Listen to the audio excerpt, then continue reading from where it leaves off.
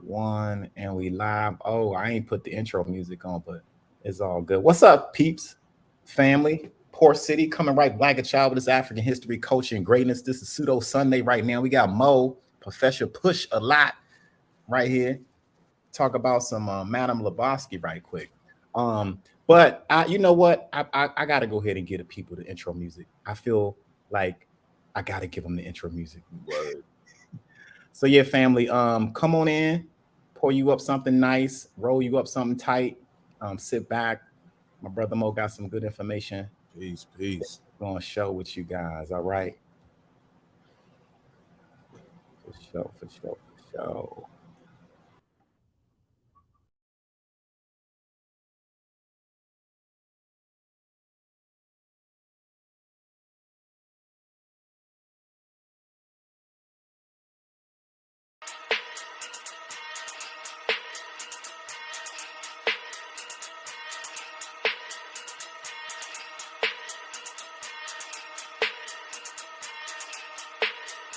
Let us rub.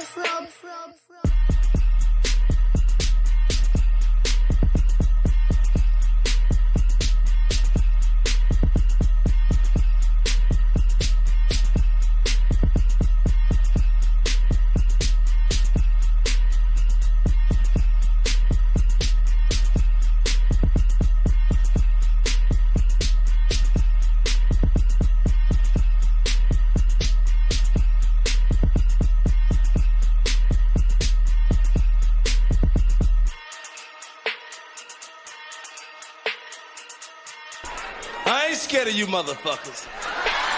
I'm gonna tell you something straight off the motherfucking press. I ain't coming for no foolishness.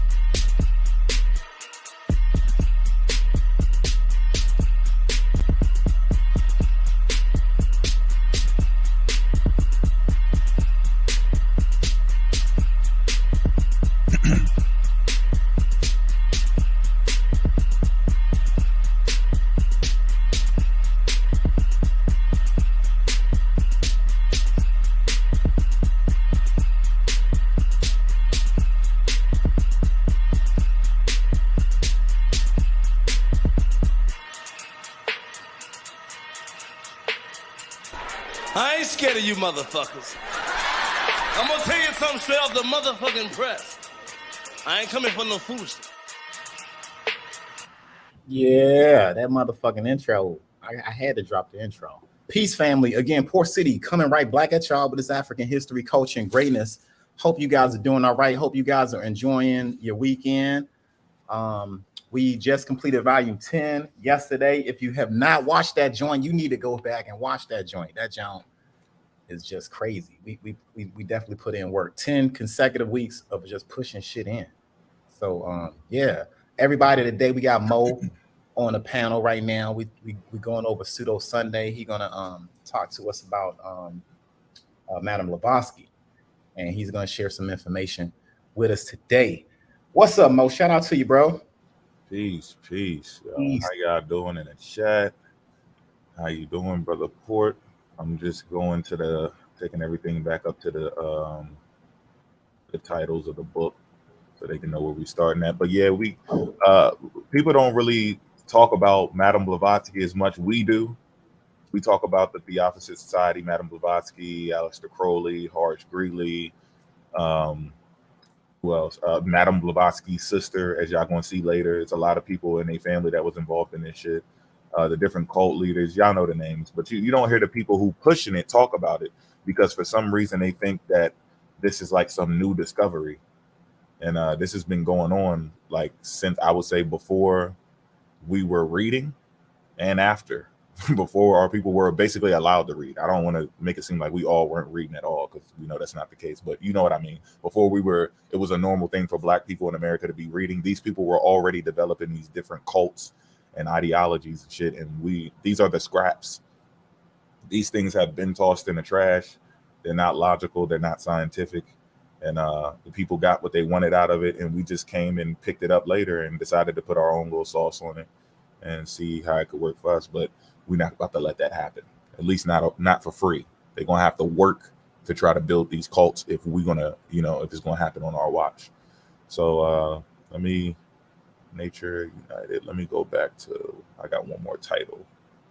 One more book. I'm gonna go back to the page first where the title is, so we can start there, so I don't have to scroll up.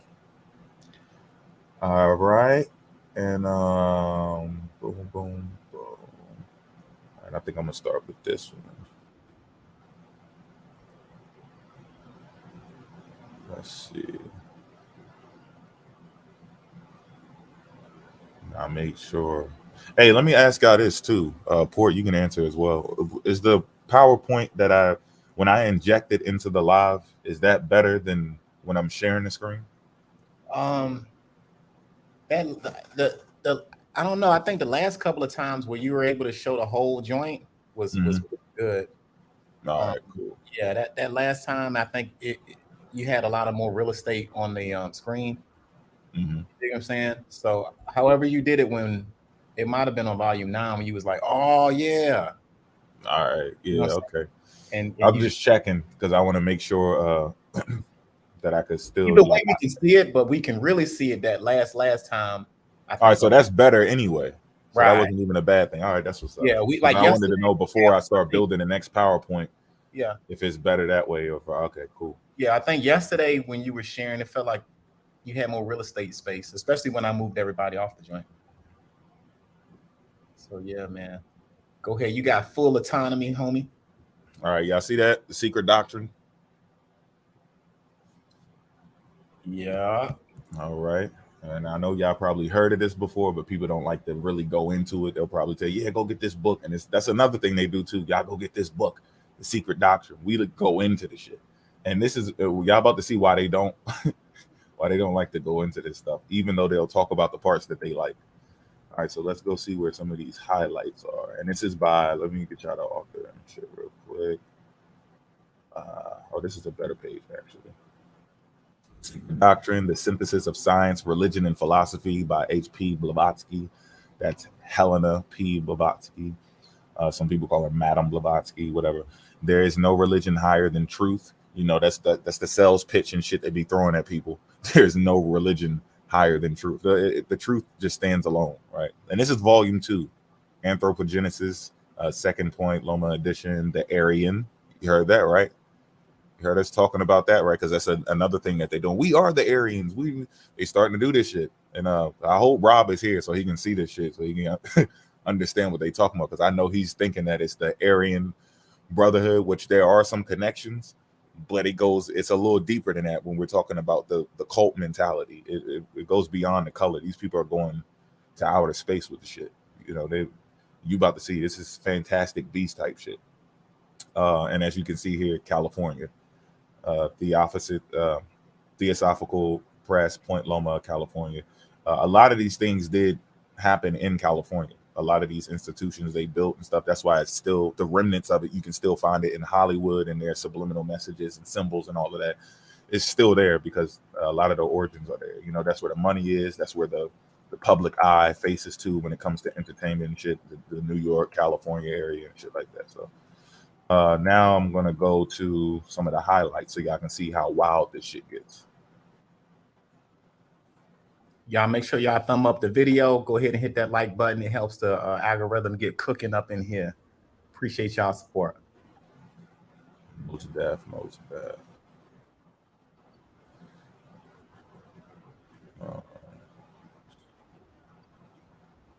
Wait, something is playing. Y'all hear that? No. It's quiet over here. I know what it is. The TikTok app was open on a computer, just playing something on loop. My bad, y'all. All right, let me go back to the other screen. All right.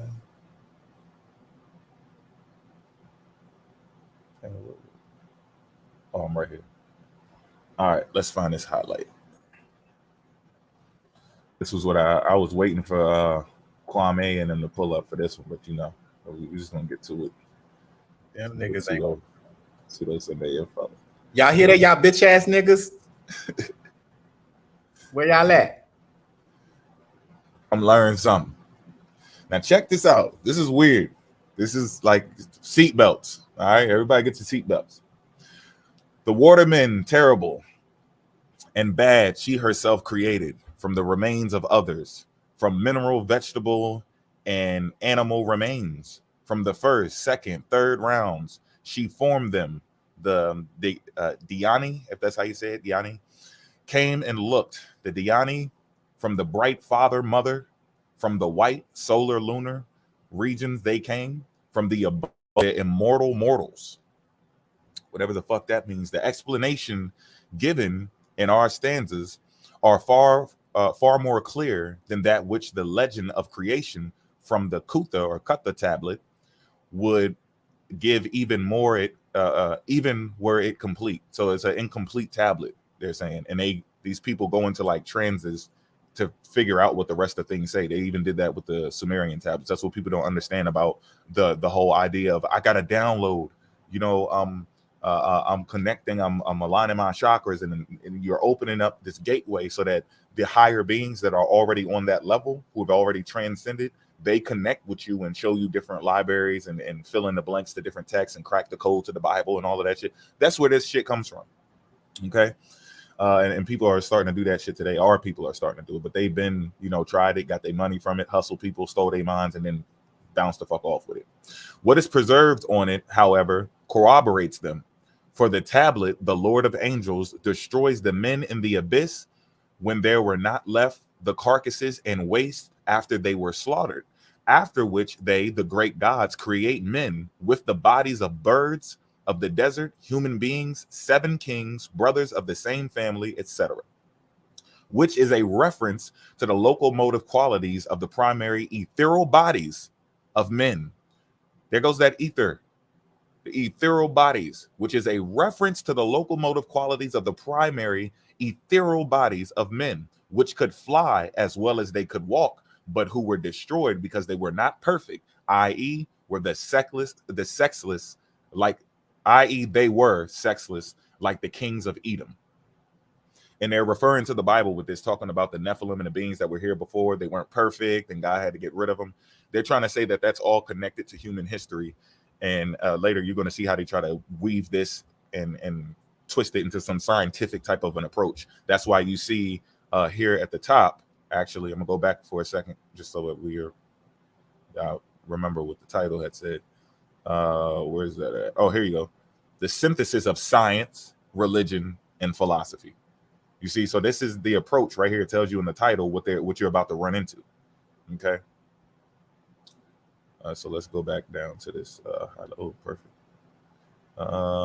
Weeded of metaphors and allegories. What will science say to this idea of the primordial creation of species? It will object to the angels and spirits having anything to do therewith, but if it is nature and the physical law of evolution that are the creators of all there is now on earth, why would there be no such abyss when the globe was covered with waters in which numbers of monstrous beings were generated? It is the human beings and animals with human heads and double faces which are a point of the objection. And this is kind of a insinuation, but a question at the same time. If you ever notice, cult leaders do that. This is a technique. These are questions, but they're slickly formulating the question in a way where they're making it seem like you would be dumb if you didn't get the answer. You know, they're giving you the answer in the question and asking you a question at the same time to stay in a safe spot. That's what cult leaders do. That's why what they're doing is not really illegal. And it's because they're not really telling you to do anything, but they're insinuating and kind of subliminally telling you to do shit. So it's not illegal because it's like, well, this is a grown person. The only thing they can do to protect the community is make sure that these people do not prevent children in these cults when they do become successful and they expand, that you don't disrupt the child's learning experience, their health, and their social footprint, you know, as they grow up and become a member of society. That's the only place they can kind of step in at. But even still, they can't really lock you up or do anything unless it's some type of malnourishment or a physical harm or any type of abuse that you're doing to the child. So they can slip through the cracks. And this technique, they teach this to people that they see are fit for leadership. And even if they don't teach it to you directly, you'll catch on to it. So we're going to pay attention. Keep that in mind as I read this again. Weeded of metaphors and allegories. What will science say to this idea of a primordial creation of species? That's a question. Is it? It will object to the angels and spirits having anything to do therewith. But if it is nature and the physical law of evolution that are the creators of all there is now on earth, why would there be so much abyss? Why would there be no such abyss when the globe was covered with waters in which numbers of monstrous beings were generated? This isn't a damn question. It is the human beings and the animals with human head. Is it the human beings and the animals with human heads and double faces, which are a point of objection? But if a man is only a higher animal and has evolved from the brute species by an infinite series of transformations, why could not the missing links have been human heads attached to the bodies of animals, or being two-headed have heads? Like, I don't know if I'm reading that right. Is it the bodies of animals or beings? I guess it must be beings with two-headed beings have heads of beasts, and vice versa. In nature's early efforts, are we not shown during the geological periods in the ages of reptiles and the mammalia, lizards with bird wings and serpent heads and animal bodies? And arguing from the standpoint of science, does not even our modern human race occasionally furnish us with monster specimens, two-headed children, animal bodies with human heads, dog-headed babies? And this proves that, see, they're not asking questions. They're making it look like they're asking the question so that they don't look like they're teaching people false ideology or false biology, anthropology, science, whatever. And this proves that if nature will still play such freaks now that she has settled for ages into the order of her evolutionary work, monsters like those described by Berosus were a possibility in her opening program, which possibility may even have existed once upon a time as a law before she sorted out her species and began regular work upon them, which indeed now admits of definite proof by the bare fact of reversion, as science puts it. Could not, is it possible, the possibility, and then down here they go again, just like we see with the cults or the development of the cults that we're dealing with today. They always say, well, check this out and look at this. I'm here to make you think, dodge the hijack. Hey, look, they didn't want you to know this. I'm showing you some secret information. Then they conclude down here. It's the same technique. They take you through all of that, and they make it seem like they're having an open discussion with you. And the next thing you know, which indeed now admits of definite proof by the bare fact of reversion, as science puts it. No, it's not. This isn't what science is talking about. If you're going to talk about a missing link, it needs to be connected and proven through the methodology in which the same people use for the human species that we're talking about today. You can't go and use a different method. Since the world was covered in water, there must have been aquatic creatures who were mixed with animal. Where? We need something to attach that to. So you got to be very careful dealing with these people, you know. Next highlight. Thus, physical nature, when left to herself in the creation of animal and man, is shown to have failed. She can produce the first two and the lower animal kingdoms, but when it comes to the turn of man, spiritual, independent, and intelligent powers are required for his creation, besides the coats of skin and the breath of animal life. The human monads of preceding rounds need something higher than purely physical materials to build their personalities with, under the penalty of remaining even below any Frankenstein animal.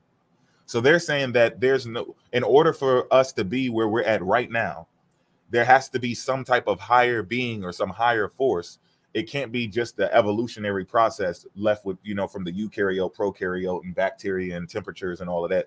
And you know, what do you call it? Abiotic, biotic, and the whole binomial nomenclature leading from the first type of life form leading up into the different complex organisms and stuff. They saying all of that can happen, but for us to get where we are right now, and for me to do this and you guys to listen, and we're reading and creating language and all of this stuff, it's a different transition, more of like transcending. And in order for that to happen, we need something else that has higher intelligence, has a spirit, a soul, and this etherical body and all of that shit for us to, you know, for this to even be possible. Okay. And they think they've proven that in that short few paragraphs. They think that it's like, yo, this is proof now. This is definite. Okay. So displeased they were. Our flesh is not there. They said, this is no fit rupa for our brothers of the fifth, no dwellings for the lives, pure waters, not turbid, they must drink, let us dry them. Says the Catechism commentaries, it is from the material worlds that descend they who fashion physical man at the new manvanterus.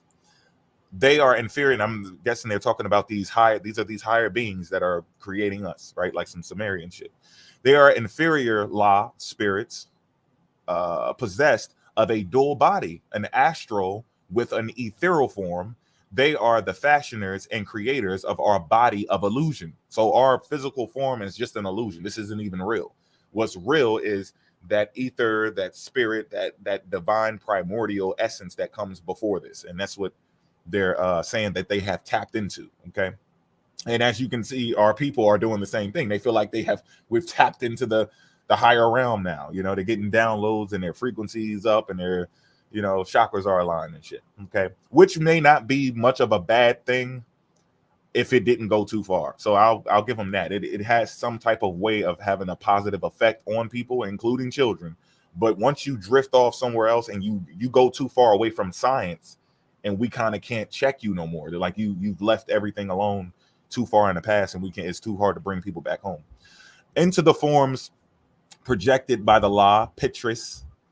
The two letters, the monad, called also the double dragon, descend from the spheres of expectation, but they are like a roof with no walls nor pillars to rest upon. Man needs 4 flames and 3 fires to become one on earth, and he requires the essence of the 49 fires to be perfect.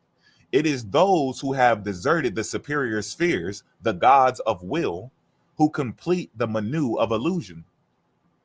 For the double dragon has no hold upon mere form. It is like the breeze where there is no tree or branch to receive and harbor it. It cannot affect the form where there is no agent of transmission, manas, mind, and the form knows not. So what they're alluding to is that this is why we needed this body. We needed this body so that can be encased in it, because it's just in the realm of chaos. In the highest worlds, the 3 are one. On earth, at first, the 1 becomes 2. They are like the 2 sidelines of a triangle that has lost its bottom line, which is the 3rd fire. Catechism book 3, section 9. That's the source for that. Another crazy ass source. Here it says, now this requires some explanation before proceeding any further. Now they're about to go in and explain this shit. I got to blow it up. So the monads, and if you notice this, they're talking about the 49 fires and the spirit beings and the ethereal beings and the chaos realm, but they're not really giving us any actual proof of it. They're just saying they're teasing you with there's this higher thing to become. There's this reward. There's this progression, you know, on this path. If you get aligned with it the right way and you learn how it works, you can ascend. You can get there. You can get to this higher level, and they'll keep dangling that shit in your face. But their method and how they do it is not really pie. It's something that stays in your head, and you just believe that you have gotten there. And you're going to see later on in Madame Blavatsky's life, and even some of her sister's life and her different comrades, that it wasn't real. The shit was not real. And once they figured out it wasn't real, they moved on and tried to target another group of fresh minds. Okay, so let's run through this real quick so we can get to that. The monads of the, I think, presentments of men of the third round, the huge ape-like forms. In the esoteric system, the 7 principles in man are represented by 7 letters. The first 2 are more sacred than the 4 letters of the Tetragrammaton. Okay, and we know that's from the Kabbalah and part of Judaism. It's a branch off from Judaism, even though it existed isolated by itself and it was fused in later. It is still connected to Judaism.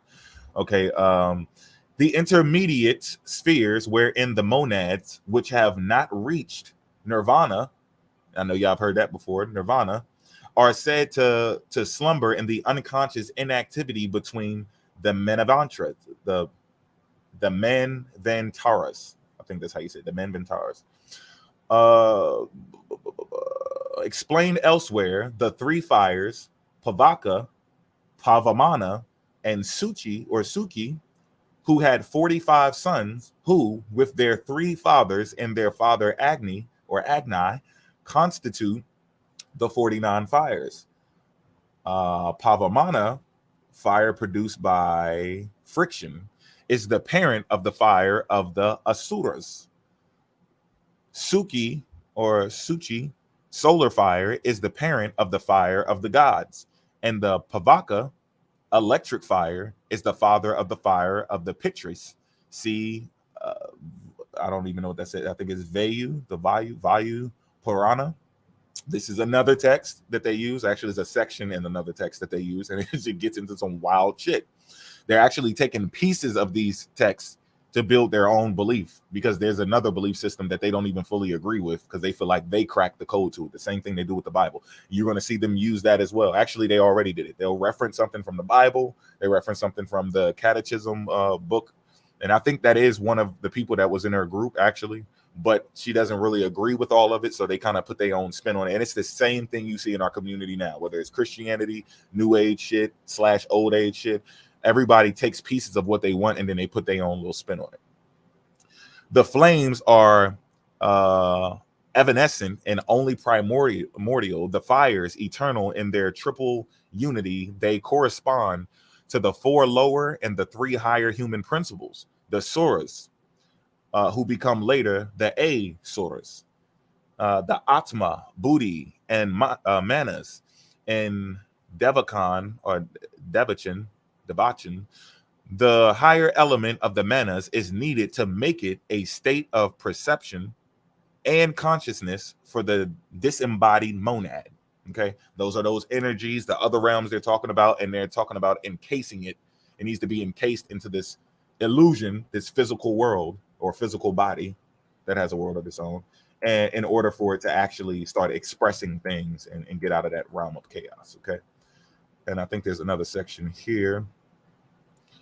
I'm gonna start right here at it is later on the purposes of theology and dogma that they are shown issuing from Brahma's thigh, and that their name began to be derived from a pervasive and surrogate solar deities, or not a god, and that they become the enemies of the gods. Every ancient theogony, without exception, from the Aryan and the Egyptian down to the Hesiod, places in the order of cosmogonical evolution, night before the day, even Genesis, where darkness is upon the face of the deep before the first day. There they go. This is what they're talking about, those primordial waters that were in the beginning and the lights that were in the heaven before you get the sun and the moon, because they're saying there has to be something else there before, and there's the waters and the deep, but something had to exist there prior to us existing. And they're saying that's where we get all of our breath and our spirit and our mind and all of that. That's where we come from. We're kind of separate from that animal world because we have went to another level by tapping into that primordial place. Or that primordial pull, that essence. It has the odd in the order of cosmogonical evolution, night before day, even in Genesis where the darkness is upon the face of the deep before the first day. The reason for this is that every cosmogony, except in the secret doctrine, begins by the second creation, so-called, to with the manifested universe, the genesis of which has to be opened by a marked differentiation between the eternal light of primary creation, whose mystery must remain forever darkness to the prying finite conception and intellect of the profane, and the secondary evolution of manifested visible nature. The Veda contains the whole philosophy. Now they're going into the Rig Veda. They went to the Bible. They went into other cult leaders' doctrines in their text. They're just piecing this shit together. Freestyles off the top of the dome. The beat went off. Everybody left the concert. The shit is over with. They still going. The Veda contains the whole philosophy of the division without having ever been correctly explained by our Orientalists, because it has never been understood by them. Why not? Because they don't have the Holy Spirit. They didn't align their chakras. They didn't get downloads from the aliens. They haven't tapped into the etherical body. It's the same shit. This stuff is the same. You don't understand the Bible, guys. Why? Because we don't have the Holy Spirit. So me, Port Suiton, everybody else, the Buck, we can't talk about this shit because we don't know anything about it, because we don't have the Holy Spirit. That's why it doesn't make any sense. They're doing the same shit. It's the same type of approach. They just use different names for why they have the ability to understand these beings that we have never met, that they have no proof of. But in order to get you to believe it, they have to say, well, there's this progression to it. There's a way for you to get to the point where you can understand and rank up, and then you would know what I know. But what they're doing psychologically, subliminally, is they're telling you to listen to them.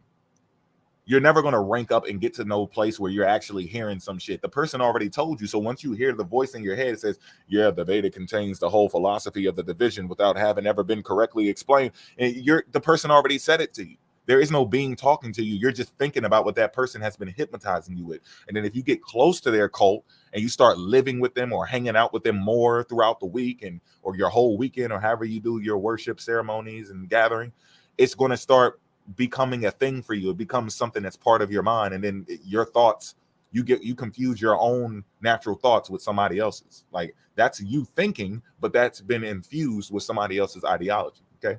Hey, Mo, real quick. Around what time frame did all of this stuff like come out? Like, was this during the 1700s, the 1800s? This is time frame we talking about. This would be like the early 1900s. Okay. Oh, okay. But it was developed before that. There was other people who came before them. So yeah, it was. You have people like in the Middle Ages where you get like King James. He had different what do you call it, viziers or visors or whatever, the people, the noblemen, the different priests and gurus, shamans and stuff that kind of they like, hey, you know, I'm experiencing nightmares, and they'll go talk to this dude and he'll go to some trance and use his power. Yeah, so it was a lot of it going on, but just for Blavatsky and them specifically, this is like ending the 1800s and going into the 1900s. Oh, okay. So like so we can find cases like this in Europe prior to. Oh yeah. Them come. Okay. All right. That's where they're from. They're not even from America. They brought this bullshit over here.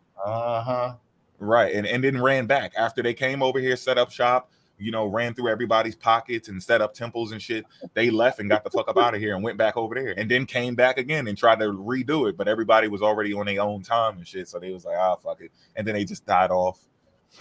Damn. Go ahead, brother. I appreciate it. No problem. But yeah, the Veda contains the whole philosophy of the division without having ever been correctly explained by our Orientalists, because it has never been understood by them. So they're saying that all the other people that came before, like Port was just pointing out, people in like the 1700s, 1800s, and even probably before that, they didn't really know what was going on. They didn't know what this text meant. You know, and if they were alive at the time, they would disagree with these people. They would say, no, we know exactly what this means. You're just trying to put your own spin on it. But as I say all the time, I can't stress it enough. I'm going to say it every opportunity I get. Because the first person did not prove they shit, that's what opens the door for these Blavatskys and Aleister Crowleys and Horace Greeleys and all. That's why they pop up and start making up shit they want to, whether it's spirituality or the political science or anything. They just, you've never proven your shit, so you really can't say too much about me.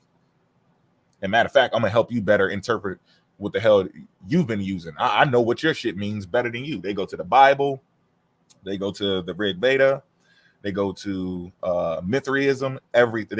They cover all these things. That's why they say it's the science, religion, and philosophy. They're trying to combine that all together. Where are we going to start here? I guess I'll start here. Henceforth, all the pagan scriptures were made to yield the same meaning, and all were shown to be demonic. I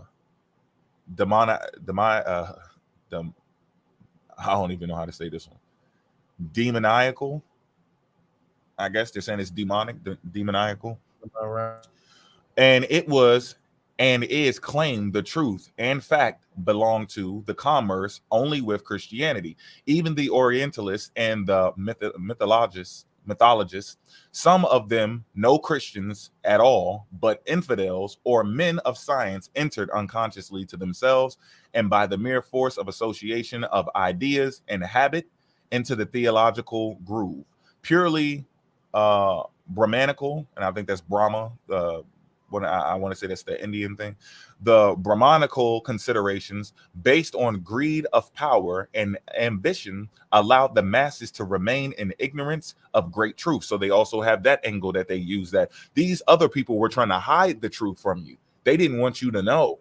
What they were actually doing was minding their goddamn business. That was their belief. They knew they couldn't prove it, and they definitely didn't want to put this stuff into a scientific field in the world of academia where children are trying to learn. That's the truth behind it.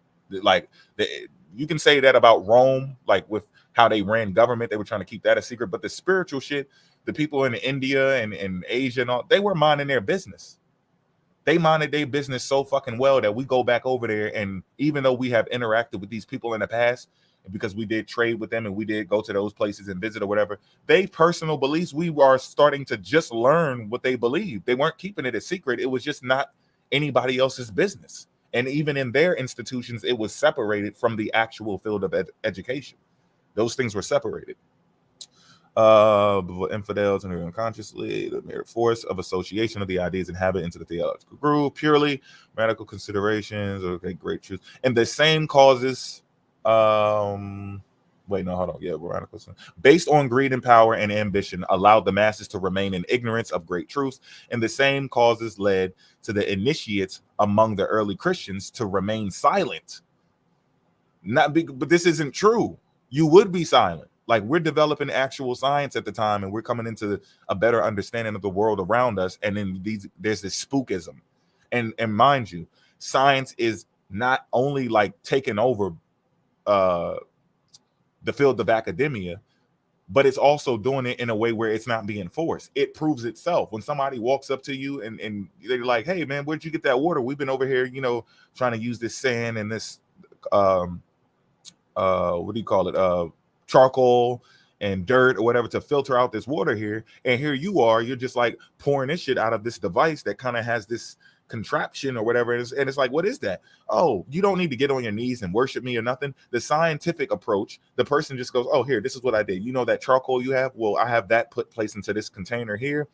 That sand, the same thing you use. I actually found a rock, is a volcano rock, is a little bit better. It has air pockets and stuff like that. It also has charcoal in it as well, and sand, and they like break it down to you, show you, and then put the shit back together. Boom, and we have this device we can walk with and filter it as we're walking. Like, we pour the water in there, it's filtering it as we're walking. You can show that to people.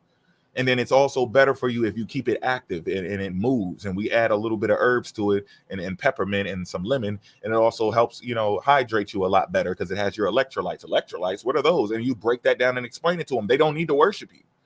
And that's why science was dangerous.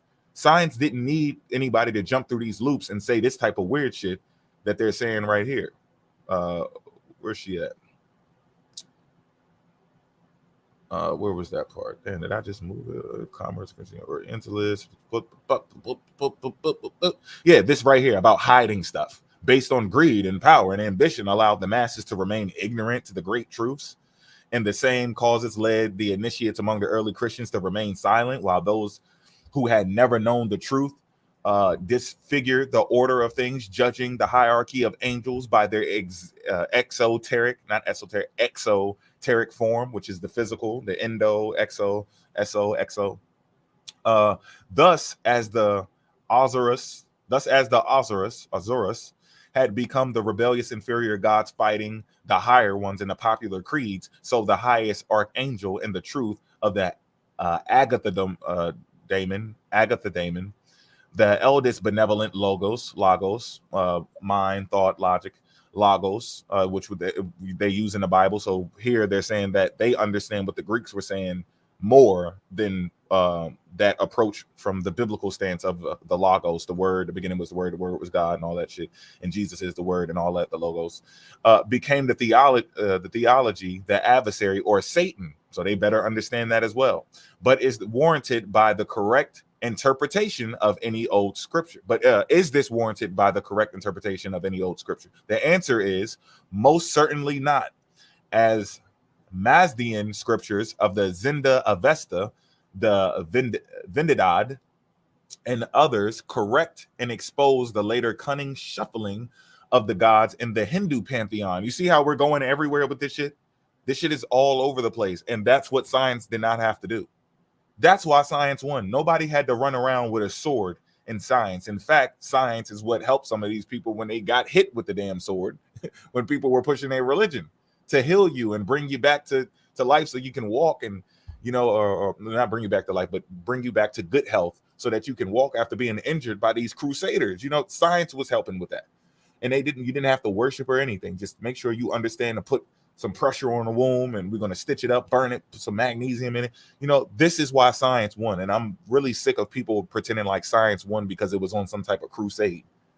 That's not what's going on. Even Port showed you that video he was playing earlier where, you know, one of our brothers, the Most High, was speaking about how they're not trying to tell you the truth. They're giving you all these lies. No, they've given us the key to understanding when they're lying or not. A scientific approach to any of the information that we're getting from any of these people, because they have told so much of the truth about it in its developmental stages, we can catch them in lies. So they can lie all they want to. We already know that you need a method, you need proof. We got DNA now, we need pictures, we need to date the ink on things. We have spectronomy. We got all types of different approaches to where we can catch someone in a lie. So it's pretty stupid to do in science, even though people try to do it. But we always catch the root of the issue, and it leads back to some type of religious person. This is rarely scientists doing it. When we catch it, like I said, it's religious people doing it for cult reasons to push their beliefs, or it's probably a racist person. They always get caught. So we're not going to make it seem like science had a perfect group of people throughout the whole process of, you know, disseminating the information to the people. But we're also not going to deny that and ignore the fact that we have a way of like picking them apart without even like an effort. Like it's easy to do it. It's easy to catch these damn lies. Even the Orientalists. Wait, should I start henceforth? Oh, wait, no, this is the same one. My bad, y'all. Hold on. There were 7 of them, the wicked gods. Then follows the description of these, the fourth being a serpent, the phallic symbol of the fourth race in human evolution. There is more than one interpretation, for there are 7 keys to the mystery of the fall. Moreover, there are 2 falls in theology: the rebellion of the archangels, who the fuck is that, and their fall, and the fall of Adam and Eve. Who the hell is that? Thus, the lower as well as the higher hierarchies are charged with a supposed crime. The word supposed is the true and correct term, for in both cases it is founded a misconception. Both are considered in occultism as karmic effects, and both belong to the law of evolution, intellectual and spiritual on the one hand, and physical and psychic on the other. The fall is a universal allegory. It sets forth at one end of the ladder of evolution the rebellion, i.e., the action of differentiating intellectual or consciousness on its various planes, seeking union with matter, and at the other, the lower end, the rebellion of matter against spirit, or of action against spiritual inertia. So these people are saying that this whole thing is part of the process, and that reminds me of something. It reminds me of the biblical God, where everything is planned out by him. But when things get ugly, no, that has nothing to do with it. That's not me. That's not what it was intended to be. But yet it's all knowing. It's all perfect. It's part of the plan. We were supposed to fall. The angels were supposed to fall. We were supposed to get a little bit of knowledge from them, pass it on to each other, learn how to transcend. He was supposed to destroy all of them, get them the fuck up out of here. Eve was supposed to listen to the serpent. The serpent was doing its job. It's not necessarily bad, and on and on and on and on. But there really is no blame for all of the wicked things that are going on in life when you try to pin that on any of the higher beings. That has to be the fault of the humans for not transcending or, you know, doing what they need to do to connect to the higher powers. So that is what kind of makes religious people, or the people in the accepted cults, I would say, especially specifically the Abrahamic faith, when they look at these people, they feel like, oh, you know, you're saying that the devil is not necessarily bad and all of this was done on purpose, when their book does say that. But they feel like these people are trying to make it seem like, oh, humans can do whatever the fuck they want and there's no consequences. This whole thing is all part of the grand design. You know, even though their God says it, when somebody says it and they don't agree with Christianity or Judaism or Islam, it becomes a bad thing. But as you can see, I've tied it in like over, 5 or 6 times. It's the same thing. It's the same approach. They don't have to prove it. And I think we're going to go into, I just wanted to show y'all a little bit of, you know, skim over some of the craziness that's behind that. And hold on, I have to stop sharing. I got to get to the next book. Hold on, what is it called? It's Incidents in Madame Blavatsky. Oh, Incidents in the Life of Madame Blavatsky. Okay, let's flip this. Let's get to the next book real quick, y'all. How y'all doing in the chat? Hope everything's good. Everybody having a good day so far. To the chat. Peace to the chat.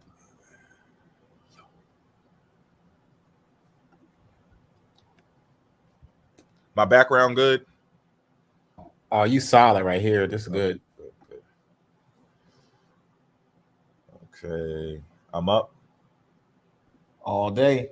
All right. Okay, as y'all can see here, Incidents in the Life of Madame Blavatsky, author of Isis Unveiled, compiled from information supplied by her relatives and friends, and edited by AP Senate. So I just want to give a little brief background on Madame Blavatsky before this happened. So this information that we have here, that I'm about to go into now, we didn't really have all of this information before. She just looked like a very spiritual person that was like elevated to a high level.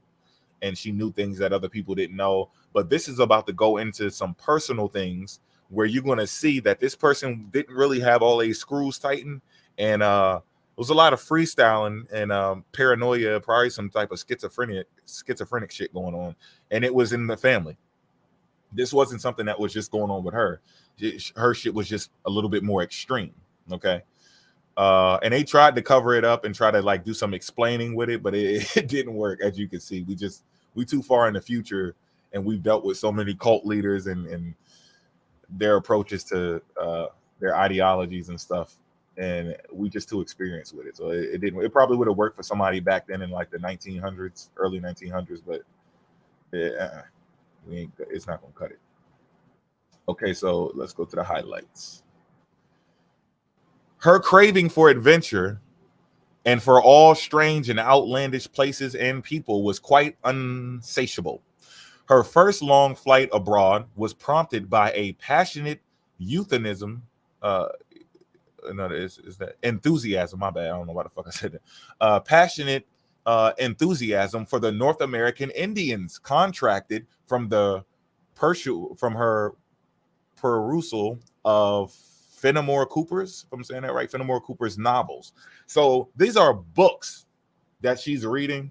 Her fascination is getting to her, and she's tripping balls. After a little minor touring about Europe with the Countess B, I don't know what that is. Those blanks right there. I guess they didn't want to say that person's last name. Countess B. In 1850, she welcomed her. Okay, so I had that wrong. It was mid 1800s, going into the end of the 1800s and some of the early 1900s. Y'all, mid 1800s. All right. She welcomed the new year of 1851 at Paris, and in July of that year went in pursuit of the Red Indians of her imagination to Canada. Fortunately, her illusion on the subject of these heroes was destined to an early dissipation. At Quebec, she believes it was, a party of Indians were introduced to her. She was delighted to encounter the sons of the forest and even the daughters thereof, their squaws. With some of these, she settled down for a long gossip over the mysterious doings of the medicine men.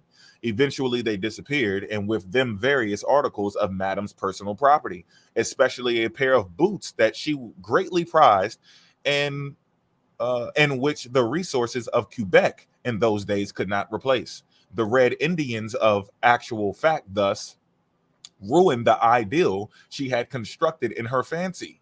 So what it's saying here is that she like expected some type of connection with these people, some type of, she's trying to elevate and get the downloads and open up the portals and get into the other etherical primordial waters of the essential universal code or whatever. She's trying to go there, and she's like, well, it must be these natives, I can connect with them and get with them because they know something. They're connected with the earth and they're one. And, let me go over here and see what's popping in the Canadian route. The Red Indian of actual fact thus ruined the ideal, and it was ruined, right? So it's saying that that's what she expected, and it was ruined when she got there because it's not what she expected. Because everybody capping. That's why I say I don't let Africa slide. I don't let Native American people slide. I don't let our Christian brothers who are black and sisters, but I don't let anybody slide. I'll give you your positivity and the good things you do. That's cool, especially if you're a decent person. I salute that. If you help in the community, I would encourage you to keep doing what you're doing. But you're going to have to hear your brother out about some shit that I disagree with. I'm not going to take anything away from you. I will not do that. But we all got capped. We all got capped, y'all. The Red Indian of the actual fact thus ruined the ideal she had constructed in her fancy. She gave up her search for their wigwams, and developed a new program. She developed a new program. Just like I told you. I told you you're going to see her run into shit. She's going to try to get some things popping off. She's going to go, I guess the download wasn't right that she received because it led her here to these people. This isn't from her. Remind you. She's saying that this stuff is coming from these downloads, these higher realms she's tapping into. And it was led by the spirit, led by the force, the beings, whatever, to this area. And this ain't cutting it. Let me get the fuck out of here. And she developed a new program. In her first instance, blow this up a little bit, she thought she would try to come to close quarters with the Mormons, beginning, and let's go back up here so you can see. This is a little bit after this, New Year's of 1851. So we'll just say the 1850s, early 1850s into the 1860s. She's already dealing with the Indians. She tried to deal with the Red Indians of Canada, in Quebec. Then she's like, let me move on to the Mormons. You see, she's bouncing all over the place. These people they have a relatively similar mindset, how they wander off, they drift. And she's literally doing it in her life, not just mentally, but she's drifting about physically as well. Then that's where her mind is taking her. And she thinks it's something else leading her. As y'all going to see later, she's going to confess to that if you don't believe me already. The Red Indian, in the first instance, she thought she would try to come to close quarters with the Mormons, then beginning to excite public attention, but their original city, Nauvoo, in Missouri, had just been destroyed by the unruly mob of their less industrious and less prosperous neighbors, and the survivors of the massacre in which so many of their people fell were then streaming across the desert in search of a new home. Picture that. So this is why they hear these stories about these Mormon people, or they don't really pay attention to the Mormon stories. The Black indigenous people look at what they had set up there using the Bible. So they'll see the Moabitic mentions. They see the Hebrew inscriptions, the 10 Commandments found on different rocks. They'll see different sites over there where people tried to, carve statues and little figurines, and different places where they had their cult members living, with their families and stuff like that. They even set up mail in that place. I think one of the Mormon leaders had to set up a mail route there, and that's how we got a lot of the information, because they set up the mail route and they were in arguments and stuff with the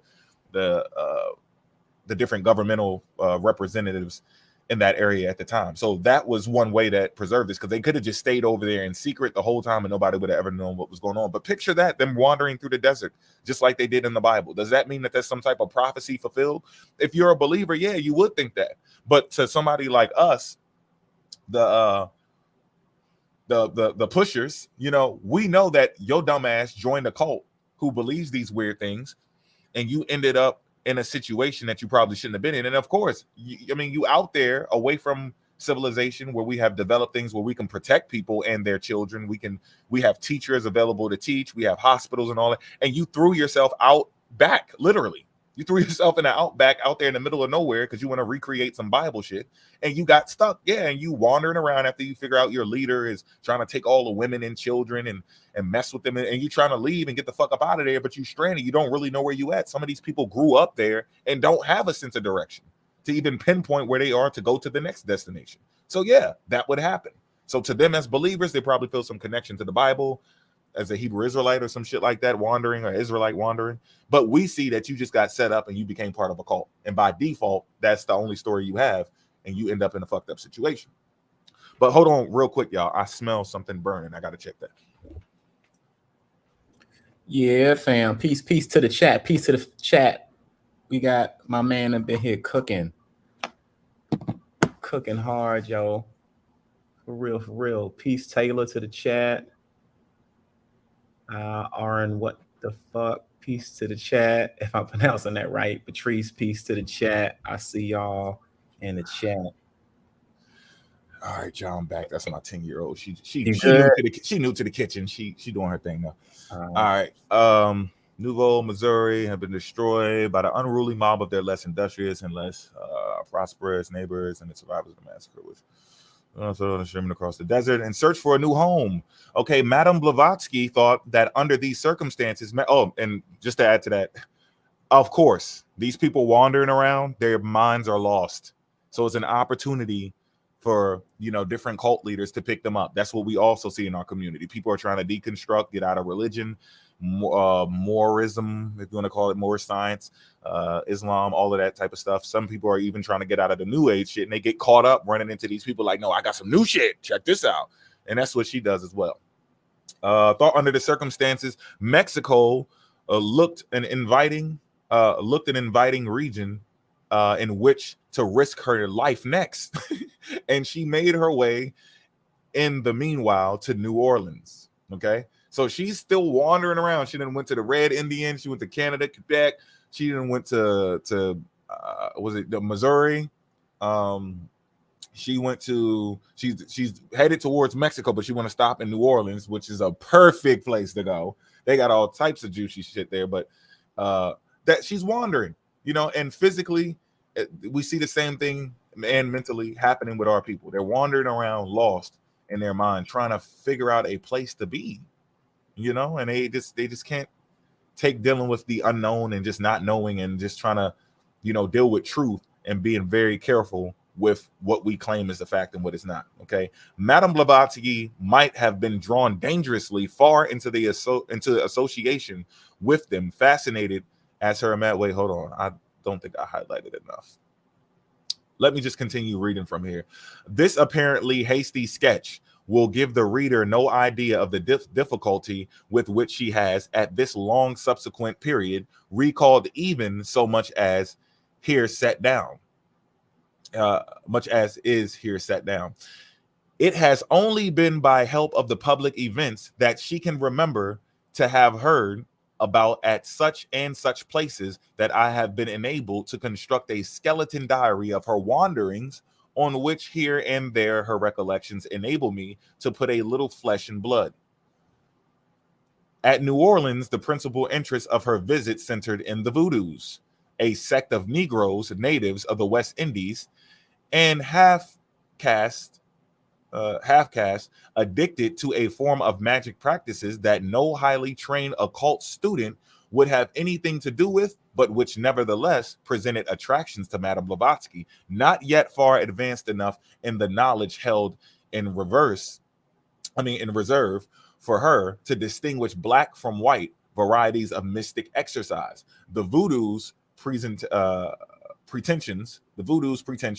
were, of course, discredited by the educated white population of New Orleans, but they were nonetheless shunned and feared. Madame Blavatsky might have been drawn dangerously far into association with them, fascinated as her imagination was liable to become by occult mysteries of any kind, but the strange guardianship that had so often asserted itself to her advantage during her childhood, which had by this time assumed a more definite shape, for she had now met as a living man the long familiar figure of her visions again come to her rescue. She was warned in a vision of the risk she was running with the voodoos, at once moved off to fresh fields and pastures new. She went through Texas to Mexico and contrived to see a good deal of the insecure country protected in the hazardous travels by her own reckless daring and by various people who from time to time interested themselves in her welfare. So she's wandering about. She's getting visions to go places. She's getting visions to stay away from places. She's getting visions that people are evil. She's getting messages, downloads, but she is seeking to tap into that higher realm. That's what she's trying to do. And she's just wandering everywhere to do it. And what I want is so ironic if you pay attention to this crap. She's already connected to the higher sources, right? She's already having visions. Things are already talking to her. She's been having this complication since she was younger, and we're going to get into that later. But she's yet still trying to find something, and we're supposed to believe this shit. Like, she expected people that she ran into to believe that she's on some type of path. Nigga, you are the path. You're creating this shit as you go. You're freestyling this crap. She passed through rough communities of all kinds, savages as well as civilized, and seems to have been guarded from harm. And assuredly, she was guarded by the sheer force of her own fearlessness and her fierce scorn for all considerations, however remotely associated with the magnetism of sex. So there was also sex magic and stuff involved in this too that can help people tap into other realms. Okay? Sex magic, y'all. Oh, yeah. Sex magic. Oh, wait, I'm out. Okay, this. Let's skip down a little bit for brevity. She resolved during her Mexican wanderings that she would go to India. Here she goes again. Do y'all see where I'm going with this? This person is all over the goddamn place, literally, physically, and mentally. She's just gone all over the place, and it's the same shit. I love my brothers and sisters, but y'all going through the same stuff. And this stuff that you read in here, which y'all not going to publicly say that you're reading. Some of y'all will slip up and say it, but I know that's what a lot of y'all reading because we know where it came from. We've been there. We just jumped off the shit faster than you jumped off. So she resolved during the Mexican wanderings that she would go to India fully alive, already to the necessity of seeking beyond the northern frontiers of that country for the further acquaintanceship of those great teachers of the highest mystic science with whom the guardian of her visions was associated in her mind. The guardian of her visions. Didn't I just tell y'all? She's already tapped into these realms, but she's making it seem as if she needs to elevate to get there. So she's telling on herself. She's not tapped into shit. This is her fucking imagination. A dispersion of the little party soon followed, each being bent on somewhat different ends. Madame could not accept the guidance of the Chela and was bent on an attempt of her own to get into Tibet through Nepal. For the time, into Nepal, that's good right there. But I want to, hold on. The Hindu edition.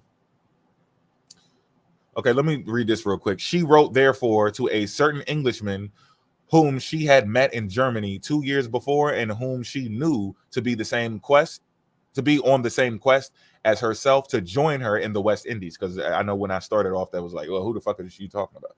So she's teaming up with people now. So she wrote a letter to this guy who's kind of on the same path to join her in the West Indies in order that they might go to the East together.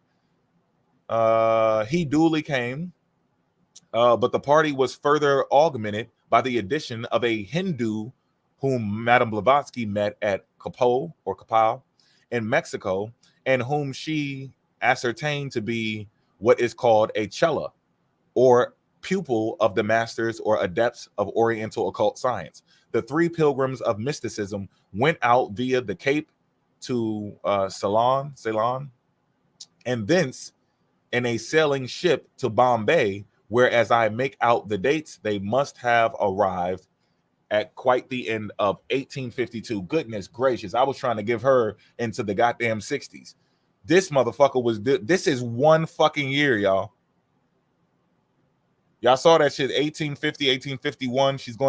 She's already done ran through Missouri, Canada, the Mexico, New Orleans.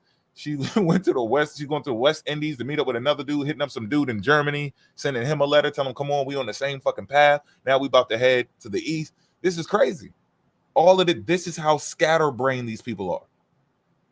And that's why when our people who have that same, they're suffering from the same shit, I don't even know what the fuck to call it. We got to study this more to like pinpoint it specifically. That's why when they read this, it feels like right at home with them. They just scatter and wander all over the place. And it's like, oh yeah, exactly. And they can keep up with it. We can't, because we need method. We need logic, and it just don't fit for us, you know. A dispersion of a little party followed. Okay, so now we should understand this part. Followed, each being bent on somewhat different ends. Madam would not accept the guidance of the Chela and was bent on an attempt of her own to get into Tibet through Nepal. Watch how crazy this shit get, y'all. In 1853, however, was an unfortunate year for a Russian to visit this country. The preparations for the Crimean, however you say it, the Crimean War were distressing to Madame Blavatsky, Madame Blavatsky's patriotism, and she passed over at the end of the year again, passed over at the end of the year again to America, going this time to New York. So this nigga is already back. 1853, however, was an unfortunate year for a Russian to visit this country. So she went over there, and she has spirit guides. She is being led by the Holy Spirit, the chakra system, the aliens, the other beings, the ethereal beings, the 49 fires, the 62 waters. She's being led, and she's still lost. Okay, that's what happens when you make up shit in your head, and there's really no sense of a direction. And she passed over the end and again back into the Americas, going this time to New York and thence out west, first to Chicago. Damn. Then an infant city compared to the Chicago of the present day, and afterwards to the far west and across the Rocky Mountains with immigrants caravans, till ultimately she brought up for a time in San Francisco. Her stay in America was prolonged on this occasion altogether to something like 2 years, and she then made her way a second time to India via Japan and the Straits, reaching Calcutta in the course of 1855. In reference to her prolonged wanderings, and before we get into this part, do y'all not see how our people are able to pick up these crumbs that are left behind by these fucking weirdos? Because they traveled all over the goddamn place. So they're picking up shit from all types of archives, and even some of the universities have it, because people who are like-minded to us, when they're just dealing with the truth about history, it's not about only keeping what is true. Sometimes you need to have, or I would say all of the time, you would need to have the opposing parties' statements, their claims, their ideologies, because people are not going to know what the fuck you're talking about.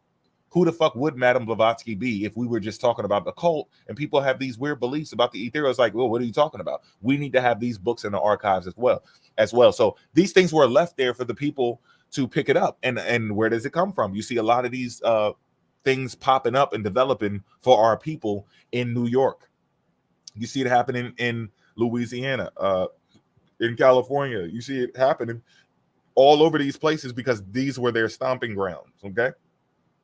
In reference to her prolonged wanderings, her aunt writes, for the first 8 years, she gave her mother's family no sign of life for fear of being traced by her legitimate lord and master.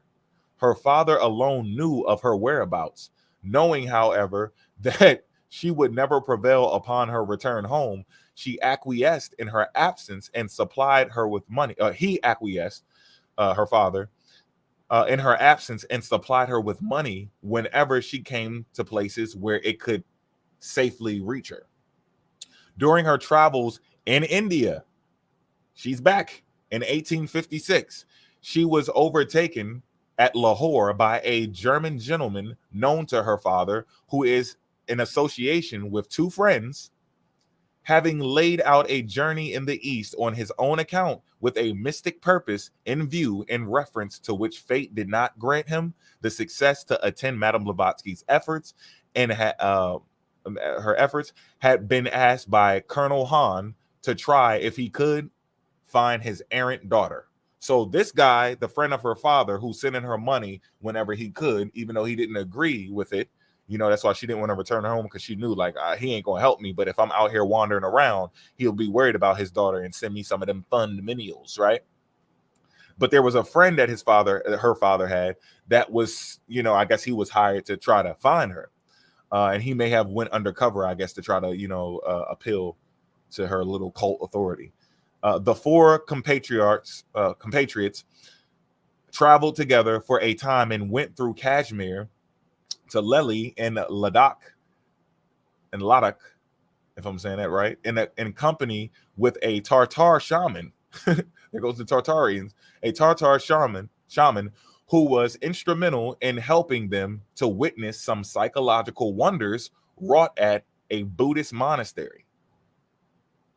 Her companions, Madame Blavatsky explains, had all formed what, referring to the incident in ISIS Unveiled, she calls the unwise plan of penetrating into Tibet under various disguises, none of them speaking the language, although one of them, a Mr. K, they call him, had picked up some Kasan Tartar, which is, I guess, a language that these people spoke over there, and thought he did. The passage in ISIS is rather too long for the quotation here. It begins on page 599. If y'all want to read more into that, it's telling you to go ahead and read, and it does get very extensive. This lady is out of her goddamn mind, I'm telling you. But you can find that in ISIS Unveiled, on page 599, volume 2 of that book, and describes the animation of an infant by the psychic principles of the old Lama, the superior of the monastery. The passage, as given in the ISIS, is taken from a narrative written by Mr. K and put by him in Madame Blavatsky's hands, and corresponds in outline to similar marvels related to Abbey Huck in the first edition of his Recollections of Travel in Tartary, I guess that's Tartaria, Tibet and China, and the later editions of the book and testimony the author gives to the wonders he witnessed in Tibet is all cut down and mutilated. His story was found to be too striking in recognition of miracles that were not under the direction of the church to be tolerated by the authorities in its earlier form, but the first edition of the book can still be seen at the British Museum, where I have verified the accuracy of the quotation given in ISIS. So if any of y'all want to check that out, that's ISIS Unveiled. He also has Abbey Huck in the first edition of his Recollections. Y'all just pause this whenever you can and grab that, and you can go dig deeper into it. I'm just skimming over this wild ride that she's going on to show you, to make a point. The Tartar shaman referred to above rendered Madame Blavatsky more substantial assistance in her efforts to penetrate into Tibet. So they about to go undercover by wearing disguises to get into Tibet so that they can grab some knowledge to elevate higher, to get guidance from the higher authorities, even though she's being led by higher authorities. Pay attention. These people contradict themselves. Just like we see the people doing today, they don't make any goddamn sense. And this shit makes no goddamn sense. She's looking for higher power led by higher powers. It's retarded. Investing her with an appropriate disguise, he conducted her successfully across the frontier and far onto the generally inaccessible country.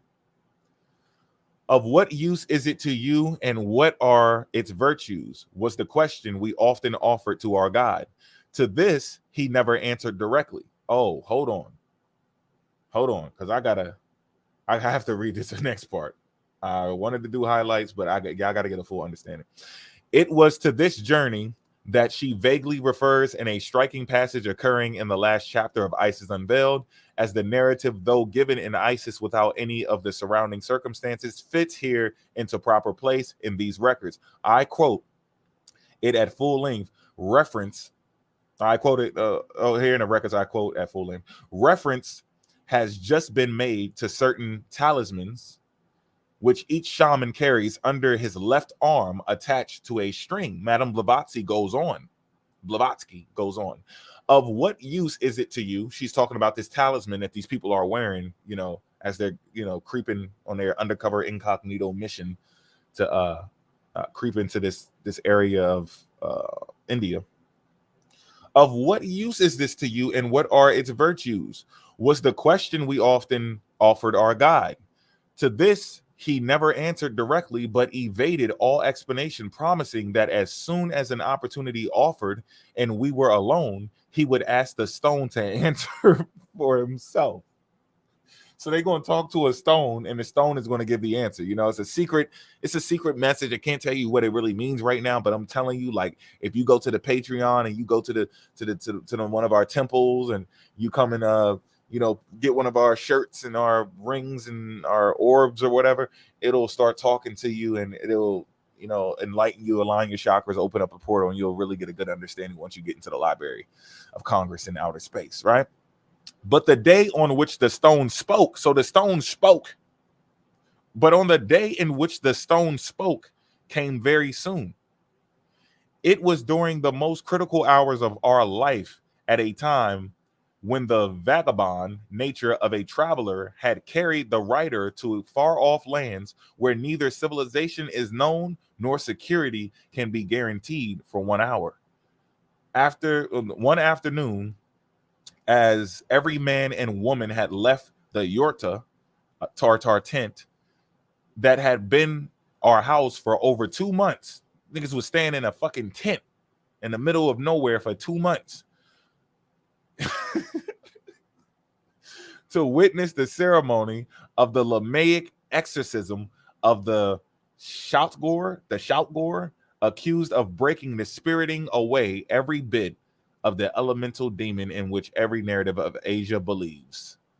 The poor furniture of the earthenware of a family living about 2 miles distant, the shaman who had become our only protector in those dreary deserts was reminded of his promise. He sighed, because, you know, he said, I was going to tell you what this shit is important for and all that crap.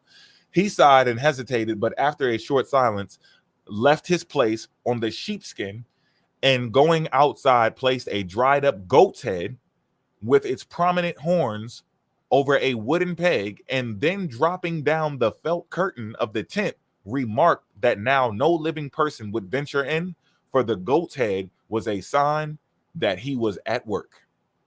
So they about to summon the summon. They about to summon the dude of the dudes, the HNIC. After that, placing his hand in his bosom, he drew out the little stone about the size of a walnut, and carefully unwrapping it, proceeded as it appeared to swallow it. Yo, in a few moments, his limbs stiffened, his body became rigid, and he fell cold and motionless as a corpse. But for a slight twitching of his lips at every question asked, the scene would have been embarrassing, nay dreadful. Yet there was a writer alone with the hold on, because there was a little bit more he did. The sun setting, and it was not dying embers flickering in the center of the tent. Complete darkness had been added to the oppressive silence and rain. We had lived at the parties of the west, boundless steppes of southern Russia, but nothing came to be compared to the silence at the sunset on the sandy deserts of Mongolia, not even the barren solitudes of the desert of Africa, though the former are partial. Okay, yes, okay, let's skip down. Yet there was the writer alone with what looked no better than a corpse lying on the ground. Fortunately, this state did not last long. So this dude's in a trance. He's in some other fucking realm or some shit in his head. You know, allegedly, that's what they're saying. I'm not saying this actually happened, but just for the sake of this illustration, that's what's going on. He's laid out. He pulled out the talisman. I guess he swallowed it, or he stuck it in the goat's mouth. It looked like as if someone swallowed it or whatever. And he like went into some fucking trance and fell out cold, and his lips are shaking and kind of moving, uttering weird shit as they're asking him questions, because they think that he's like channeling, I guess you would call it. The Mahaudu uttered a voice which seemed to come from the bowels of the earth. Mahaudu. This voice is coming from the bowels of the earth, on which the shaman was prostrated. Peace be with you. What would you have me do for you? Startling as the fact seemed, we were quite prepared for it, for we had seen other shamans pass through similar performances. Yeah, performances, all right, you're correct. Yo. I told y'all put the fucking seatbelts on. Fucking seatbelts, man. Whoever you are, we pronounce mentally. This is mentally. They're not speaking out loud. Whoever you are, we pronounce mentally. Go to K. That's Mr. K that we mentioned earlier. And try to bring those person's thoughts, that person's thoughts here. So they want they want this being to go to Mr. K, who's traveling with them, who had traveled with him. I think he actually separated at this point. They're like, go to Mr. K, whether he's there or not at this point. They're like, go to Mr. K and bring his thoughts here. And try to bring that person's thoughts here. See what that other party does and tell what we are doing and how situated. I am there, announced the same voice. The old lady, Kokona, is sitting in the garden. So now they're channeling multiple people. They're going somewhere else, to a different place, and they're telling them mentally what this other person is doing. Go there, tell them what we're doing. And this whole thing is a setup, which I don't believe, right? And you shouldn't believe shit either. This whole thing is a setup to prove. It's a story told to show like, yo, this is real, because Port City's all the way where he's at, and Mofax is all the way where he's at, and I summon some power over here where I'm at, and I say, yo, go to Port and tell me what he's doing. And guess what? The thing comes back. This is a story. I start telling you guys the same type of story, and I go, well, Port told me when I got on the phone with him that I was correct about everything that this guy told me when I summoned it. Because he said, yeah, bro, I was sitting down, I was studying this book, the ships that came north, you know, on the slavery shit, so we can do our presentation. And I was sitting in a room that had some neon lights. I was eating a goddamn steak and cheese sandwich, and I had me a fucking orange juice. And I was, you know, using my MacBook. All of this stuff was right. The MacBook was sitting on the left side of me, and I had my book and my highlighter out, and I was highlighting on page 96 of that very book. So I'm telling people the story like it was real, because we summoned it, and it told me exactly what Port was doing. So that's the whole purpose of this dumbass story, right? And we were doing it situated. I am there, announced the same voice. The old lady, Kokona, is sitting in the garden. She is putting on her spectacles and reading a letter. The contents of it, and hasten, was the hurried order while preparing notebook and pencil. The contents were given slowly, as if while dictating the invisible presence desire to afford us time to put down the words phonetically, for we recognize the Valachian language, of which we knew nothing beyond the ability to recognize it. In such a way, a whole page was filled. Look west toward the third pole of Yorta, pronounced the Tartar in his own natural voice, though it sounded hollow and as if coming from afar. Her thought is here. Then with the convulsive jerk, the upper portion of the shaman's body seemed raised, and his head fell heavily on the writer's feet, which he clutched, and with both hands. The position was becoming less and less attractive, but curiosity proved a good ally to the courage. In the west corner was standing lifelike, but flickering unsteady and mistlike, the form of a dear old friend, a Romanian lady of Wallachia, if I'm saying that right, Wallachia, a mystic by disposition, but a thorough disbeliever in the kind of occult phenomena. So now they're saying it summoned somebody, an old friend of Wallachia, a mystic by disposition, but a thorough disbeliever in the kind of occult, of this kind of occult phenomena. So that person was kind of there, but, you know, not all the way on the type of tip that they on. They're like, yeah, I kind of, you know, have some mysticism and shit or whatever, but not the shit seance and historical psychic abilities and channeling one person and talk about what somebody else is doing hundreds of miles away. That person wasn't on that type of shit. So that's why they use this one, using a non-believer in your story, or making someone pretend that I was once a non-believer and now I believe. That is some fake shit that people do all the time, knowing damn well that person was a believer the entire time. But to make the story more effective and more easy to sit in that person's mind and consider it as a real non-believer, you like, damn, well, that person didn't believe it, just like I didn't believe it. And now look, they over there believing it. It's just a technique, y'all. Cult leaders use this shit all the time. Look, this is my friend. Did you believe me when I first met you? No, I thought he was Cap. I thought, fuck out of here. Your mind was already rigged for that bullshit. And so they be lying. But it is effective as a sales pitch, when you're trying to sell it to somebody.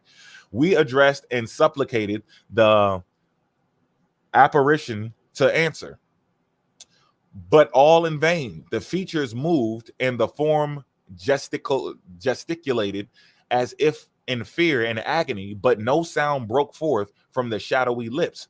Only we imagined, perchance, it was a fancy hearing as if a long distance the Romanian words, non se pote, it cannot be done.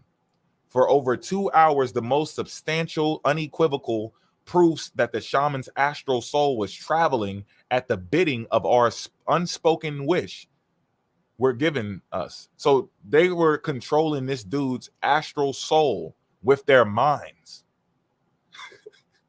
ordering it around with their motherfucking minds telepathically. 10 months later, we received a letter from a Valakian. I keep saying that wrong. I'm sorry. Valakian. Matter of fact, y'all, hold on a second. I have to, because I just got to know if I'm saying this shit right. Valakian. Let me get this shit real quick. Pronunciation. Frustrating shit out of me right now. So you can do it if you put your mind to it. Pretty much. Okay, so turns out this bitch made that word. Okay, so it's Valaki. Let's see. Hold on. Freestyling going on. Let me see. I say Valaki. I can get the rest of it. Okay. Yeah, I was right. It's Valakian. All right. All right. So let's go back. Astral body. 10 months later, we received a letter from a Valakian friend in response to ours, in which we had enclosed the page from the notebook inquiring of her what she had been doing on that day and describing the scene in full. She was sitting, she wrote, in the garden on the morning, prosaically occupied in boiling some conserves. The letter sent to her was word for word the copy of the one received by her from her brother. All at once, in consequence of the heat, she thought, she fainted and remembered distinctly dreaming she saw the writer in a desert place, which she accurately described, and sitting under a gypsy's tent. And she expressed it. Henceforth, she added, I can doubt no longer. So now she's a believer. But our experiment was proved better still. We had directed the shaman's inner eye to the same friend heretofore mentioned in this chapter, the Kutchi of Lhasa, who travels constantly to British India and back. So these people are on some super duper weird shit. This incident put an end for the time to Madame Blavatsky's wandering in Tibet. She was conducted back. Sorry, this shit is kind of broken up. She was conducted back to the frontier by roads and passes of which she had no previous knowledge, and after further travels in India, was directed by her occult guardian to leave the country shortly before the troubles which began in India in 1857. Okay, let me rescue party 20. I have to read this. I was trying to be sure, but let me read this real quick so y'all can understand what had happened. We know what she was. Oh, wait, is it up here that I skipped? Traveling bidding. No, I read that. I think I just skipped it. The hour in Bucharest corresponded perfectly with that of the country in which the scene had taken place. And we know she was apprised of our critical situation in the desert. For a few hours later came help, and we were rescued by the party of 25 horsemen. See, hold on, I'm missing something here. There's something I miss. Old traveler. Morning. She directed the shaman to the inner eye, save her friend. We know that we are apprised or rescued by a party of 25 men. Now hold on.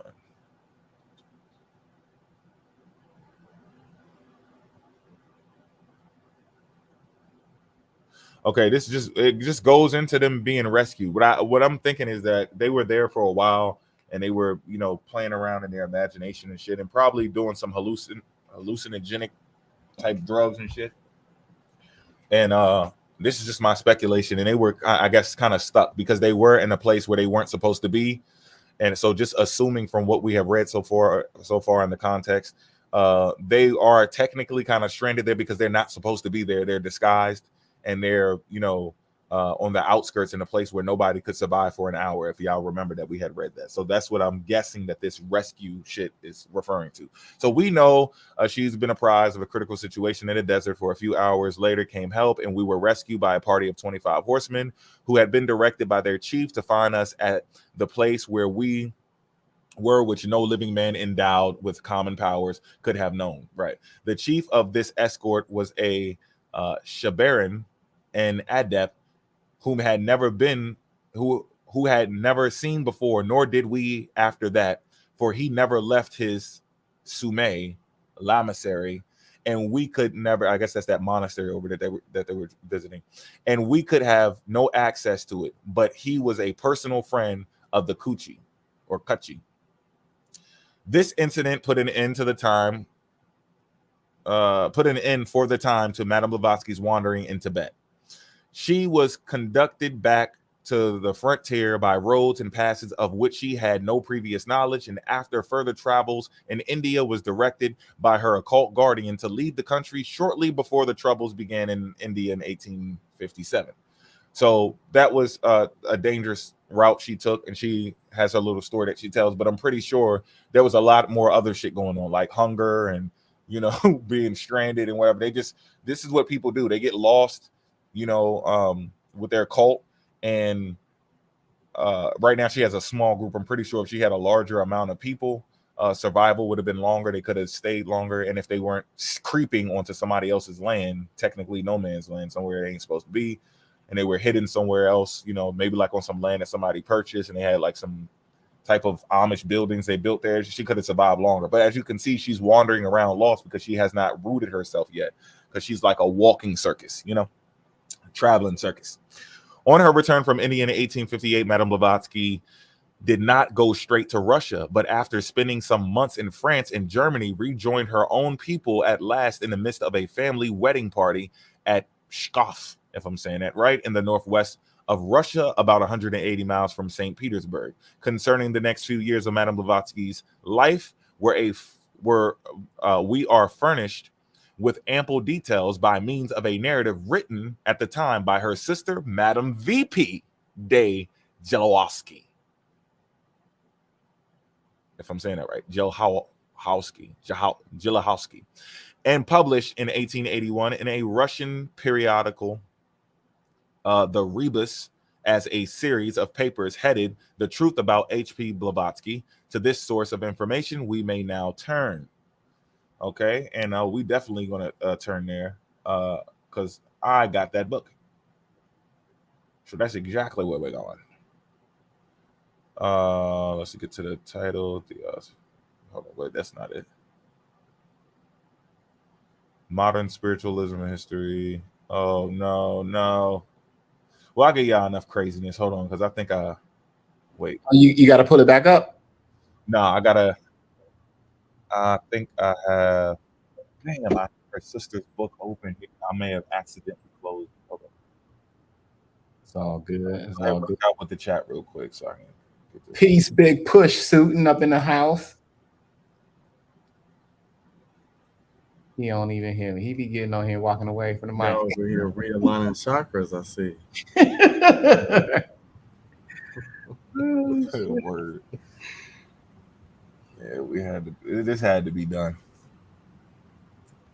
You know what? I might just have to go into, let's see, in the courses of, let me see if I type it in sometimes.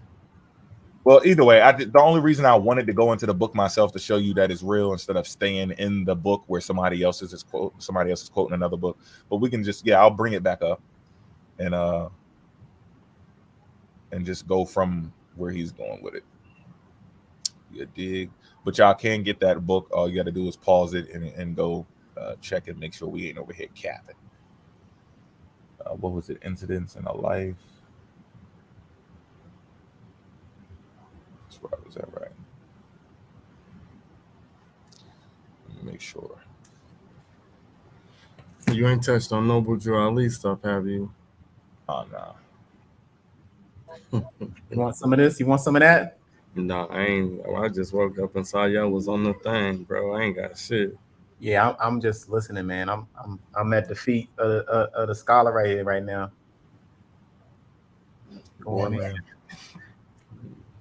This nigga got a whole diss track of slides and shit. He's like, yo, I got some shit I've been wanting to put out here, dog. He got a whole album ready to drop on niggas. Funny, I want to give y'all a little brief on her sister real quick. Here we go. Y'all see that, right? I'm right here. They were all sitting at supper. This is her. She's back for the wedding. You see, she's back for the wedding. She came back to the family. A wedding party that her sister-in-law was in progress. Excuse me. And Colonel Han was amongst the guests. That was the guy that the father sent out to go look for his crazy-ass daughter, Madame Blavatsky, while she was wandering around, leaving poison for our fucking community. Yeah, so he was amongst the guests on Christmas night. Madame D. Jelahowski writes, they are all sitting at supper. Carriages loaded with guests were arriving one after the other, and the hall bell kept ringing without interruption. At the moment when the bridegroom best man arose with glasses of champagne in their hands to proclaim their good wishes for the happy couple, a solemn moment in Russia, the bell was again rung impatiently. Madame Yahantov, Madame Blavatsky's sister, moved by irrepressible impulse and notwithstanding that the hall was full of servants, jumped up from her place at the table and to the amazement of all rushed herself to open the door. She felt convinced, she said afterwards, though why she could not tell, that it was her long-lost sister, Madame Blavatsky. For some time now, the memoir will closely follow Madame D. Jelahowski narrative, now translated into English for the first time, but it will be unnecessary to load every page with quotation marks. Where the first person is used, it will be understood that Madame D. Jelahowski is speaking, although she also frequently refers to herself in the third person. And you will find some crazy shit like that with these people. They do that, you know, as the narrative, like even talking to them in person, you start, you know, they start talking about themselves to you. It's crazy. So these are signs. All the stuff I'm running over, this, like all the things I'm going over right now are the signs that we see happening to our own people. And it's not really ours. It doesn't belong to us. There could be some psychological, you know, explanation for this, maybe tied to health and too much sun or not enough sun or whatever. Well, we could get to that some other time. Right now, we know that this isn't what our people were doing. And then all of a sudden we get introduced to these people, the Portuguese, the Ottoman Empire and all this. And we, you know, the Englishmen, French, and we got this weird shit going on. This Russian lady popping, and now we're acting like them. This is not a fucking coincidence that our people are not like that. We got our own issues, our own problems in our community. But then this lady pops up and leaves all these crumbs. Our people pick them up, eat them, and they're suffering from the same bullshit that she was suffering from. She's hearing voices. She's getting downloads. She's in the etherical realm. She's guided by somebody, but yet trying to elevate, walking on a path so she can elevate to get a guide that she already has. This is strange, weird shit. They don't believe in science. They're saying people are reading the Bible wrong. They're reading the Quran wrong. You're reading Judaic scripts and Judaic literature wrong.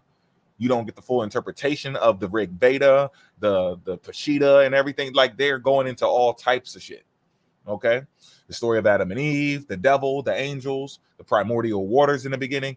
All of these things people are doing the same shit. I kid you not. You can go on TikTok right now and scroll. You're going to run into some people saying the same shit, but they're not going to tell you where the fuck it came from. Because some of them know, and they know that they got into some strange activity and they don't want to be behind that. And some of them don't know.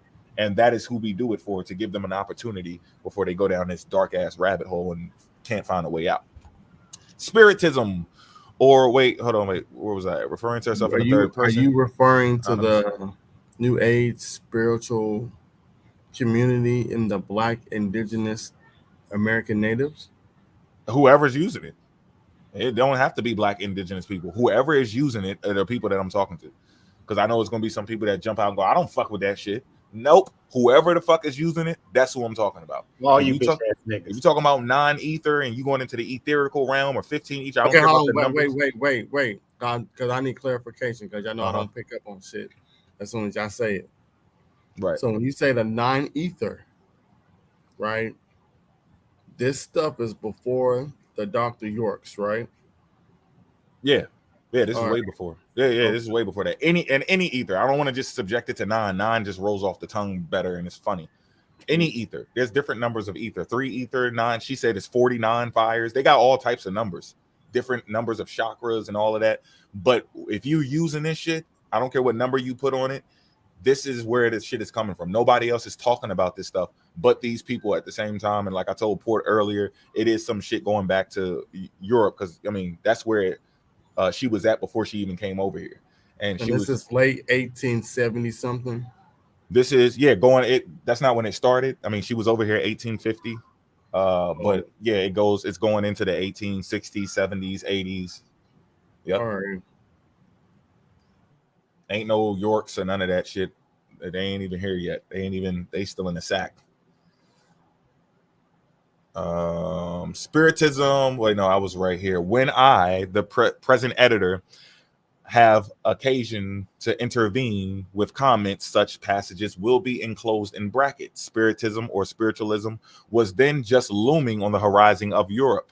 During her travels, the psychological peculiarities, I hate that word, of Madame Blavatsky's childhood and girlhood had developed, and she returned already possessed of occult powers, which were in those days attributed to mediumship. That was that channeling shit that they were talking about. When you hear these people talking about downloads and you tapping into the frequency and all of that, I'm not talking about people who saying they want to be around people who are positive and, you know, they like to meditate, get their thoughts right and face the day and have a clear mind and put the past in the past. And that we're not talking about that. These people are talking about tapping into frequencies and riding these frequency waves into somebody else's mind and then looking through their eyes and getting inside of their body and talking to other shamans. This is some weird shit. So we got to separate the two. You know, don't be afraid of the scientific normality of spirituality, right? Because it was safe. It's safe in some instances, but this shit is just there is no damn medium. That's why they always split up and argue. If they're talking to the same gods, they would be on the same page and they wouldn't be sitting there arguing, and she wouldn't have ran through. I don't know how much you saw, Suiton, or who else just came in. This lady went through like 20 different fucking places in America, outside of America. Like she was just wandering around within just like 2 years. She went to 5-6 different places and somebody's leading her, but yet she's looking for the guardian that's leading her. There is some strange shit. They're walking contradictions. These powers asserted themselves in strange, incessant knocks and raps and sounds, which many hearers mistook for the experts frappeurs in the moving of furniture without constant and increase and the decrease of weight of various objects, in her faculty of seeing herself, and occasionally of transferring the faculty to others, just like you seen in their little seance. They were doing things invisible to ordinary sight and living but absent persons who had resided years ago in places where she happened to be, as well as spectral images of personages dead at various epochs. Well acquainted with a number of facts of the most striking character which have happened at that period of her life, which, however, has not lasted very long, as she succeeded very soon in conquering and even obtaining mastery over the influence or forces that surrounded her. I will describe only those phenomena of which I was an eyewitness. For this, I must return to the night of Madame Blavatsky's arrival. From the time all those who were living in the house remarked that strange things were taking place in it. So they're saying when she appeared there, like strange shit started happening. Things were moving around. They heard knocks, different sounds. They even seen some images of things floating around and shit like that. Y'all know, y'all been in those late night TikToks where, and even in ours, you know, our TikTok live, sometimes we let people get up there and do a little talking and shit, and it wanders off into the same type of stuff. You never seen stuff move. You never seen energy even fly around in the room, you know, and you guys, there's portals, you know, y'all been in those lives. That's what they do, you know, and this is the parent to me. This is the mother of these things. What did I skip one? Madam J, 18 transition state. Okay, I think up here was the sister. Okay, yeah, so let's go down a little bit. In 1858, she appears to have been in a transition state, already invested with occult willpower, which put her in a position to repress the manifestations of mediumship in emergencies, but still liable to her spontaneous occurrence when they were not thus under repression. So her powers, sometimes they come online, sometimes they're offline, or, you know, as they say, it don't work like that. It don't work like that. When we try to get people to say, come on, man, show us, is God, tell God to do, it don't work like that. It don't work like that. You know, you kind of take credit for things that are happening when you're dealing with this illusionary power. Real power can be flexed. You know what I'm saying? When I say I check your chin, your jaw, I don't need to talk about it. Bro, do something. I'm just going to hit your chin. You're going to see what I'm talking about when you get up. When you wake up, I'm like, yo, what? You good? All right, but you like, what happened? Bro, I was trying to tell you these shits is certified and you wasn't listening. But you good? Get up on your feet like that. You'll be able to just go ahead and flex and prove the shit. But they want to make it seem like it's so deep. You got to really have an interpretation and the knowledge and the initiation and give me some money and all types of shit to rank up and your powers come online, offline, all that. It's cap. It's always these excuses. Madam de Jilahowski question on this subject recently says, I remember that when addressed as a medium, she, Madam Blavatsky, used a laugh and assure us she was no medium, but only a mediator between mortals and beings we knew nothing about. But I could never understand the difference. That's what you see people do as well. I'm not religious. Next, they're going to say they're not spiritual because we about to cook that shit up too. I ain't spiritual. I ain't religious. I'm not a Christian. And then turn around and teach me Christianity and have a debate with me about Christianity. I'm not Muslim. Y'all seen Nuclear. Yeah, he ain't Muslim, but he Muslim. Like, what are we talking about? When shit gets exposed, this is what these type of people do. She knows that there's a lot of stank around mediums and they're getting a lot of flack and stuff like that. So I'm not a medium. I'm a mediator between the mortal. That's a medium. That's what the fuck it is. But she don't like that sound because those people are considered out of their goddamn mind. And she don't want to be considered part of the group. She still maintains now, as then, that in those days of 1860, she was influenced as well as she is now by quite another kind of power, namely that of the Indian sages, the Raj yogis, and that even the shadows figures she sees all her life are no phantoms, no ghosts of the deceased, but only the manifestations of her powerful friends in their astral envelopes. This is the same shit we be hearing about, and this is why nobody can ever prove it. They can never make any goddamn sense of it. And I think that was it for that one, for the highlights on that one. I'm gonna go back up and got a title on there, and there's a lot more in there. I just wanted to go over it so that just the parts that really clicked that I could attach to something that we've already heard in conversations talking with these people on the internet of all walks of occultism or whatever. All walks. I'm not singling out Christians or anybody. Everybody's involved in it because they all do this spookism. This book is one of a collection. Hold on, wait. Damn, my bad. Did I jump into this book and didn't give y'all the title?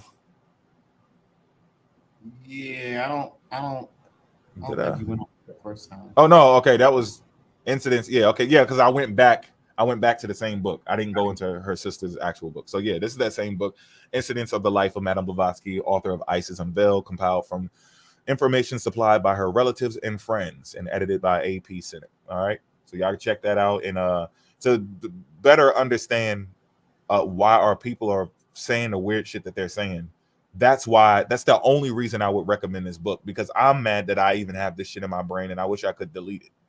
You know, I've read this a couple of times in the past and a lot of other works by these type of people. Let me see if there's another one. Well, there is another one, but I want to make sure that I didn't just go over it, because I read a little bit more than I was supposed to. I may have already covered it. Okay, the probably in that is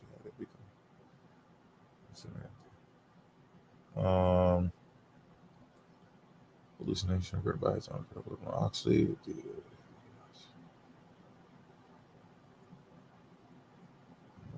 Initial intention, thus she wished to undertake the journey of her own interest, not in the interest of society, and despite okay, I did go over that. Yep, she went to Bombay. I don't know what the letter is.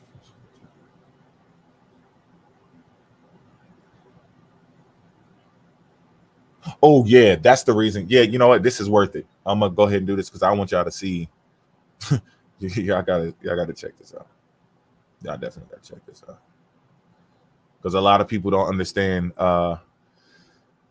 Some of these places are still standing today. They just went into secret. You know, our people, we're more like upfront in your face with it, so we kind of don't care.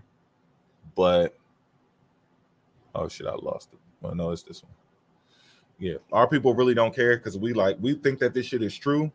So we kind of like, yeah, it don't matter, man. I'm spreading the truth. And a lot of these people young, man, they're like in their early 20s and shit. Some of them even teenagers still. And so they up there, and I get that they're rebellious, so they really don't give a fuck. But we can't let y'all go out like that, man. Okay, that's 36. Let me go to the top right here. Theosophy, History of a Pseudo Religion by Renee Guénin. I'm saying that all right? Sorry.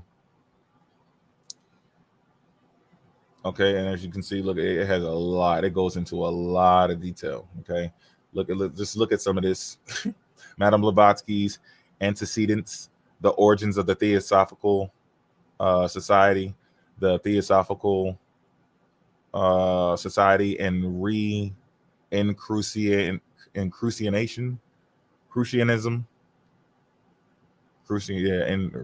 Rosicrucianism. That's what it is, Rosicrucianism. The question of the Mahatma, that's familiar, Mahatma Gandhi and shit like that. So they're going into other people's works. Remember the Rosicrucians, Mahatmatism, and even Theosophy. It had some works before you actually get into the versions that she's into. Even in her little small group, they kind of separated and weren't on the same page and went off to create their own little ideologies and shit. The Society of the Physical Research Affair, Madame Blavatsky and Solovyov, Madame Blavatsky's Power of Suggestion. That's a technique. that's those dumb questions that have answers and you really don't answer it. It's rhetorical and shit. That's that slick shit they be doing. You know, we was everywhere. So I'm thinking, come on now. We were all over the place. We're the first ones ever. So we have to be the Germans because we were everywhere. That would make no goddamn sense. How could we not be the Germans? Nobody else was here. It was just us. So in Germany, there were black people. So we were the first Germans. They're asking a question. You got the answer for it because they just don't understand human evolution. They're looking at things wrong. So, and when we're saying that people come from the people of Africa, we're not saying that the Africans were all over the goddamn world, even though now we damn near all over the goddamn world. I think there's some places where we not at. You know, there's some places where we may have pulled up and left. But y'all, we're just now all over the place. We weren't all over the place from the beginning of time. So, but they don't give you the whole point is not for you to answer the question. It's rhetorical. They're trying to get into the minds of the people that are looking that don't have that type of logic or that type of mindset or discipline to say like, hold on, let's be very specific about what we're talking about us being everywhere. They just quickly jump over everything and be like, yeah, we were everywhere. So they're going off of a false assumption. But yeah, these are just some of the titles. Look at that Future Messiah down there. Esoteric Christianity, because they know how to crack the code of Christianity. Nobody really knows it because they're connected with the higher being. So they go beyond the Holy Spirit. But then you got the Christians who say, no, well, I have the Holy Spirit, so I understand how to crack this code. But they're both doing the same thing. Both of y'all standing here talking about shit that don't exist. So hey, I don't give a fuck about which one of y'all claim is right. You can't prove shit to me until you actually show me some goddamn substantial evidence. Okay, then probably in 1878, having given up this idea, she became a naturalized American citizen. Finally, she decided to go to India in accordance with her initial intention. So she's going back again. She's going back to this bitch again, and now she's a U.S. citizen. Thus, she wished to undertake this journey in her own interest, not in the interest of her society, and despite Olcott's opposition. She ended up taking him along, however, and he abandoned his family in order to follow her. Is this not something familiar that we hear about in our community? People just getting up and moving around with other people, leaving their goddamn family to join some goddamn cult because they believe that this person is connected to some fucking higher power and some grand design. So they're like, well, fuck them kids, because this person is trying to save the world. Yep, he's one of them. Yep, I left my kids for this shit. Like, well, nigga, carry your ass back home. What the fuck is you talking about? You left your goddamn kids and you grown ass man crying about it. Go take your ass back home. And if you want to still believe in God, you to believe in it. Support the nigga, but goddamn, what the fuck is you doing? Getting up talking about left my goddamn kids. That's what the fuck you did. He is far from being rich and has nothing to leave behind except his literary works, and he has to support his wife and many children. We never hear them again. We never hear of them again. And Olcott himself, his name is Olcott, my bad, I'm saying cult. And Olcott himself does not seem to have been the least bit concerned to know what became of them. So he ain't even worried about his goddamn family. On their arrival in India, Blavatsky and her associate first settled in Bombay and then in 1882 in Adyar, near Madras, where the headquarters of the Theosophical Society were established and are still to be found today. My bad, y'all. An esoteric section was found, and the fantastic phenomenon multiplied, and a prodigious, I don't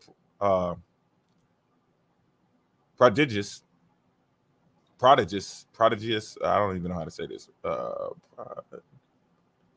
think it's prodigious manner, knocking at will, tingling of invisible bells, that carrying the carrying of materialization of all sorts of objects. So they got telepathic abilities, and now they have telekinesis and shit. And above all, precipitation of letters sent by astral means.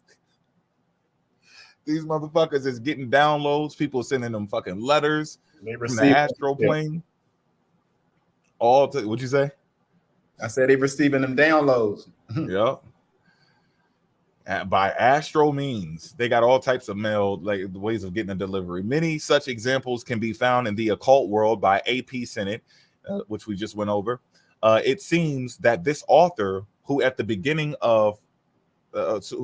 probably contributed more than anybody else to make the Theosophism known in Europe, was genuinely fooled by all of Madame Blavatsky's tricks.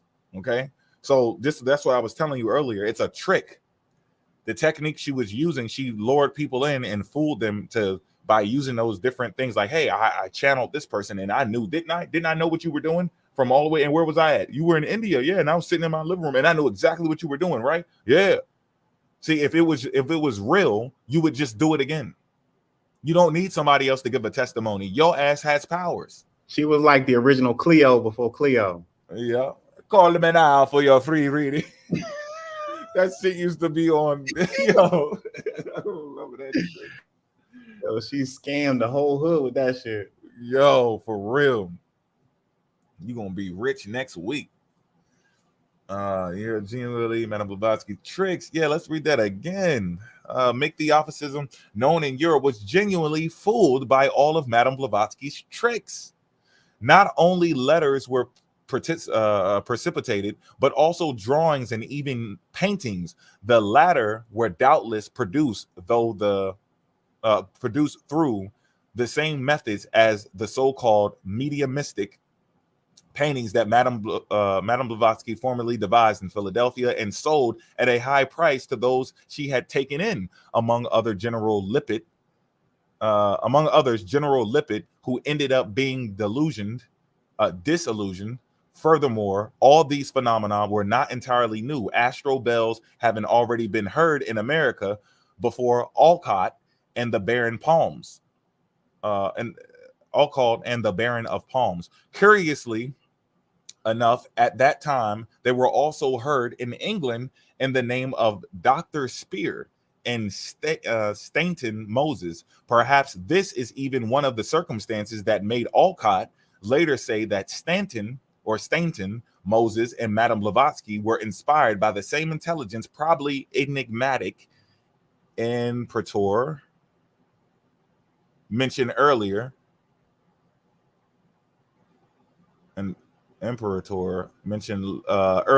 Nevertheless, toward the end of his life, Stainton Moses had written to his friend William Oaksley that theosophy is an hallucination.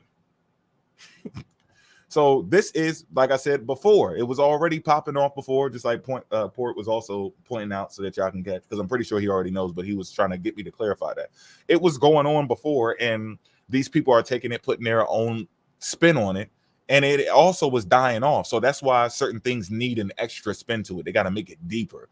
Just like you see how, if y'all was there on one of the lives where Sutton was destroying the Genesis, showing all types of illogical shit. Some of the shit was happening on spot. He was like, oh, damn, I just caught something else. You know, he let y'all know, like, I just caught that, just thinking about it as they were talking the bullshit. And he pointed out some very illogical shit with the times, dates, numbers, and all of that. It just wouldn't make any goddamn sense with that creation story. And the guys that are up there and some of the ladies that were up there too were given this new spin. And they start arguing later. They start arguing with each other, but they're not getting, or the people watching or the people on the panel are not understanding that they need a new spin because Sutton just killed it. It's dead now. It doesn't even make any goddamn sense. It gets quiet. Yeah. You know, nobody got anything to say. Now they're trying to figure out a different way to look at it. Maybe it wasn't talking about 1,000 years or this day, and day meant something else. And Adam and Eve weren't necessarily created later, but Adam existed and Eve was already inside of him. So she was really there already. His wife was, you see what I'm saying? That trying to put a new spin on it after it dies off is also a technique of cult leaders, because they rarely create anything of their own. They usually take things that are already established and they put their own little spin on it and try to use it against people.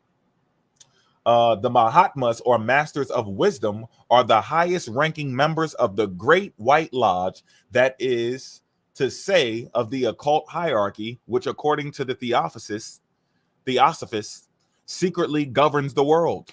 At the beginning, it was conceded that they themselves were subordinates of a single supreme head. Now it seems that the heads are 7 in number, like the 7 adepts of the Rose Cross, who possess the elixir of life, and extraordinary longevity being also one of the qualities attributed to the Mahatmas.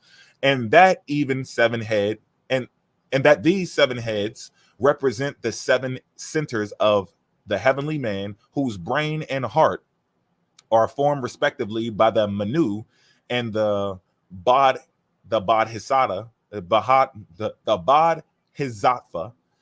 who guides every man, or every human race, All right. So this is also what they do. They pretend like they're talking to some higher power. It's telling them what to do. And the next thing you know, they become the top people.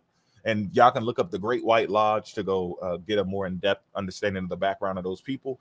But she and people like her came after these people and had already been doing their own remixes. And she's just trying to put her own little fucking sauce on it. So I just wanted to run y'all through that part real quick to show y'all. But that's from Theosophy, History of a Pseudo Religion. And it goes into a whole bunch of cap that we know is cap, but I just want y'all to see that people already know that these things were tricks. So for the people that were looking like, yo, but what if something was really moving? These things are tricks. And there's something else too that I have here I wanted y'all to look at. Oh man, I hope I still got this shit open, because this shit was crazy. Ryan Ridman. Past papers. Nah, I think I closed it. Well, there was this group. It was this group of people. Oh man, I'm so mad. I really should have presented this shit on that day, but that nigga did not show up. Damn. Okay.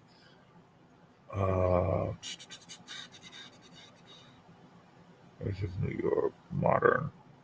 You know what? It could be in here. It might be in this job. There was like this rock and roll group. These girls were doing the same thing, but they came out and admitted that it was a hoax, and they even explained how they made people think that they were moving shit around. So, and for the end of my presentation, I was using their confession to show that these people were actually just magicians. That's all it was. They were just magicians. That's all. They weren't.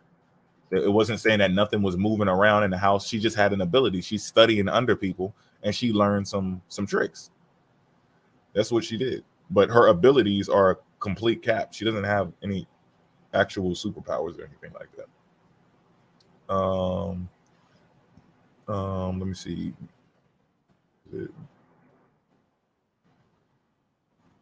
Mary Jobson. Mary Jobson was a child of 12 or 13 who was at the ladder of 1839, smitten with mysterious malady. Had the phenomenon occurred inconsistently. Raps and knocks, opening and shutting of doors, beautiful music occasionally. One of mysteriously was thrown on the floor. Dr. Clancy himself. Oh, wait, you know what? If I just type in confess, because she confessed, it should be confess. They communicated, confessed the Catholic verities, proof of their claims, the sign of the cross, all these matters, and reported the great land. No. Let's go up some. Bear with me, y'all. Bewitched, indeed, devils.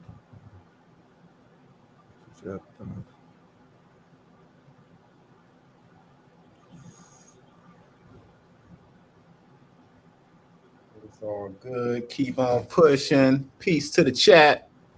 Everybody, if you have not hit the like button, go ahead and hit that like button. I appreciate it. The algorithm and get it cracking up in here. Pseudo Sunday for your asses.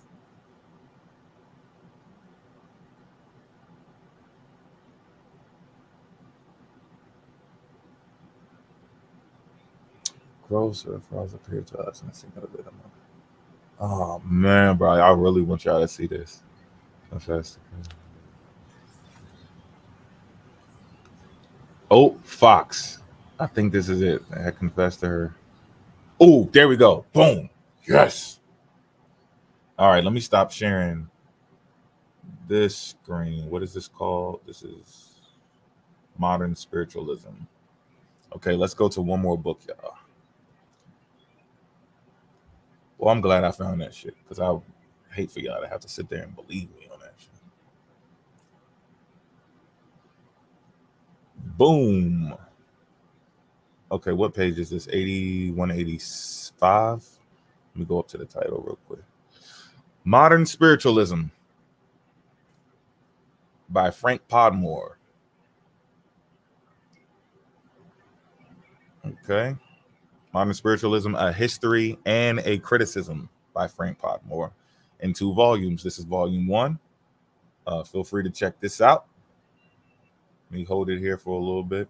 Pull it up a little bit. So I can just pause. Okay, and we're going to 186. And I don't know why I didn't highlight this. I think there's probably some PowerPoint sitting somewhere. Oh, I did highlight it. Okay, here it is. Man, I thought I was off point. I'm on point. Let me get the context real quick. These explosions.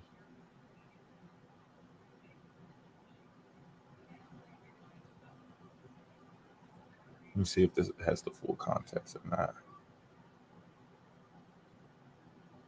I gotta get y'all a little bit, but it's precisely on the account that they were not justified to attaching weight, a loose big. I think I'm gonna start.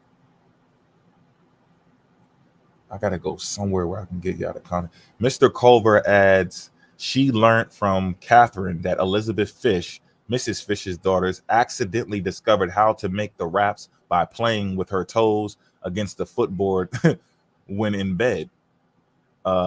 Many naughty little girls before and since appear to have made the same discovery. And these raps that they're talking about, because I know people Hey, what about all that? What's that? What's that noise? Where you at? I'm on the fridge. Oh, you in the D? You gotta pause that. I'm on live. I was waiting for you to like finish. Oh, I'm never gonna be done. I wanted to drive the car. You gonna drive my car by yourself? Mama's Why don't you drive her car? You like who? My car? My shit? My You don't car? want to drive her car? I asked Because you gotta take it out the garage. You gotta open it. You gonna let all this cool air out. He gonna be like, you know how much gas in it, right? she has to be awake whenever I'm driving her. She sleep. Yeah, All right. Well, let me finish this. I'm reading one more thing, and then I'll go and He ain't trying to give up. just let me finish this, and then we're gonna talk. Who? My car? Shit. I don't want to do it, but I got to because she got to learn how to drive on by herself. Where was I at? I'm trying to get the context for y'all. Let me get y'all this context because these people she's not the only one that's doing this. There are people who figured these tricks out long ago, and who knows how long these people been doing these tricks with making shit move and tricking people to make them think that they know the future, but they actually setting up the whole thing with different Confederates and shit. Got our people still falling for this stuff. I got so many damn windows open. All right. Okay, so that's already talking about the confession.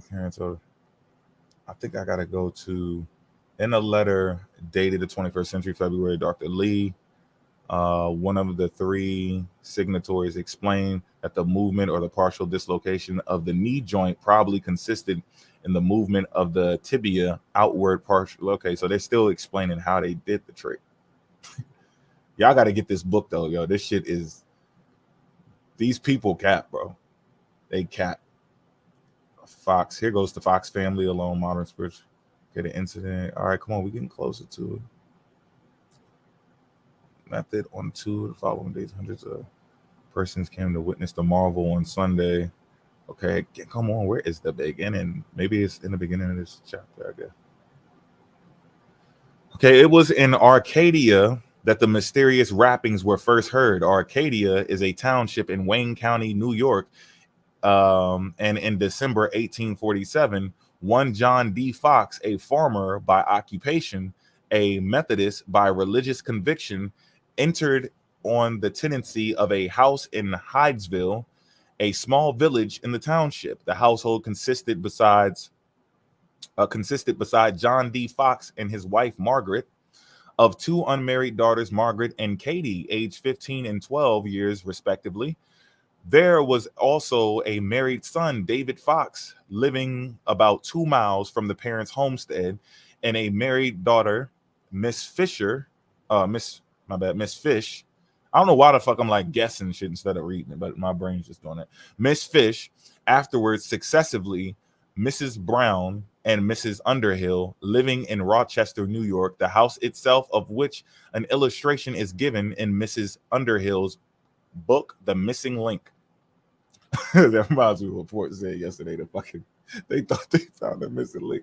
Was built as was usual in 2 settlements at that time of wood, and consisted apparently of 1 floor only, with a cellar below and a loft or garret above the whole, being little if above the whole being little, if at all, bigger than a laborer's cottage in England. The former tenant, one Michael Weekman, who had resided in the house about 18 months, is said to have heard from time to time loud knockings and other noises, for which he could find no apparent cause. His testimony, however, appears to have been given only after the raps which occurred during the Fox tenancy had made the whole subject notorious. So these people spoke about it first, and then all of a sudden they know about it and they start hearing shit. The same thing we say with Christians, Muslims, or whatever. Do you know God? Really? Like personally, or did you just read this goddamn book and now you know how to believe in God? And you know how you're supposed to have a relationship with God. Are there any Christians or Muslims or people who are experiencing these raps and channeling and all this crazy shit? Do you do this without hearing it from anybody else? Even this incident itself can be said that Madame Blavatsky could have copied it.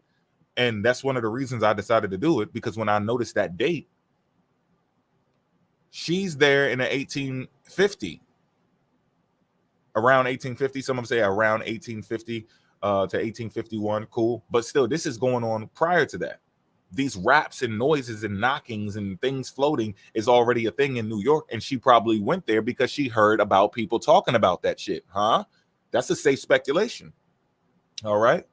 But in this matter of the history, on the evening of the 31st of March, 1848, the Fox family, who by their own account had passed several disturbed nights previously by reason of the raps and other noises in the house, went to bed early in order to make up their arrears of sleep. What follows is based upon the testimony of the Foxes. The girls were already in bed, and their parents, who occupied another bed in the same room, were about to follow when the raps were again heard. On this occasion, in reply to a challenge given by one of the girls, the raps repeated sound for sound the noises which she made by snapping her fingers, and again gave the number of raps asked for. At this proof of an intelligent cause of the raps, Mrs. Fox presents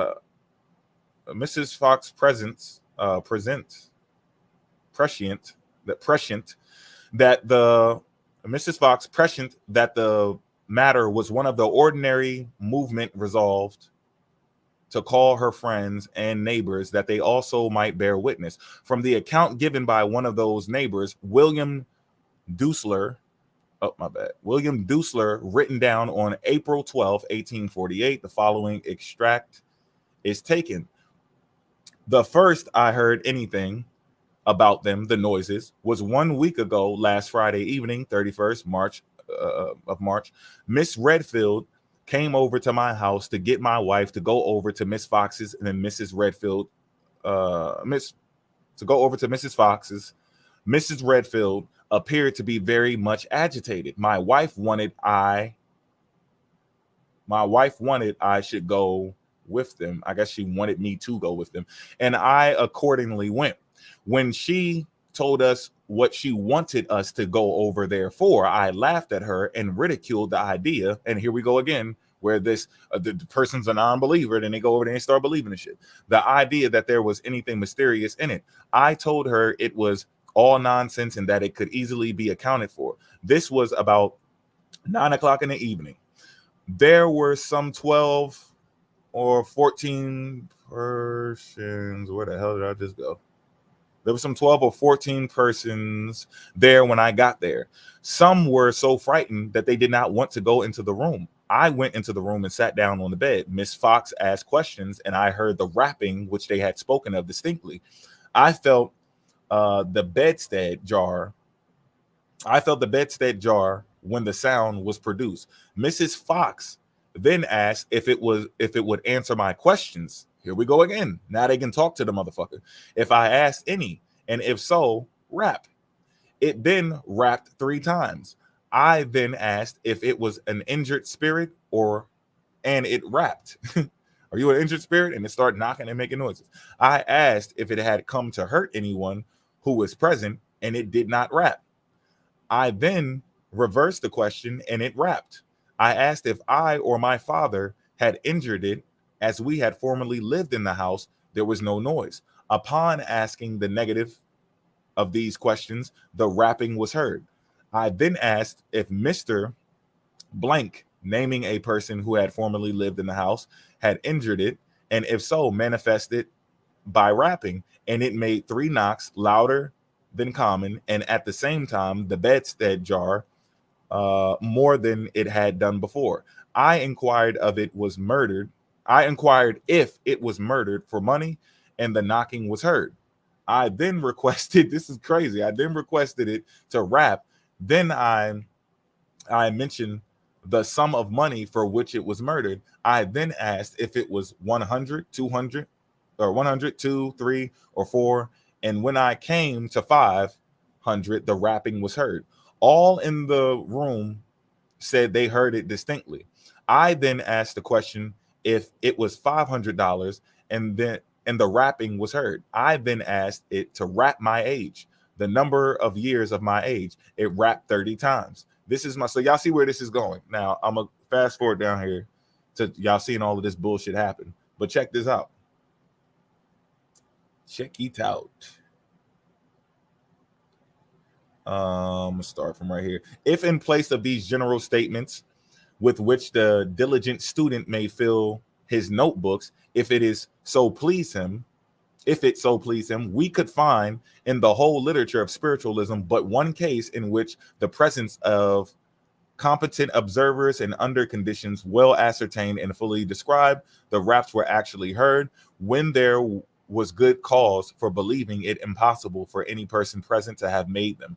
We should no doubt do well to suspend our judgment at any rate as regards that one case. In default of such evidence, the later confessions of the two younger Fox sisters, thought not, of course, conclusive, are at least pertinent. In the autumn of 1888, Mrs. Kane, Margaretta Fox, and Mrs. Jenkins, Catherine Fox, made public and apparently spontaneous confession that the raps had been produced by fraudulent means. Mrs. Kane even gave demonstrations before large audiences of the actual manner in which the toe joint had been used at the early seances.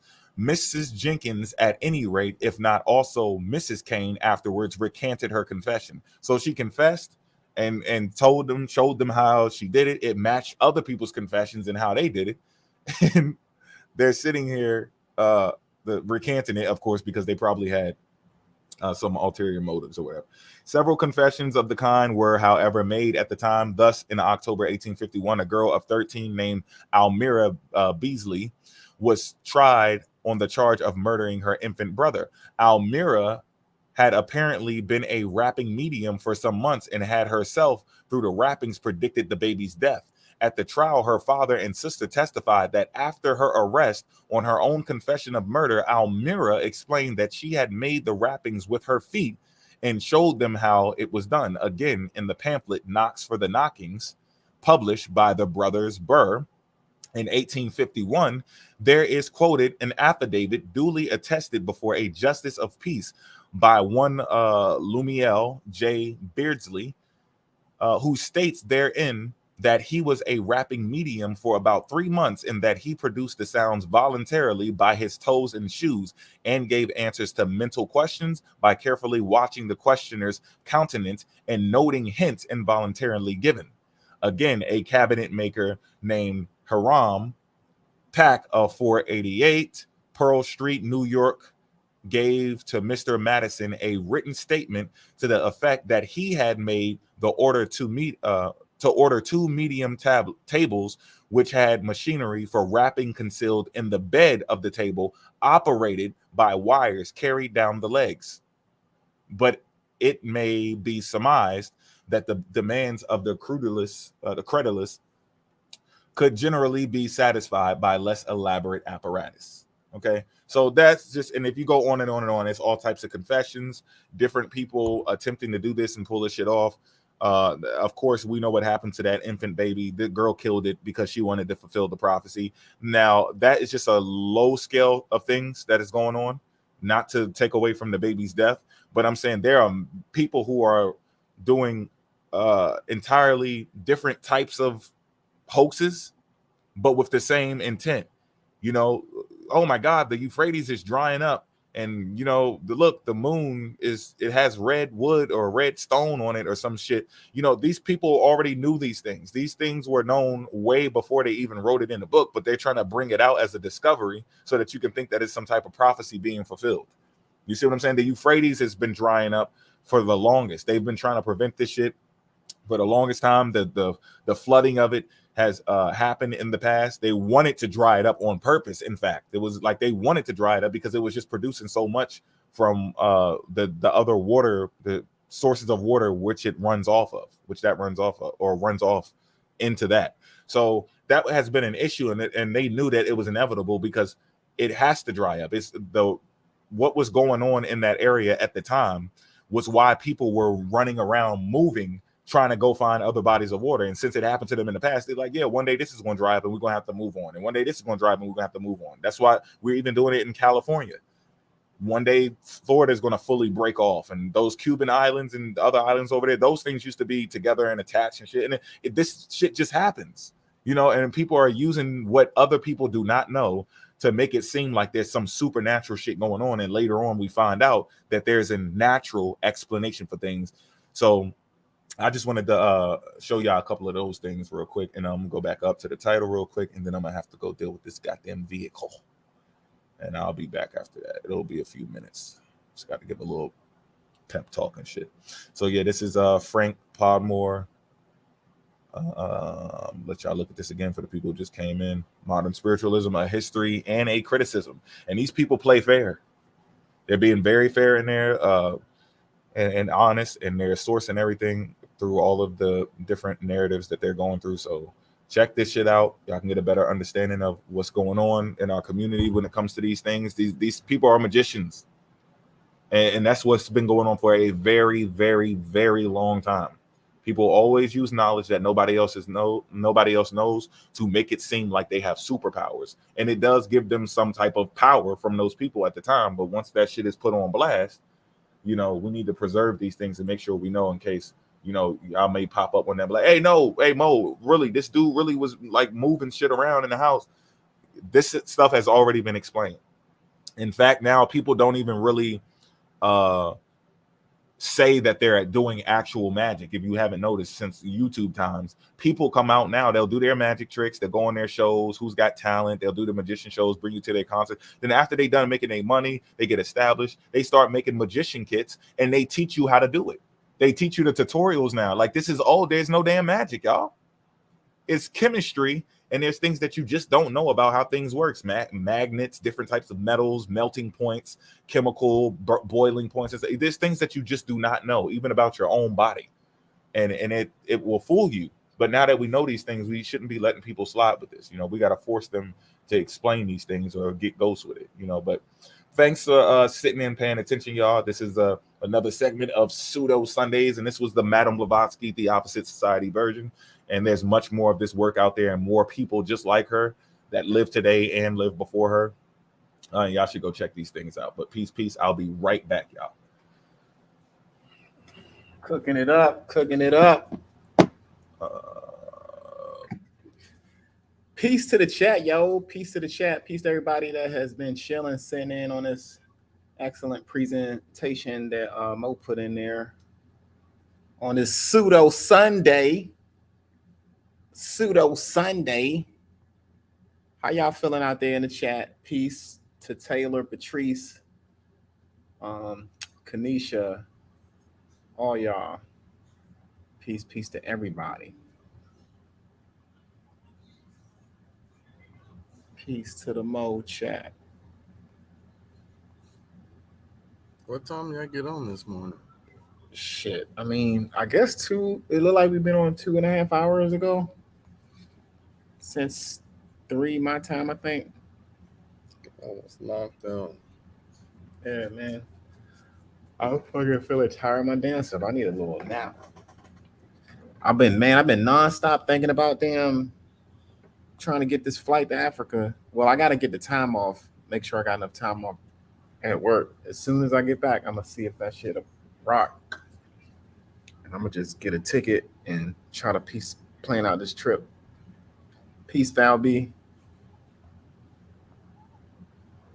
This shit is crazy.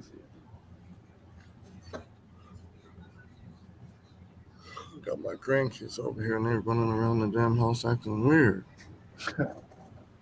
Doing that kid shit.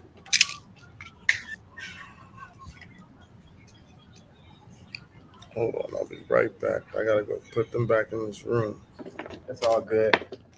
Yeah, family, if you have not hit the like button, go ahead and do that. Get this algorithm jumping.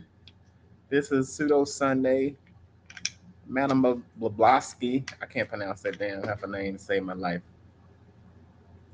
Just that cult shit.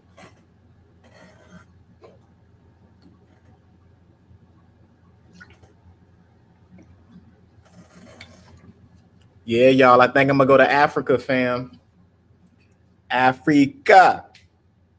If I can get I'm trying to get all the ducks lined in a row, and if everything's a go, hopefully, I can get some tickets to go to West Africa, around the December time frame. So yeah, look out for that. We'll see. I got to get time off first. I already get a little break off, but I need extra. I'm trying to spend Christmas and New Year's out that bitch. So we're going to do it up like dirt. We're going to do it up like that.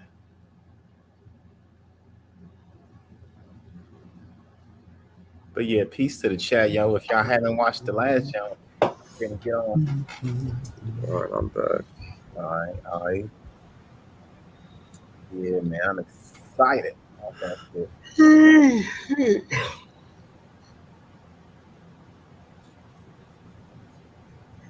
Yes, the last one we did is at 200 and I think 11 views. Yeah, it's getting up there. Ain't none of them gonna be like that first one, bro. Oh, that first one is a classic. Hey, you check your email, Susan? I started. I went. Check it right now. Okay, hold on. Yeah, I need some more. Okay, make his noodles. Damn, where's my thing? Oh, there it go. And that was the mild version of the things that happened in that community, if we can call it that, whatever. Crazy ass people.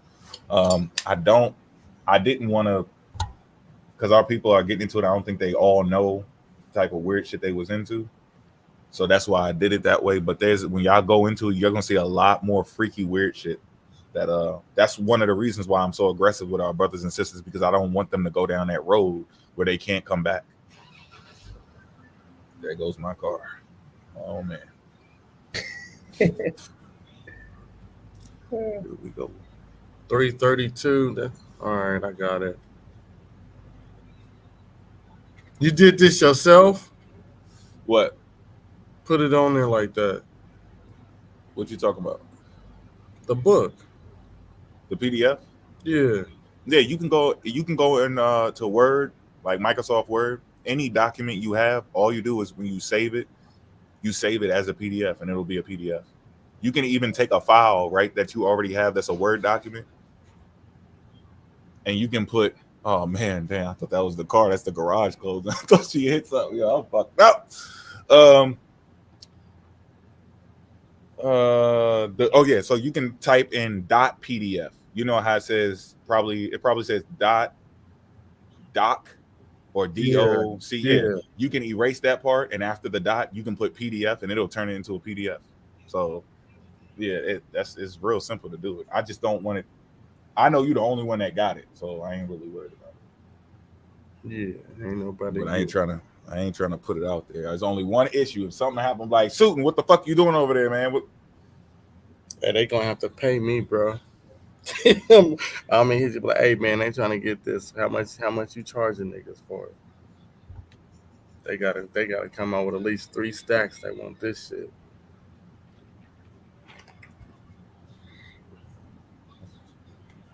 Yeah, they are. It's the same cults. They're the same. Some people won and some people lost. That's how it's the same thing with gangs. There's gangs and shit that made it real far as the cartel, or even higher into the damn government. And then there's some that popped up and they just got kicked out, because there's too much weight on top of them. Other people got way more muscle, more pull, more resources, more weaponry or whatever, And some people are just really good. They're really good with their mouthpiece. They got a hell of a smile. They smile at you and look, some people cute, handsome, or whatever. And those things all attribute to not attribute, they all contribute to the whole cult leader. Like, the cult leaders are usually the ones with the gift of gab. They're not really people that you could spot like that. They look weird to us now today when we look at their pictures and shit, because we know everything they did. So it's like they look dirty. But back then they all dressed up and talking about peace and the herbs are for the healing and all of this stuff and giving different interpretations of different books. And they like, wow, I didn't see it like that. And again, it's not really real anyway. So when that person starts making up shit, they just got a better version of the story. And it was getting boring in the beginning. God created the heavens, and they start spinning it and giving you a different way to look at it. It makes it more interesting. But you got to be careful because they're going to put some shit in that drink. Mm-hmm. Yeah, you gotta watch that flavor of the Kool-Aid you drinking. Okay. You can get one of them little ones. Oh, y'all see my screen? Oh yeah, my bad. No. Hold on, I gotta open something for my daughter. You sharing? Yeah. Yeah, Okay, I got you. I'm about to read what somebody said about your boy, noblest Drew. I'm not saying I agree with it because I don't know his origin story of here, take your thing and put it in the trash. Shut that his door. Okay, let me hit this hard real quick. Okay, so this is Jacob Dorman, University of Nevada at Reno. It says this poster is about my new book, The Princess and the Prophet, Magic Race and the Birth of Black Muslim in America. Beacon Press, November 5, 2019. The book is the first to expose the fact that Noble Drew Ali, in 1925, the founder of the first African-American museum mass movement, the Moorish Science Temple of America, was secretly born Walter Brister in Kentucky in 1879 and was the first black child star on Broadway from 1893 to 1899, at which point he began, I don't know if y'all can see it. Let me see if I can make it bigger. Okay.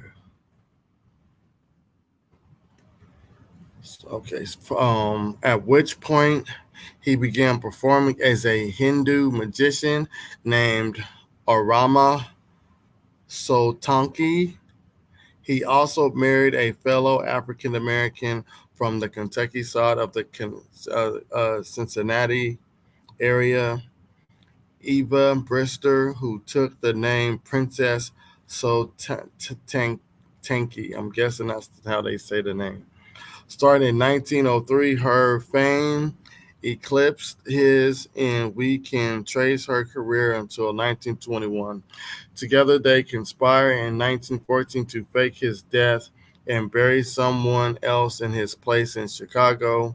He then moved to Newark and began living as his brother. I didn't know he had a brother, Thomas Drew, and operated as a conjure doctor named Professor Drew. If you guys want more about the Professor Drew, if you go to NBK or Each One Teach One, I put Noble Drew Ali Exposed on the YouTube channel. They go more into his snake oil, him eating nails, and his crystal ball that he would tell your future and psychic abilities. So it says he also met an African American Muslim Shriner who called himself Abdul Hamid Suleiman and who taught Drew about the Islamic element of the nobles of the mystic shrine ritual. Brister Drew was also part of networks of African American magicians who took Islamic and Hindu identities, including several names. Drew and Ali, he had also performed in Wild West shows with Moorish acrobat named Ali. The Marcus Garvey movement spread through Reverend Edward Wilmot Blyden's idea that Islam was uniquely suited to black peoples and closely covered the anti-imperial Rif War in Morocco from, let me go down, 1920 to 1927. Brewster Drew also built on earlier, not very successful attempts to convert African Americans to Islam on the part of the North Indian, I don't even know this word, Ahmadiyya, the Ahmadiyya movement, and the Sudanese cleric Reb Satai Majid. But his key innovation was to not replace, um, what is that? Replicate other foreign Islam or other domestic shrine organization, but instead incorporate Islamic themes into familiar African American conjure practice and to stress themes popular amongst black nationalists and conservatives alike, including uplift, citizenship, cleanliness, hygiene, economic self-reliance, and militant anti-racism. Unbeknownst to any historian who has written on Noble Drew Ali so far, he also managed to affiliate the deepest level of Chicago's South Side political machine, involving key figures such as Alderman Oscar D. Priest and Lewis Anderson in his organization. Financial rivalries led to a split between Ali and his business manager, Claude Green, and the Chicago Defender and Detective Sheridan. I don't even know how to say this. Brasuic alleged that it was Ali who had Green murdered. The grisly slaying inside of Unity Hall threatened to expose one of Chicago's best kept secrets that publicly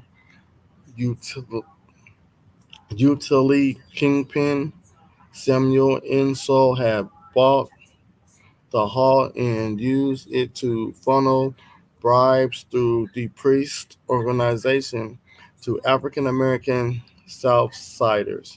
Within months, Prophet Noble Drew Ali was dead under suspicious circumstances. His fortune was looted, and rivals fought each other and claimed his mantle. But the Nation of Islam re- recruited his followers and built on his foundation. I think that is it. Yep, that's it. Now I want to go, if I can find it. Where you at?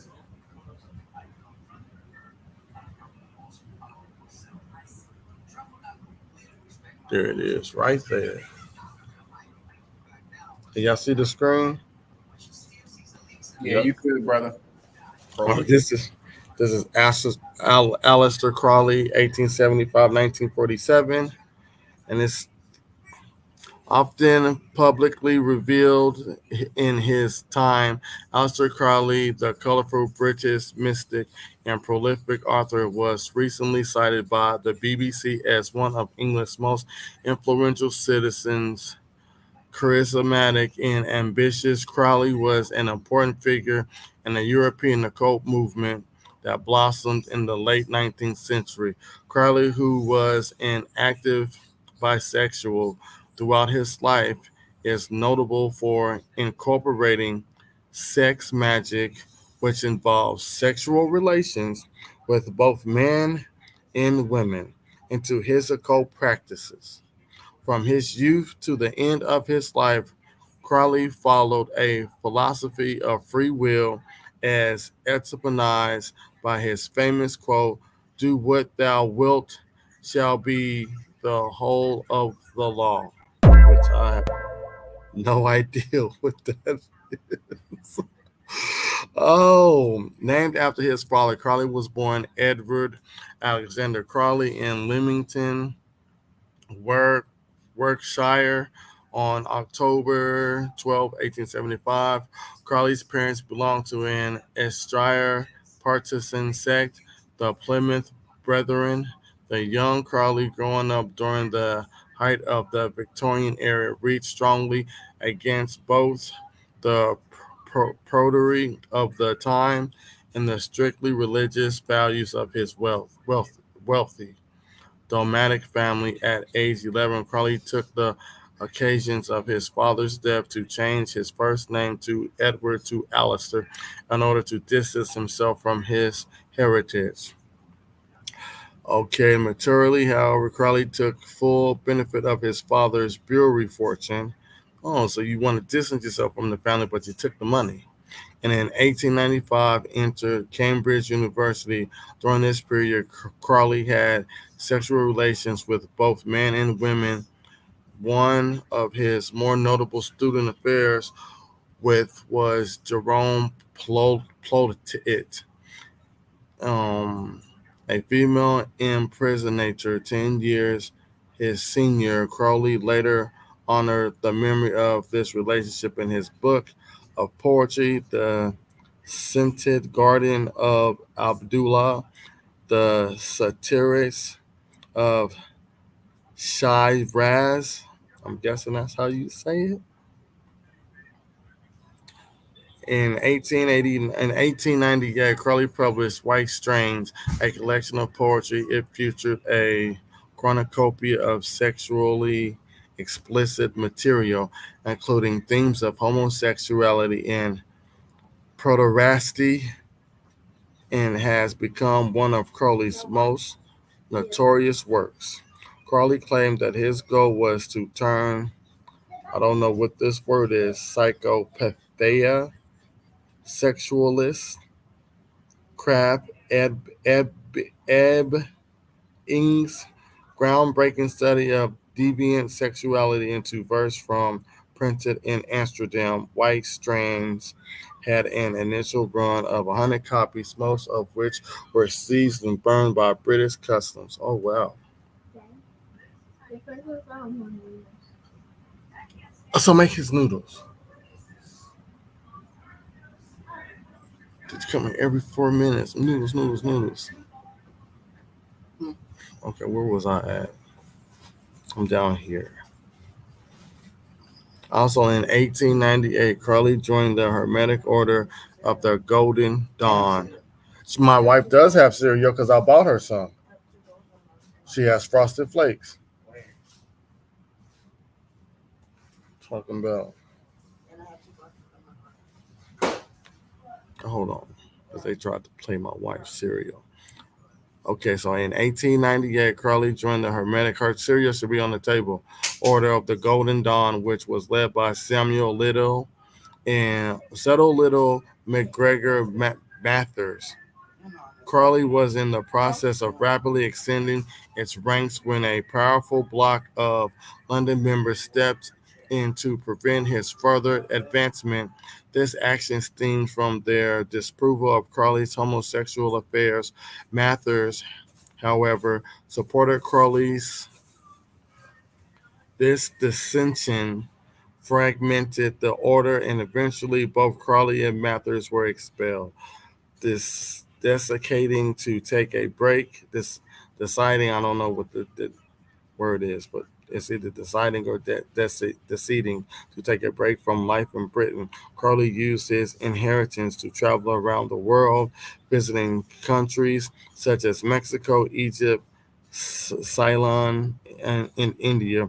Crowley had become interested in mountaineering while at Cambridge and took part in many expeditions during his international travels. In 1903, he married Rose Kelly, who gave birth to Crowley's daughter, Lola Zaza. Oh, it keeps going. I didn't know that. Well, I don't have to read all of that. I just wanted y'all to see the part where this is one of the dudes from the Theosophists Society. So I'm gonna just read this and then we can go to the next one. Contact with his holy guardian angels, identifying itself as a wasp. This being allegedly spent 3 days detecting a text to Crowley known as the Book of the Law. It contains the core philosophies that underlie Crowley's esoteric system of thought. So I'm guessing Aleister Crowley is claiming that his holy guardian angel gave him a book. AWAS. Yep. It was written. Wow. It's an esoteric system of thought. According to this work, Crowley was the prophet. Oh, you should have known. If your guardian angel gives you a book, I'm pretty sure you're gonna be the prophet who would introduce the world to the age of Horus. This new era in which sexuality was to occupy a central honored position would be characterized by the integration of male and female sexual energies. Oh, shit. Crowley continues to travel widely. In 1905, he was part of a harrowing Himalayan expedition. It ended badly, with several of the group dying in the mountains. Crowley also made his way to China, Canada, and the United States. During this time, his wife and child stayed with Crowley only periodically. Thus, it was only after his return to Britain that Crowley learned that his young daughter, while in Rangoon, had succumbed to disease. This is crazy. This man created a whole book and dubbed himself the prophet. Oh, that sounds like Noble Truali. In 1907, Crowley founded his own occult group, which he named the Order of the Silver Star. One of his notable followers was Victor Nierberg, whose initiation was reported to have included homoerotic elements. Stop. Homo what?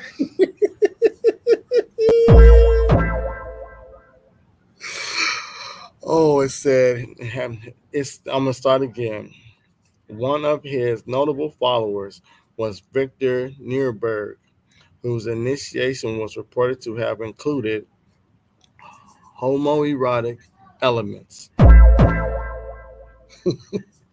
In 1909, while Crowley was in the process of divorcing Rose on the grounds that she was an alcoholic, he traveled to Nuremberg to North Africa.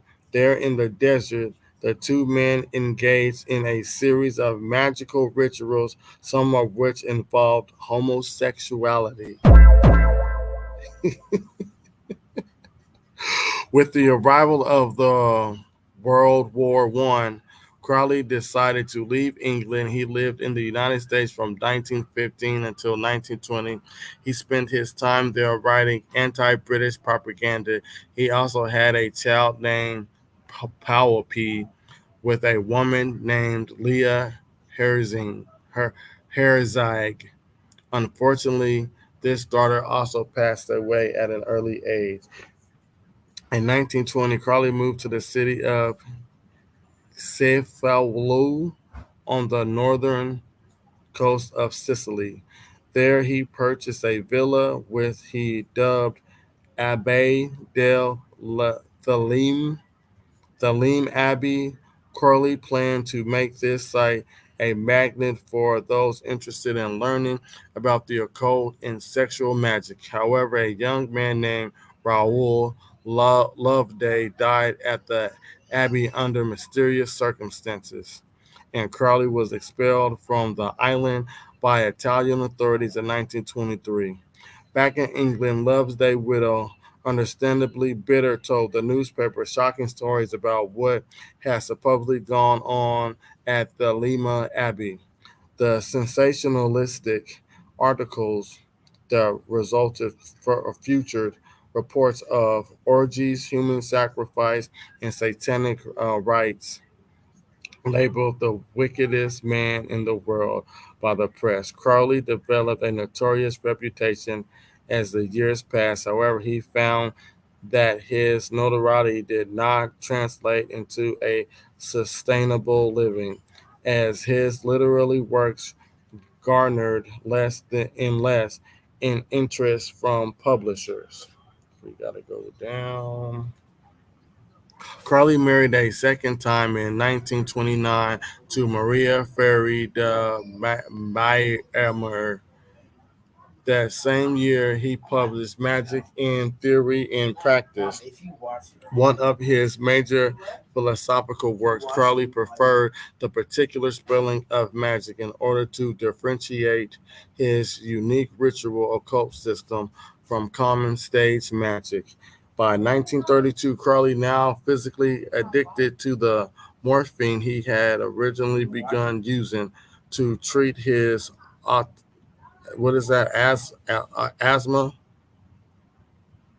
was forced into bankruptcy. His survival depended on mortuary gifts from friends and students.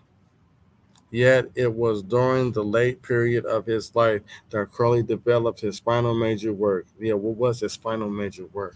That's what I want to know. By 1932, Crowley, now physically addicted. Okay, I think I already read that. I'm down here. From 1938 to 1943, Crowley worked with artist Lady Fedora Harris to create the Thoth Tarot. That's Tarot Day, right? I think that's where we get Tarot Day from. I think it comes from Aleister Crowley. This highly influential divination system, as outlined in the Book of Thoth, published in 1944, was a groundbreaking tarot deck as a result of its inclusion of sexuality as well as its fantastic, surreal imagery.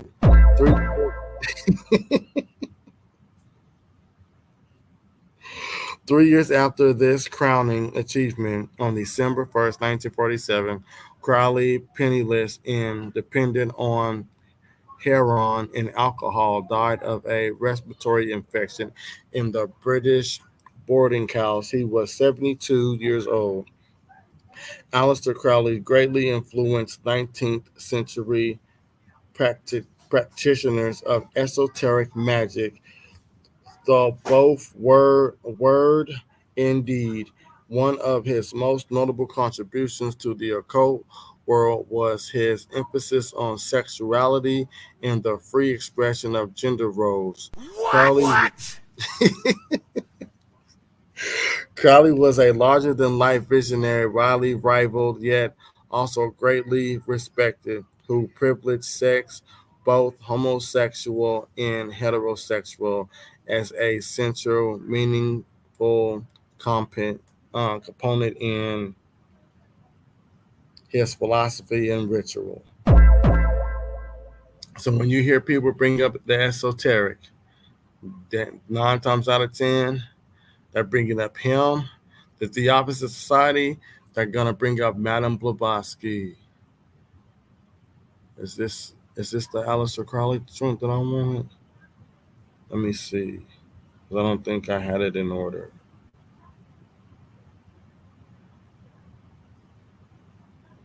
Okay, this is the one I already read. I just wanted to see if they went in. They don't go into it.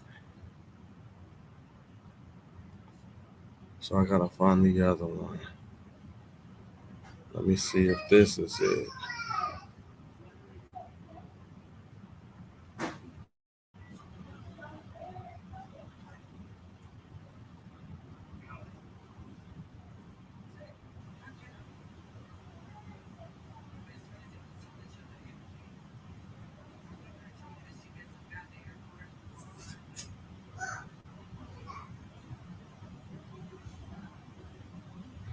Okay, so this is here. It is right here.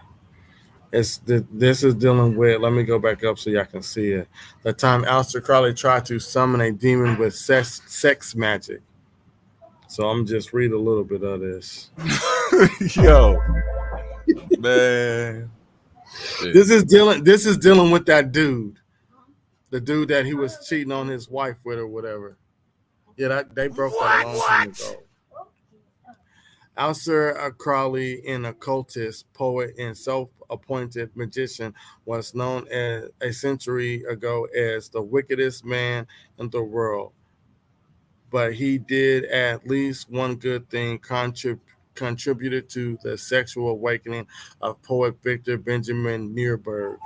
Each week on Shoot This Now, we talk about stories that should be made into movies, and we think Crowley's relationship with the younger Nuremberg could be a kind of call me by your name with demons. You can listen to the Apple on here. I'm gonna I'm gonna read this. Actually, there weren't any demons, but not for lack of trying. Crowley enlisted Nuremberg in a hold on. I gotta shut this door.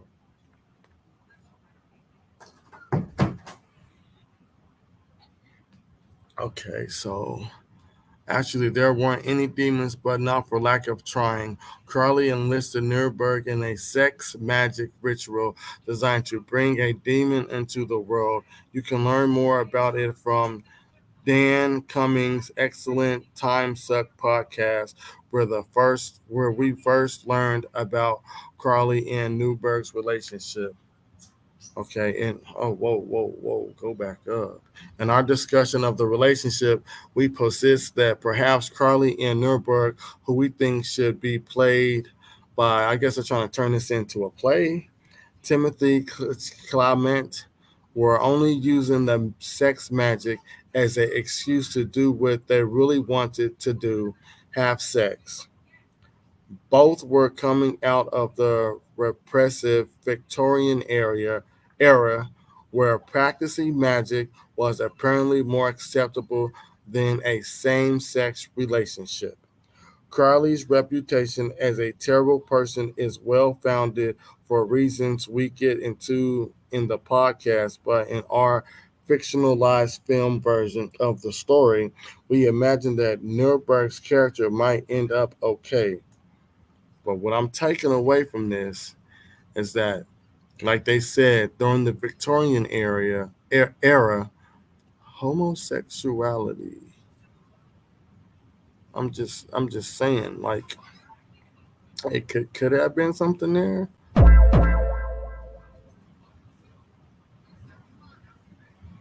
So if the practicing magic, it says, was apparently more acceptable than a same-sex relationship. So I'm guessing this is just my train of thought. They were using the magic as a way to lessen the blow of them being on their relationships. I mean, that's basically what it sounds like. You know what I'm saying? Like some kinky magician. you're living in an era. I think that was in Britain, right? Them niggas was Where in heavy they shit. they frown on homosexuality. They accept magic, Like I'll take it with magic, but not. and he said that because some of his practices they were trying to summon demons through sex. Oh no. So if he's trying to summon a demon, I would say, he's rock hard for another dude. Hey, you know what, man? We gonna start summoning this demon through sex, and everybody, okay. I said, we're gay. A lot of violation going on, family.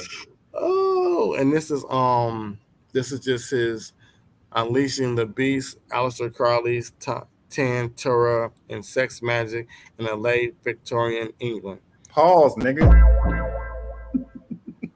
Now, if you guys look him up, he would be called Aleister Crowley, the Beast 666.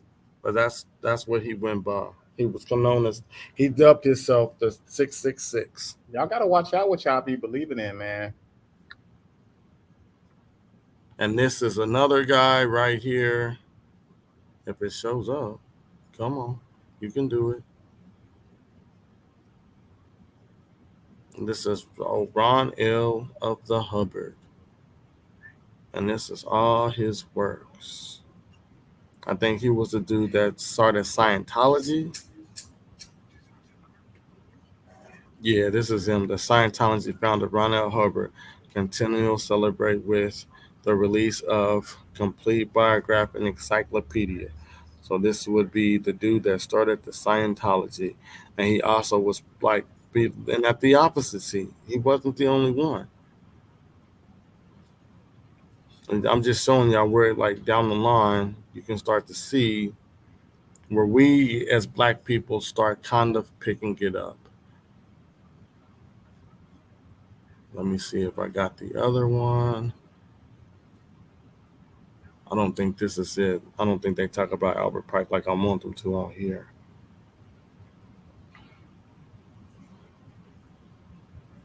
Let me see.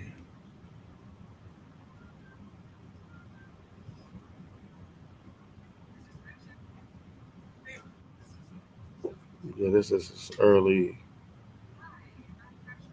It don't talk about what I wanted to talk about. So I would have to find the other Webby. But that's all right.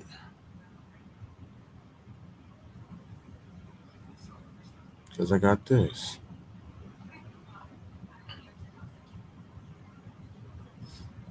This is your boy. I think Albert Pike was married, but he still was he dabbled in a little, man on man.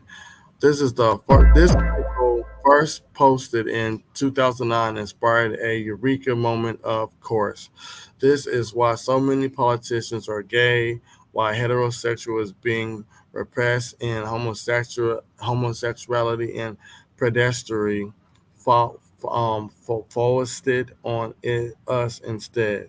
It explains why the elite is gay and prolific obelisks are everywhere.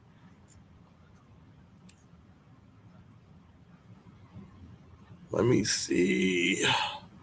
I don't think they go into this though. Oh, there. Okay, the esoteric all-male group known as Freemasonry.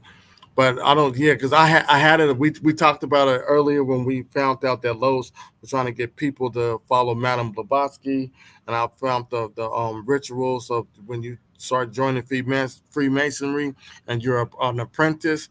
The apprentice, they would basically get groomed by the person that's over them, and in order for you to do that, and your job would be basically to have sex with the person that's teaching you because you're an apprentice. I don't think it talks about that on here though.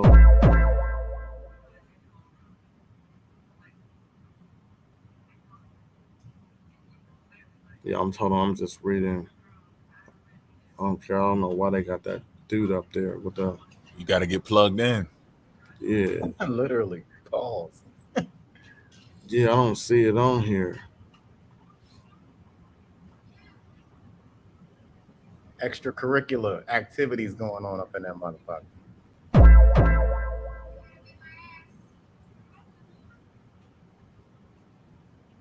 Where'd you dig all this shit up at, homie?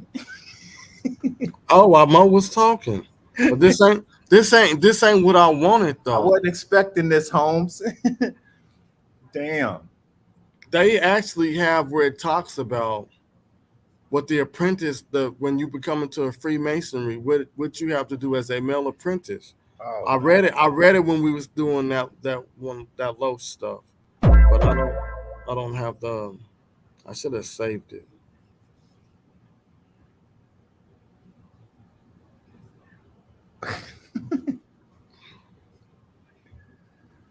oh no. Y'all keep on.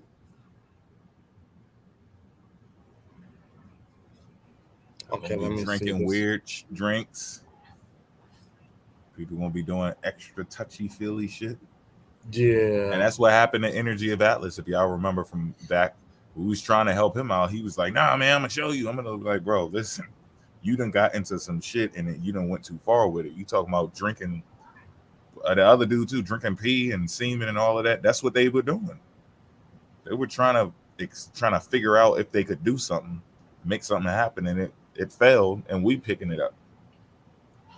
That shit work. And even if it did, ain't some shit you supposed to be doing anyway. Yeah. Type of shit. I'd rather be a regular person. And Yeah, just deal fuck with all science. that. Yeah, I don't want no powers if that's how you got to do it. I'm good. I'll just be indigenous to Africa. Have all the extra shit. Man. I was like, what the fuck is he saying to Africa? You got to be clear on that one. Right, Africa. West Africa, especially.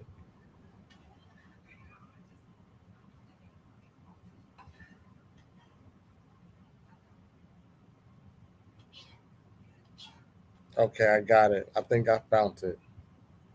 This might not be it, but it might be close to it.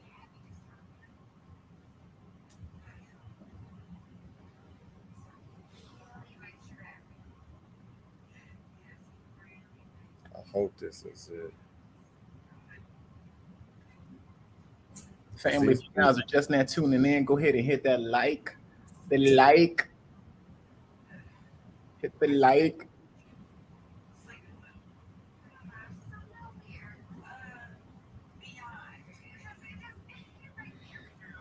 Okay, let me go to my see if it. Let's see if it went up. No, okay.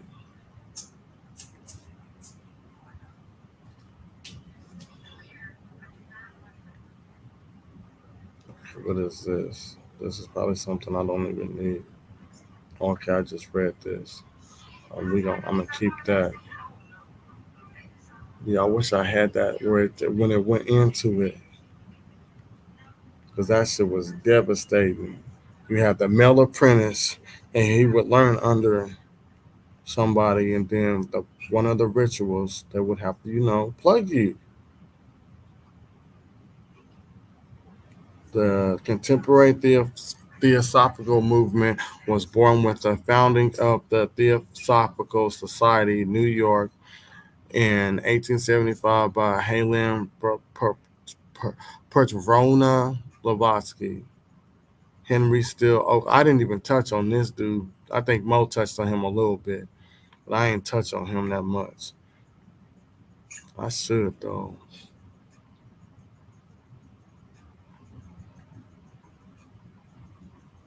Yeah, I sent it to my email, but it ain't show up. So I guess with that'll just be it for me for right now.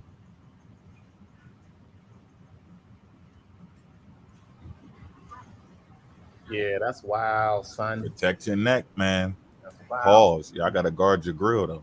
Yeah, pause, son. It's crazy. Crazy. Y'all getting reckless with this pseudo mystic shit, y'all. Y'all gotta chill. I know your mama told you can't eat everybody's cooking. Right. You just can't, bro. Yeah, but it's like it's a competitive thing to it, and it's like they probably see it like, nah, they think they can. Nah, I could beat him. At this point, we're not talking about winning. We just trying to show you, like, bro, wait, hold up, you going out of bounds. We're not even in a fight no more. This ain't no scholarly exchange. Yeah, you going off into some dark shit. You need to come back. Yeah, that the opposite society and the esoteric, that's nothing to play with. Because the opposite society, they believe in the 7 root races. And it's a caste system. And it don't have you on the caste system. And matter of fact, they got a map. If y'all look into their map, I don't even think Africa's on the map. Huh. Matter of fact, me and Patah showed it on TikTok once. Africa ain't even on the map. So they got a list to tell you who is and who ain't. Who ain't, yeah. And you not, and that's why they like it. There. And you niggas ain't on the list. That's why they like it. They probably see that map and be like, yeah, Africa don't exist. Not knowing you're saying something else. You don't even know what you actually subscribing to. Yeah, and I'd be trying to tell them, we are the fathers of your movement. So as soon as they dabble into the opposite side, we already know the game. They don't know it because they ain't been us. We've been there. We know about the 7 group races, the opposite society, Madame Blavatsky, Aleister Crowley, Ron L. Hubbard, Albert Pike. We know about them. They don't know about them. Real talk. So they get on TikTok, they poke, go and look into Madame Blavatsky. She don't like your black ass. She sure don't. She doesn't like your black ass. They ain't fucking with you. They think because they claim not to be Africa that just the people gonna accept them. No, it don't matter, nigga. They don't like you because you black, nigga. Played yourself twice, nigga. Oh well, if I disown Africa and hop on over these niggas, they don't fuck with you no way, dog. At all. And I tell them all the time, y'all all y'all doing, y'all the new age white supremacy group. That's all you are. Yeah. We're not black, we're brown. I don't give a fuck what you classify yourself as. These niggas still don't like you. They don't understand that shit. And then this is my biggest problem with them. They all say that they on the Pan-Africans' ass and they want the smoke. And then we stitch their videos. We call them out and they don't fucking show up. They will never. So my thing is stand the fuck down. If you really didn't want smoke, nigga, all you have to do is inbox me. Like, man, Susan, I was tripping, man. Pause for me, ask for my bike back. You know I wouldn't even trip. They don't want to do that. Like, man, I was lying to myself. I didn't really want smoke. Them niggas, they get Well, I did Yahweh. I made him say it on Be For Real's Live. When? I said, tell him that you got too excited. The slave trade, he adjusted all that shit. Tell him you don't really want to debate me. You just got excited or whatever. He said it. He did that with Osceola a little bit too. But they know we about our business over here, yo. Yeah, fuck them niggas. I mean, no. That's my personal opinion. Y'all, I know y'all probably don't feel like that, but I'm like, fuck them niggas. I mean, I wish I could. I wish I could say fuck them, and then that's it. They here. They in our community. Yeah, I mean, they doing what they doing. I'm not gonna pick on you or nothing and like nag the fuck out of you. But if your information looks detrimental to the community or whatever, I'm gonna be right back on your ass again because I see what you pushing. Yeah, I don't know. I don't see nothing that they post. But personally, I really don't. I don't give a fuck about none of this shit. Yeah. I don't see half they blocked all of us. That's what happened. What happened is they blocked us, and then whoever they was following or following them, they all them niggas just blocked us.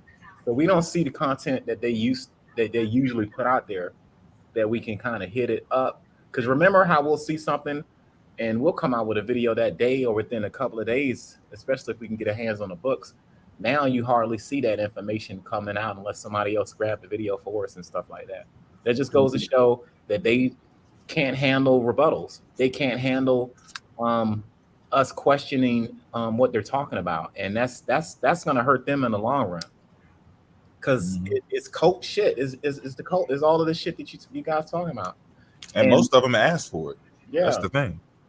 And they prey on the naivete of us, man. Because we want something mystic. We want to believe something. You know what I mean? Like we like that conjure in things and shit. It's something about us as a people too. We like that mystic shit too, and that's what we fell victim to. You know what I mean? And then you start hearing these motherfuckers. All it takes is 3 minutes on this app. That's it to lose your consciousness. And like we said the other day, man, if the shit's working for you, and if you're a well-standing citizen and all that, okay, good for you. But don't think for a second we're not going to tell you the history behind what you believe in. That's just kind of like we're just going to tell you the truth. You might not want to hear it, and you don't got to hear it. But what we're not going to do is pacify you and tell you that the shit was good for our people, the religion, this mystic shit, all this pseudo shit, this Islamic stuff, all of that stuff. This indigenous erasure shit that y'all be trying to do, saying that we them and they, and erasing our existence and saying our shit never happened. Like, no, y'all got to cut that out, and we ain't gonna let it ride over here. So fuck y'all, like my man said, pertaining to that. It ain't personal. I'll give you that.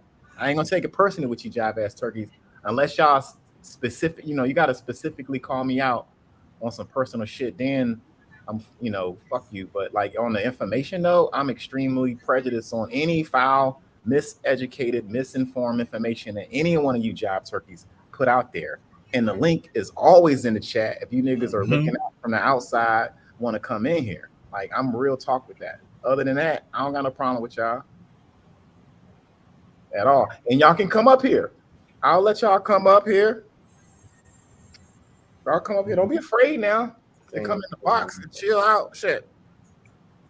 We got a couple of rolls for you to smoke on. Spit a freestyle or something. All right, come out here. Come in the booth. It's okay. It is okay. But you won't disrespect anyone on the panel. We ain't having that shit over here. Like, you ain't talking about nobody. Nah, none of that shit. My man's lady off limits. She don't like them niggas.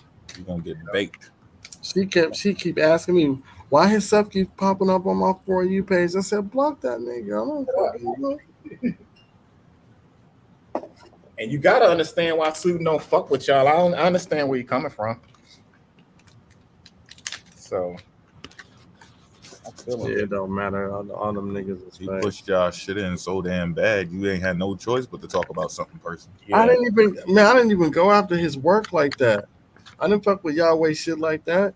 You just you just a different beast, man. You just get under them niggas' skin. And they get uncomfortable talking to you because you just like me, and I think Mo probably got more patience to listen to their dumb shit. And you don't at all. It's like, man, fuck that. Just get on with the shit. It depends on which one of them it is. You know what I mean? Because I can listen to Opium, but he don't say nothing that I ain't heard before. Yeah, Opium don't really push. And I didn't have no problem talking to Lowe's, and then Lowe's just went cuckoo for fucking Cocoa Puffs. I don't know what the fuck was wrong with dude. He say that nigga. I was about to smash his shit from the jump. And I was like, you lucky motherfucker. But when he fucked up, I said, yes. Start getting them clips. That nigga He fell victim though, because he was like, when I went back and I started looking, I was like, all right, I didn't really agree with a lot of the shit he was saying, but he was more of a neutral person. His shit was a little off the edge a little bit, but then he saw a moment when the tension was rising and he was like, I'm over here. You should have just stayed where the fuck you was at. You ain't gotta be over nowhere. Like, we just standing on truth and that's it. And you keep on inching your way over there, you're gonna get lost. And it's gonna feel good for a second, but I'm pretty sure most of them, just like the Haitian Lows, they probably like, man, I shouldn't have did that. I should have just said, I agree with this, but I don't know what they talking about. That's their business. This is just what I'm pushing. And you should have separated it. But that's how that gang, that's another thing that we have in our culture is like that gang shit. People be thinking like they got to be part of something. Yeah. Like, you still can have your own little thing and do what you do. Like we got our research team and shit, and they got their cult following and all of that. And they cult leaders like combine Captain Planet and all that. But you didn't have to get involved. You can just say, I agree with some of the shit you saying, some of the shit y'all saying. Now Gullah Geechee ain't African. You already knew they were African. Egypt is in America. Earth Speaks, you knew Egypt was in Africa. You was debating with us before we found out you believe that we were indigenous. Because, yeah, I mean, what is he even arguing about? It's like he's trying to use black people. Yes. Like he's trying to use us to get us to believe it. That's correct. Like, you're not really technically involved in this shit. Yeah, like, if you told me you were Native American, I'm like, all right, well, I can see. Yeah, you know, Hispanic, probably the Southern tribes or some shit like this that. ain't even your fight, man. And I feel like it pissed me off because it's like, you ain't black, nigga. You ain't got the right to tell nobody that they're not. Right. You the last one that should be telling me I ain't black. You don't even meet the qualifications. And I ain't trying to be funny, but I'm just saying, bro, like, don't come on here with that shit, bro. If you know what I mean? If both your folks ain't rock the fro, you fuck out, bro. You know what I'm saying? Like telling us who the fuck we are. And I be trying to be nice. With little shit like that, I'm like, he ain't never step out of pocket until the last time I talked to him. And I respect to homie and shit like that. It's like he do his jabs, he talk about me or whatever, but he ain't never talk about my significance. He never was this like, I don't think he was. You know what I'm saying? But that Nat shit, bro. Like, I don't know, like, and it's been numerous people that be like, yeah, he done said this about my family, and now I'm like, so he has a reputation of that shit. And that one of these days, that shit gonna get him really fucked up. Like, yo, just keep it between the person you got the beef with. Mm-hmm. Now, I don't know what happened between his girl and Goddess TV. All I know is he should have stayed out of that shit. And nope, Hold up. he did the same shit his girl did. He jumped in the conversation. He had no business getting in, trying to talk shit to a female. Then Golly jumped in the shit because Golly's protecting his female because a nigga start talking shit to his female. Mm. Yeah, I think the first mistake that Natural did was allow his lady to speak for him. Nah, he ain't allow that shit, bro. She just do it. Yeah, or whatever you want to call it. I think that Well, was he didn't check it, so he kind of. I don't think he can, bro. Yeah, like I think and I ain't trying to talk about y'all, and I don't give a fuck if y'all want to come over here and have this discussion together. We They can't. ain't coming, bro. I'm just saying, your first mistake, bro, was not putting that shit in check. Like y'all should have had a conversation outside of this jump. Be like, look, honey, you know what I'm saying? I know you love me, baby, and I know you got my back, but let me go ahead and handle this stuff with these cats. Right. You know what I'm saying? Like, this ain't your fight. You pick you get your own little group and you do you. And that probably would have been more better instead of having her come in, because I think that's what really got things at a higher level of disrespect, because now is your woman that you don't got a leash on. And I ain't trying to say nothing when I say leash. I'm just saying she's just uncontrolled at this point, as far as like there's no filter, right? So she's unfiltered, saying shit to grown ass men, and it's like we gonna treat whoever the same way at some point. If you keep that energy. Yeah, I showed as much restraint as I could, but it was just like, yo, we can't even talk. We trying to be respectful. You up there, we know we about to get cussed out. We let ourselves get cussed out. We know you capping, we know your husband capping. We let you do all your fussing. And then like we supposed to sit here and let you take over the whole entire live and just cut us off and keep cussing us the fuck out. No. That was now you're going too far. You abusing your authority as a black woman. That's the worst thing. Hey, y'all know what the sad thing is? And hold on. Look, I give her all her props for taking up for her man, because in the street, that's what we want to see. But we ain't in the street. We on a fucking TikTok, man. And we're talking about scholastic education. So we don't need that type of energy here when we're talking about facts of the matter. Mm-hmm. There's a time and a place to be like that. And on here is not the time and the place. Like if I'm like, look, you hear me? Y'all know, you look, just be quiet. And this is my fight. All right, you chill out. Right. You know, I had my first ex-wife used to be like that, yo. She would, like, I would be in a situation, yo, and if she would fucking say something, and I'm like, yo, chill out. She's like, nah, yo, you my man, yo. I'm like, that shit, you know, it turns the dude on because you know your girl got your back, but we don't need that energy for everywhere we go, baby girl. If we out here, we don't need that. You know what I'm saying? We got our own plan of attack, and I'm pretty sure y'all was like, I wasn't trying to go that angle, but then you jumped in already. Now he got to have your back, so you fucking up the whole situation. Yeah, and now you got to have your girl back because she, you know what I'm saying? Because you ain't gonna let your girl come out there and let us say whatever, and not that we're being disrespectful, but if emotions get up there and if we're saying stuff that could be potentially disrespectful to your woman, you gonna get her mad, then she gonna get mad, then all y'all, you know, it's just this back and forth. When all that could have happened was she allowed you to voice your opinion and not interject herself into the conversation or inject herself into the show. That's all I'm saying. But if y'all been watching right before we jumped in it, right? A lot of the B1s, the ADOS, they was cool with these people, right? And then all of a sudden, when they start coming after the Pan-Africans, what happened? Because they were still cool. Some of these B1s, like Manny and No Jobs, and a lot of them, these B1 cats, the ADOS, they were still cool with these Black indigenous cats, even though they was coming after Pan-Africans. Mm-hmm. And we didn't tell nobody to pick sides. Matter of fact, me, No Jobs, and Manny, we got into it a couple of times. Right, hell yeah. And this is before we even got on this Black indigenous shit. We got into it with them on some of the same shit that they was talking about. And then was like, you know what? If they come over here, I'm not gonna go into their lives and talk to them about this shit. But if they come on my live, they gonna get it. And you know, my boy Manny, he did it a couple of times, and Mo pushed the shit in a couple of times. Right? Where's Manny's stance at? Is he? He's African. He's like he's Afrocentric. Yeah, Afrocentric. The original Afrocentric. I got you. Not the died down one, not the more disciplined one. He's the original Afrocentric. We were everywhere. Mars, the moon. Shout out to Manny. He everything, man. Black people have been in everything. I got you. Yo, you And see that but he- comment? Yeah, his stance is black people invented everything, and the people over here claiming to be natives or invaders, just like the I indigenous. got he So- the David Imhotep, right? But yeah, but I don't Right, beef with right. him on that. Yeah, I don't either. That's just Yeah, I understand where you're coming from. It's just he never showed any beef to me personally. yeah, no, he cool. He look, Yeah. bro.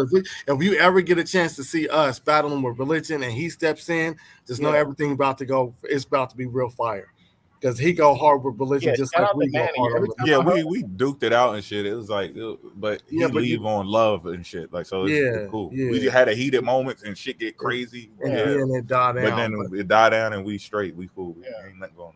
I think the one I got into when y'all was, I think he was talking about the David Imhotep book, and that's when I Yeah. was like, oh, okay. But after that, we was told to don't beef with each other on the. There you go. And that's see the shit we do. That's the difference. Like I think Manny can. I guess he's. Is it safe enough to say he's Pan African? Yeah, all the way, Right. all the way. So He's yeah, all the way that's what I'm saying. Pan-African. We can have issues with each other and still get along and not have no big ass public. But see, they don't know we got black indigenous people that's part of the set, Mhm. and they were the ones that told us don't beef on the internet because it's gonna make us look bad. Right. Okay. They don't know how to do that shit. Mhm. They just beef with each other. Yeah, I can't do that, man. I just can't do that. I don't like that shit.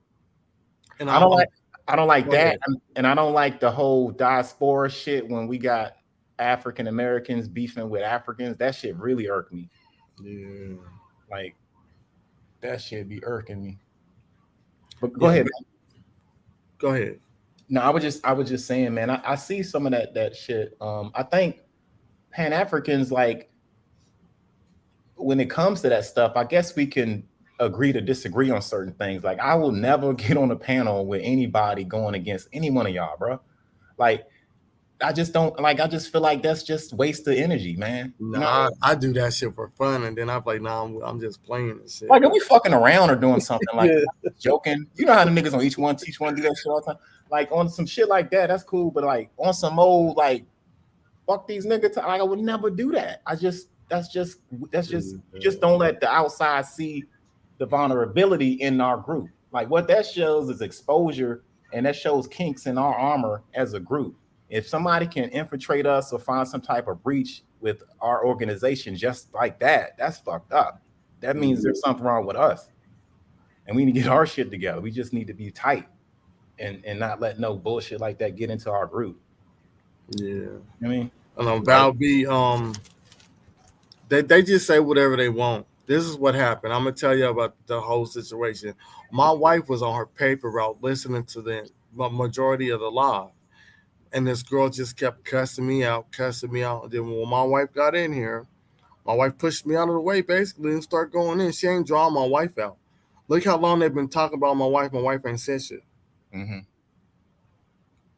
So Natural's wife is not that powerful because the last time I checked, she don't go live and give nobody no information, right? Mm-hmm. It's always her niggas going live. Mm-hmm. She don't go live and they just go live and talk shit about each other. Mm-hmm.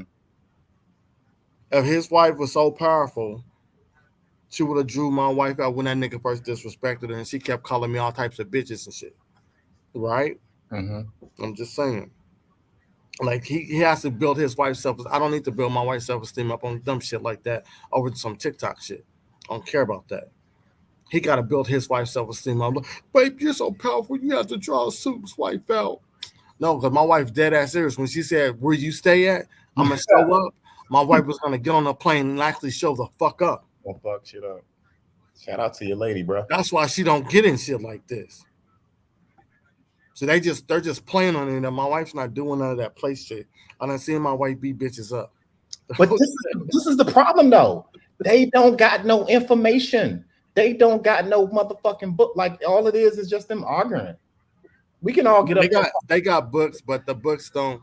Like they see one part in the book and they think it means something. But when you read the entirety of the book, it don't mean what they think it means. Right. And they can't get that through their fucking head. Like for the longest, they kept on this Walter Plecker shit, right? Walter Plecker reclassified all of the black people or the natives and Negroes and stuff. They kept saying that shit for months. And then Mo was real quiet and shit. He probably already knew that shit. Yeah, that nigga did it in one state. Now, do you see them motherfuckers talking about Walter Plecker anymore? No. Because he only did this shit in one state. No, none of the other states didn't pick this shit up. And it ain't no mass movement. So if your ass didn't live in Virginia, then you weren't reclassified. But they kept using that shit. And then Mo got pissed off. I was like, yeah, that nigga just did it in one fucking state. Yeah. So y'all claiming to be Mississippians, nigga, it didn't happen in your state. And all them niggas shut the fuck up. I don't know if that wild Indian cat was on Beef Rules Live, everybody shut the fuck up. I'm gonna keep it 100. Because he was one of the niggas I was gonna get at. Yeah, that night that happened, they brought me the book. And I read it to him on the live and showed them and pulled up the paperwork and everything, the papers he was filing to say this is the rule and how you classify people and everything. And then the result, the inception, the execution, and the result of it. He attempted it. He didn't even we can't even give him VA. He attempted it in VA and it failed in VA. It wasn't even successful. So they cut that shit out for a minute, but I guess they didn't pass the word around and say, hey, look, don't fuck with that shit no more. And that's what they should be doing. A lot of their stuff would be like something they used to use, but instead they still got people out there using it. And they'll sit in the same live knowing damn well they don't use it no more, but they still sitting there cheerleading. Mm-hmm. You don't use that shit no more. You quiet about it because you know that shit ain't accurate. But you know they got to protect they cult following and shit. And look, if y'all don't believe, just go back and look. They don't say that Walter Plecker shit no more. And then one thing that Port City hit them over the head with was that Dutch American shit. Mm-hmm. See how many of them motherfuckers you see? Because that's all we're Americans. And that nigga came out with that video. That shit was Dutch, and it just means America. Majority of the niggas that fuck with them don't say that shit no more. Yeah, because that's what y'all was riding off of, the Timary map and a bunch of other dumbass shit that we've been debunking the whole time. They get in other people's lives. They ain't debunk anything. We ain't debunked. You don't say that shit when we on the panel. What happened when we was on No Jobs' panel when Natural got up there? Well, couldn't it be? Isn't it possible that the European tries to cover up stuff? Mo, come on, man. You smarter than that. The European, is it possible, though, that he covers up stuff? Nigga, show me what he covered up. People plant, they will pull you over and try to plant something on your black ass. But guess what? It's on the camera. It's on camera. We can't talk about, is every single cop? Is every person that's locked up? No, we got to be careful with that shit. So if you don't show me proof that he covered up something, I'm discarding what you're talking about. Show me the goddamn proof. How did you discover that somebody covered up some shit with no proof of it? Yeah, where's the God damn. They all do that. They talk mad. They talk mad trash, and then when you get up there and talk to them, they humble themselves. I never forget. Gaddy Green was talking to me so greasy in his comment section. I'm gonna pull up to you live, and I'm gonna give you that work. You ain't fucking with me. Your education level is low. I can tell you ain't graduated high school. And then the nigga got in the live because Mo was there. I kept calling that nigga out. He showed up, I was like, hi, brothers. Like, nah, nigga, let's get to the nitty-gritty. I don't need you trying to kiss my ass. Well, don't you think we're all Hebrew Israelites? You don't think that? You don't think that America could be the overall? No, nigga, you said you was going to prove without a shadow of a doubt, and you was going to push my shit in. I'll push my shit in when I'm dealing with hypotheticals and possibilities on belief. But you don't believe in Santa Claus? Come on, man. No, it's in our culture. You see us stomping each other out. We'll be stomping each other out. That's our culture. The Easter Bunny is real, man. It's just laid eggs in my backyard. Y'all funny, man. The tree monster is real. Every time the wind blows, that's the tree monster. You guys don't believe that? Like, what the fuck are you talking about, bro? Y'all I just want one arena, one day. Mm-hmm. There was one arena where y'all and us made the best people's information win. Let's go. We've been saying it for 10 weeks straight, y'all. If y'all notice, they wouldn't say nothing about us until they thought they got some damaging information. Yeah. Then all of them go live and say, "We are the Pan Africans. We are pull up to the line." Then niggas pull up and start debunking that shit, and then them niggas don't go live for a couple of days. Then they get some more information. They think that's Talk gonna. about some weird bag. Mhm. Did you miss me? Here's Johnny. I got something else. What you got? Got some new shit? I'm Now gonna this right from under those Pan Africans. cherry limeade. They're not gonna know what's gonna hit them. Well, that's a new flavor slushy right there. Let me get the Pan Africans don't know what flavor it is. We can hit them with this.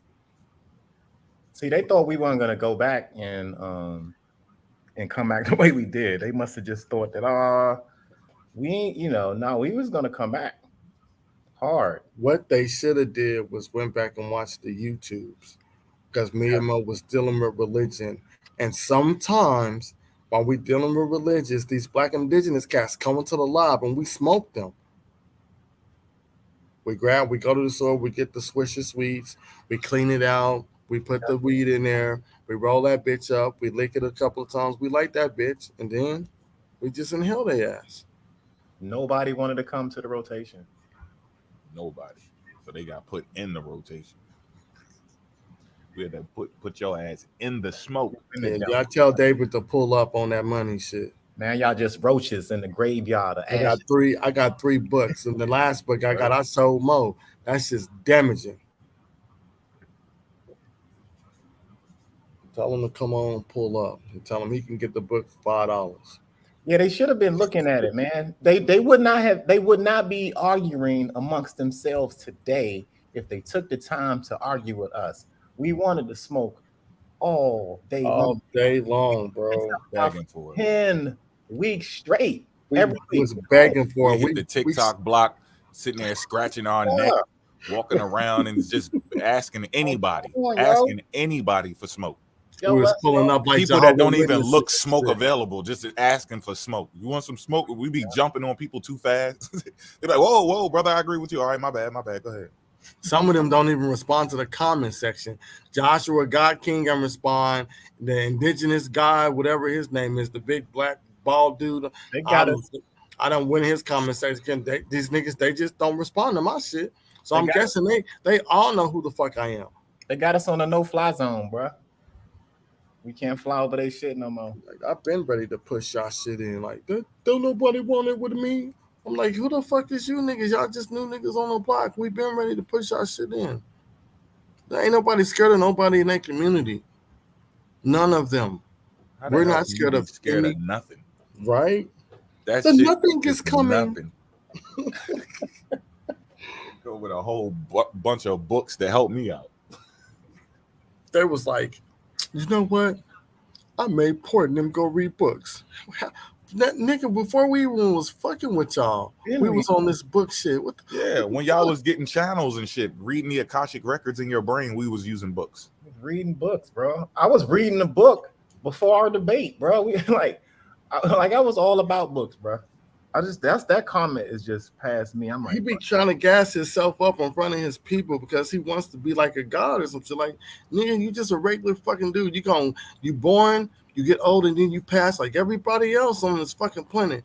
There ain't nothing special about you. All you do is spend. We went and got books because we thought we was gonna have this powerful debate, y'all versus us, and it never happened. It never happened. Niggas, we wasted money, but it was good money wasted because we got shit. We got shit just in case. Y'all see the stacks of books that's just like stuck in my back behind me and shit right there. That's what all the books I pulled out. Didn't even have to use them. I think I went into the narratives, and I went into what's the one I recently did? Stealing it's something with Christianity or something. The forgery of Christianity, something like that. And then one of the ship record books where they was showing all it's the book that they got. So technically I got the physical one, but it's not, I didn't bring that up. That wasn't what I was going to use. That was just a book I got because they had it. So technically I used 2 books out of the whole 10. You know what's bad when I use Out of Africa. I use Born in Africa too. So that's 3. Yeah. When we got day books and 1, 2, 3, 4, 5, 6, 7, 8, 9, 10, 11, 12, 13, 14, 15, 16. You know it's bad 19, when 21 books. Yeah. And I only use 3. That's what I'm saying. 1, 2, 3, 4, 5, 6, 7, 8, 9, 10, 11, 12, 13, Yo, 14, 15, 16. I got 16. I think it's safe to say we pretty much defeated y'all job ass turkeys. Straight up. It's been 10 weeks. We put out 10 volumes of work each week. No one has contested it or rebuttal any of the stuff that we talked about. We Okay, I got got y'all books. 18. I got 18. We got books on top of books. Like y'all are imploding right now. This is sad, bro. You know what I mean? Like they're literally arguing amongst themselves. And I knew that shit was coming. Me and Suiton saw this shit way before.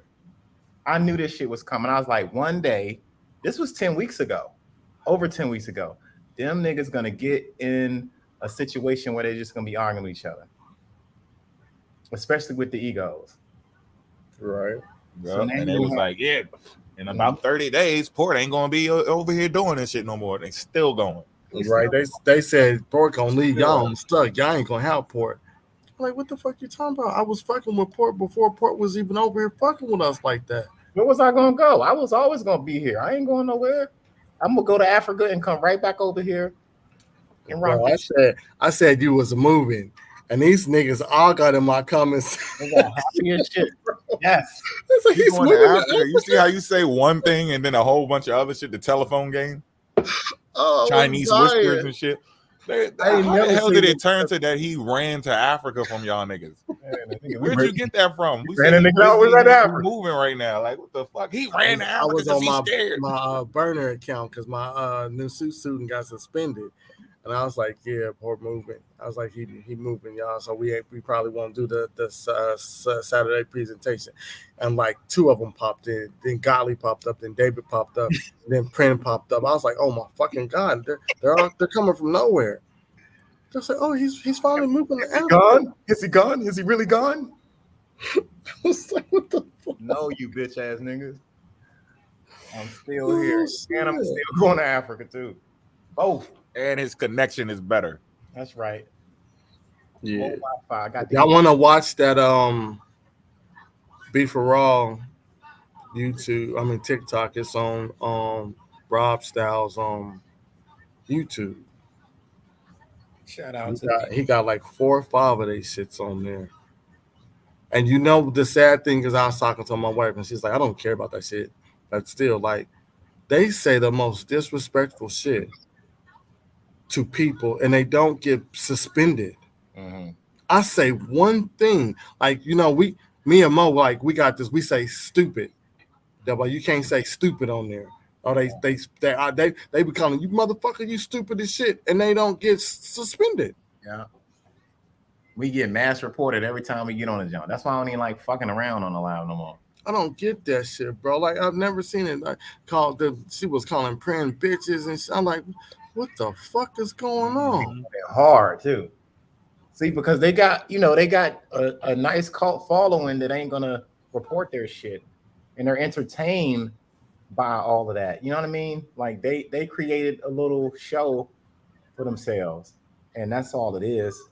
And there's a lot of foam in the beer, and they don't got the real potency in they shit. A lot of people just seeing the foam, getting excited about the foam. Right. You know what I'm saying? But when it gets down to the nitty gritty, we got our shit more potent. Yeah. And then our people don't really like being in those type of environments, so we don't stay there too long. We be trying to do some shit. Our niggas get like some type of discussion or whatever, but people just don't like hearing that shit. It's whack. And niggas be making no damn sense. They'll be sitting there talking for 2 hours about nothing. Jerry Springer shit. Right. Yeah, and both my accounts are suspended right now, so I gotta get on a backup. Yeah, that shit hurt. Yeah, they got all my shits. I had to go get on my G14s and shit. Yeah, I'm thinking about doing that, going on that, but I don't know. Yeah, I don't even go on them motherfuckers as much as I. Yeah, I got two 2 more. I actually got 3 accounts I can go live on. But what's his name is using one now, so I got 2.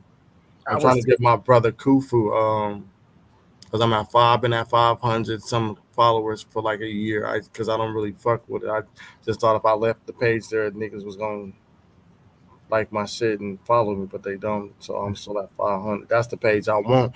I wanted that to be my main account, but nope.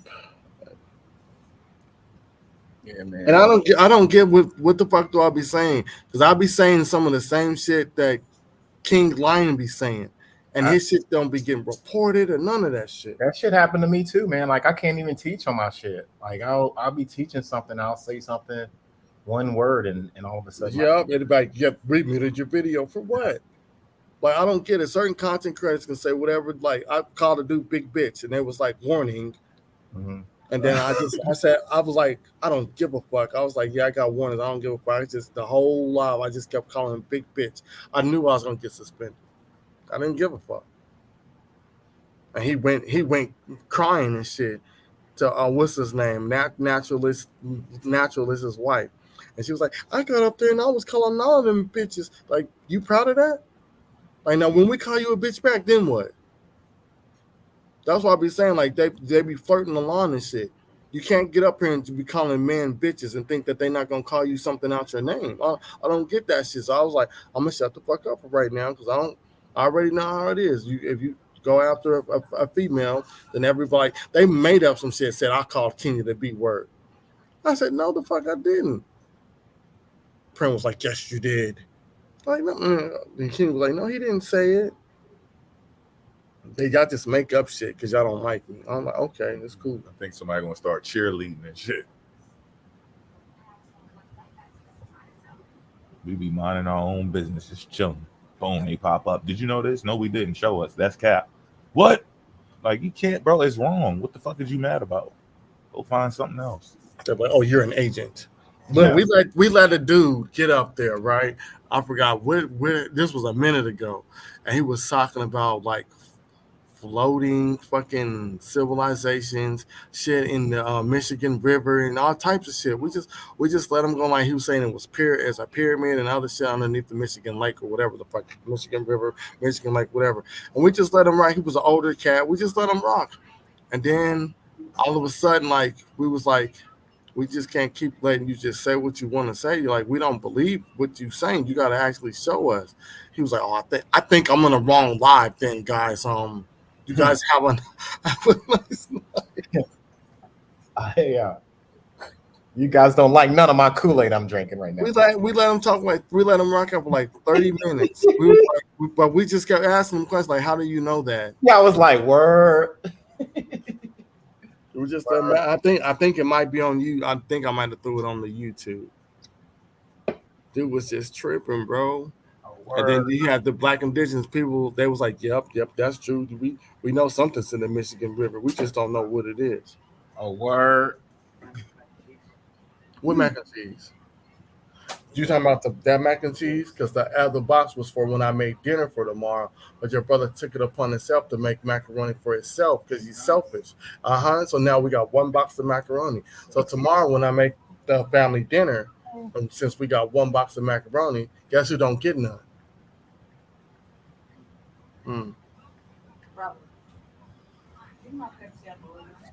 Oh man, I thought he was talking. I'm talking to my son. Oh shit! He came in here while I was asleep, grabbed the box of shell macaroni, and cooked it. And he forgot it was on the stove, so he burnt the shit out of it. And I tell him when I put sides in my room, that means I'm going to eventually get up and cook. So don't come in my room because y'all hungry and make individual stuff. Because now I got to cook for the family. And since you made individual stuff, now you're taking away from the family meal. Whatever you cook that was part of the family meal, when I cook, you don't get to eat that. So he's just going to have a plate of meat and one side and no macaroni. Because he took it upon himself to try to make a pot full of macaroni for himself because he's a selfish little shit.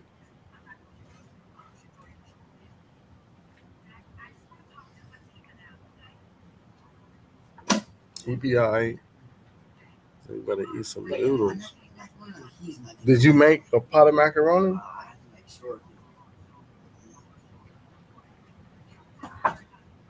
Y'all better enjoy them noodles. I'm not cooking nothing today. I'm hot.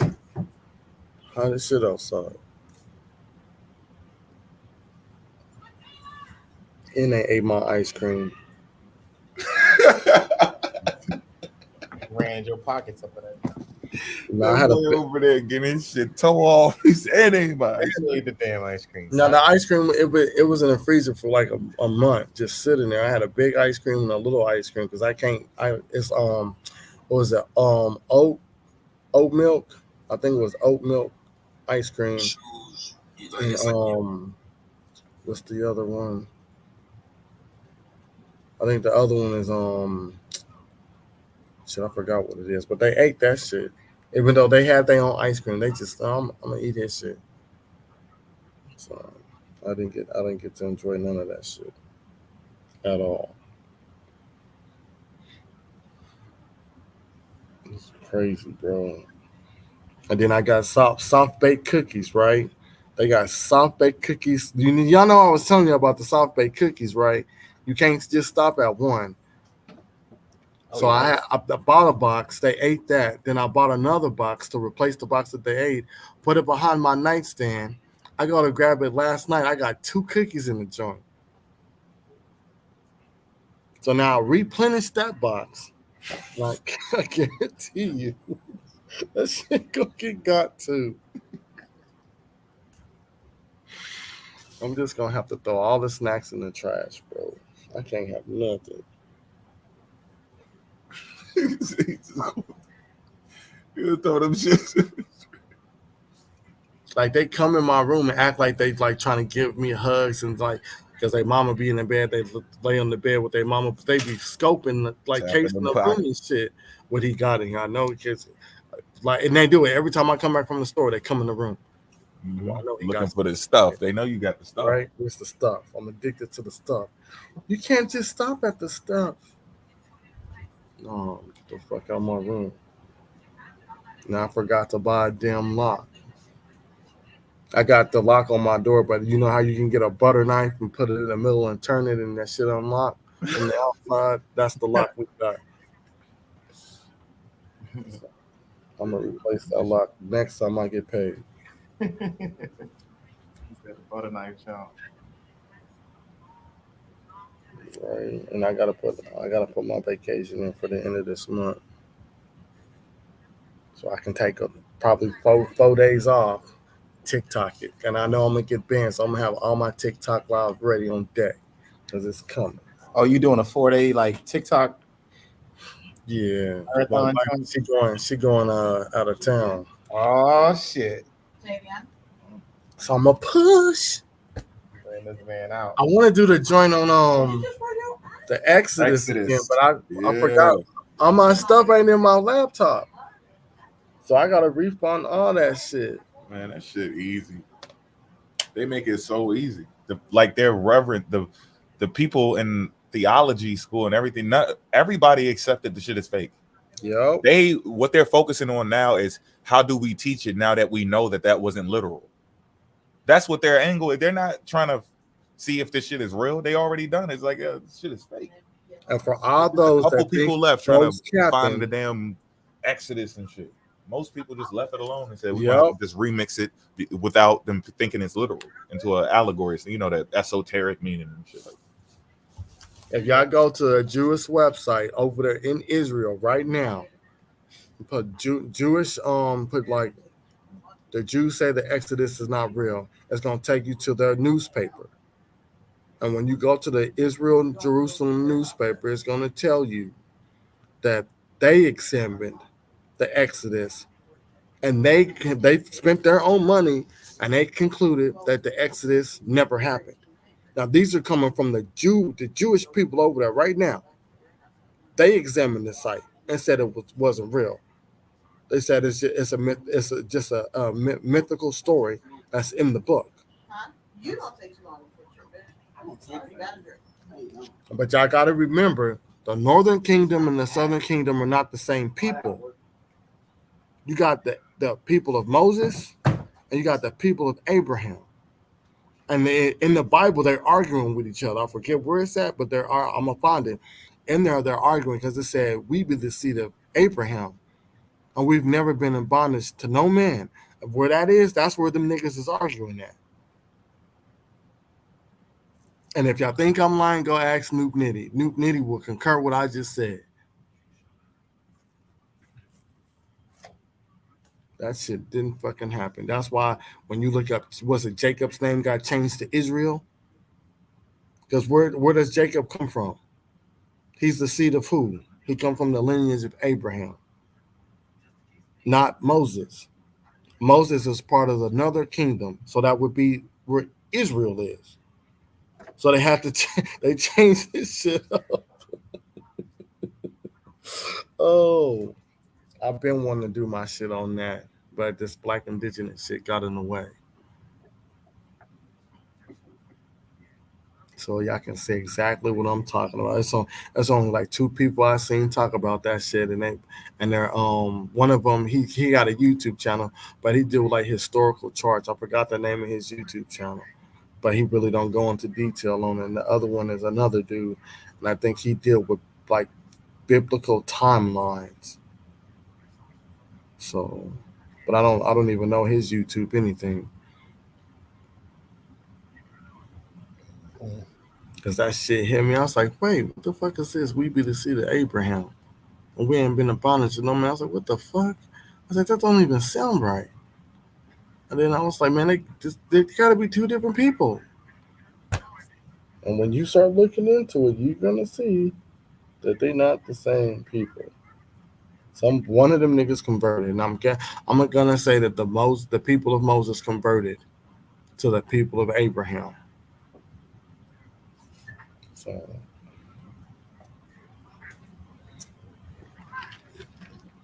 Come get your motherfucking push pops, niggas. It says that the people started converting in Esther?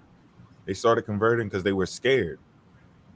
You can't convert if this is just a bloodline, right? yeah. All of the people of the time converted because they were afraid of what the Jews would do. You can't. It's supposed to just be a family history. How the hell do you convert? Convert to what? How can you become a Jew yourself because you're scared of what somebody else going to do to you? That means you're not really a Jew. You fake. You got scared and you became. That's why they be saying, well, Judaism didn't do that. Yes, but all of y'all shits did it. All Abrahamic religions put the fear in the people to the point they started following it. That means you didn't even believe it. You were scared. That shit don't count. You can't even say that our people followed it because we thought it was something good to follow. Because what if they weren't scared? Would they have converted? No, it wasn't afraid. They would have just told you, take your shit, carry your ass, and you came back with a vengeance. Like, nah, you gonna hold this shit. She says she calling out. Don't do that. You're not gonna get that holiday pay. I'm showing up. Like, hey, yeah, let me get that holiday pay. We gotta work the day before and the day after. You're off tomorrow. I am not off tomorrow. Tomorrow's the 4th of July. No, it's not. Tomorrow's the 3rd. That's right. That's right. Is it? Yep. No, it's not. Yeah, Today's the 2nd. Is it? Uh-huh. No, it's not. All right. Yeah, I'm gonna work and I'm gonna get off and I'm gonna take me a nap. I'm not doing shit for the 4th of July. I'm gonna be at home. I think everybody in my family, they got apartments now. I think we're the only people who got a damn house. So we can't have no family get together because them niggas ain't coming over here fucking up none of my shit. Hell Fuck that. no. Not good. And I don't want half them niggas knowing what I'm saying. Because they'll just pop up. And they be having like abusive ass relationships. And the dudes be like, they were trying to pull guns on nigga. I'm the wrong one. You come over here with a gun, nigga. You going sleepy bar. Dirt napping. So I'm not doing that shit. She said that's in the book of John. Yeah.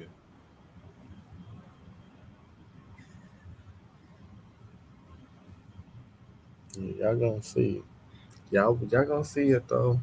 We're gonna start getting this stuff that I want them African brothers and sisters to come over here so they can talk to us. Now I don't at the end What is it? Give it to Robert, What is because I don't want you going outside. Tell Robert to put in the outside trash.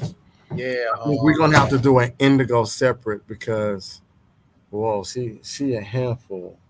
I mean, as long as she don't got nobody that's like on that, she just we just gotta have somebody that's on the same sheet of music what she on, where it's not argumentative. Maybe for like more teaching shit. It would be what's the name? Auntie what? What's Yeah, Auntie is good too. Because she's from Liberia, she got a lot of Liberian history. Yeah, it would have to be them two. We couldn't add nobody You else. have both of them on Arguing. and let them do their thing and rock it that shit because they do have a a good knowledge about South Africa and then Liberia.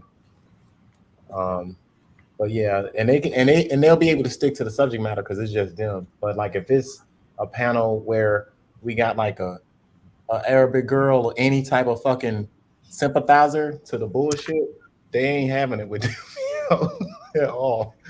Like they straight up African born like a motherfucker. Yeah. Shout out to them. But yeah, so yeah, we can have them on here though. I've been talking about it. I just gotta that's it. Let them talk about Liberia and then South Africa. And then we gotta guess pick something pertaining that history with us and how it connect to us as African Americans. And I think that'll be good if we can run it like that. Yeah, that's what we need. Mm-hmm. Because we already know they not gonna show up and get this work. That's what I'm saying. We just keep going forward with what we're doing, man, and the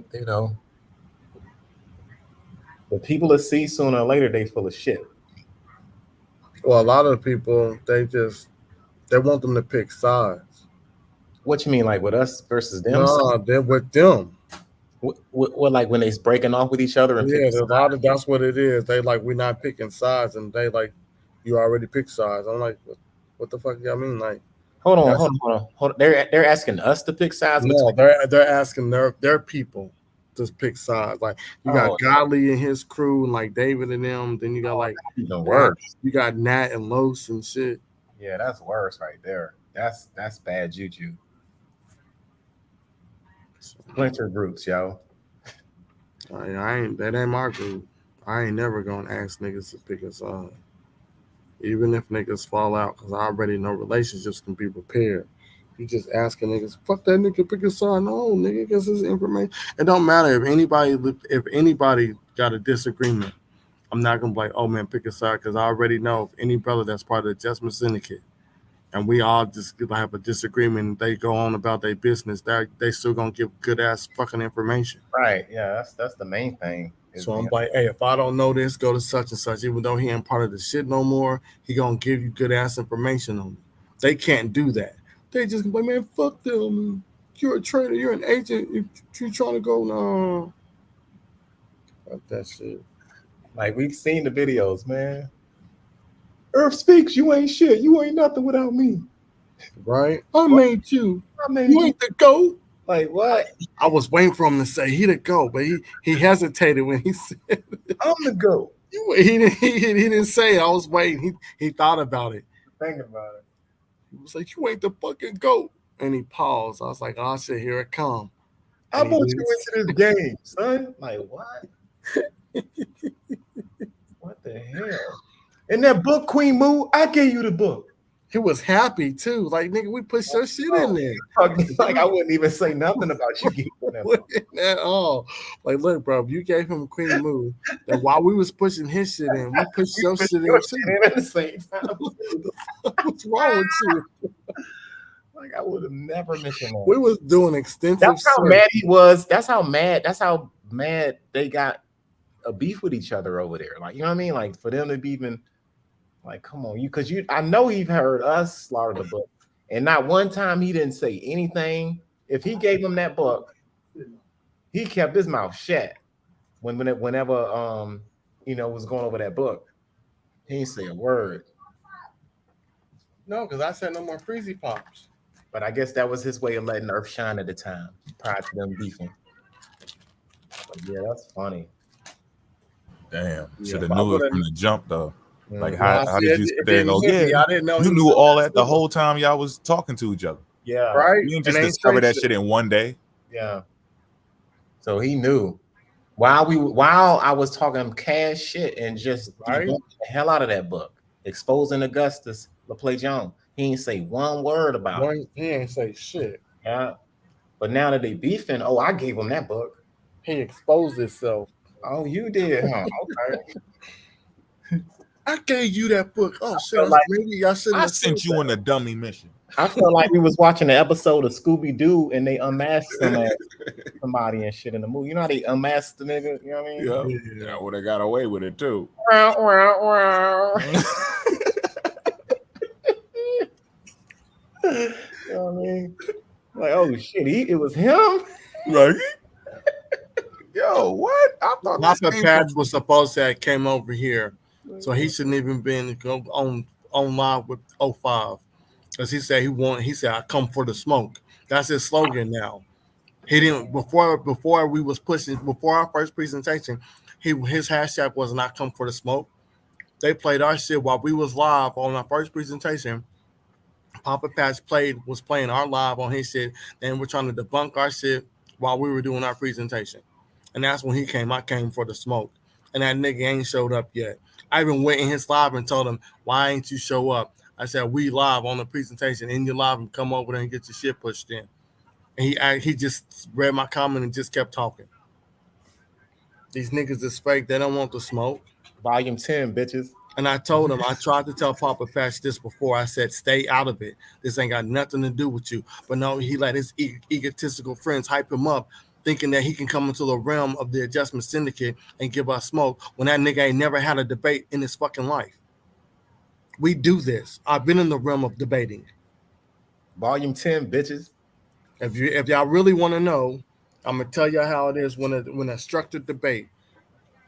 You got a panel. You got to present your information to the panel, so both sides know what the argument is gonna be and what they got to come like. What your opening is, and what my opening is, and then we got the debunking.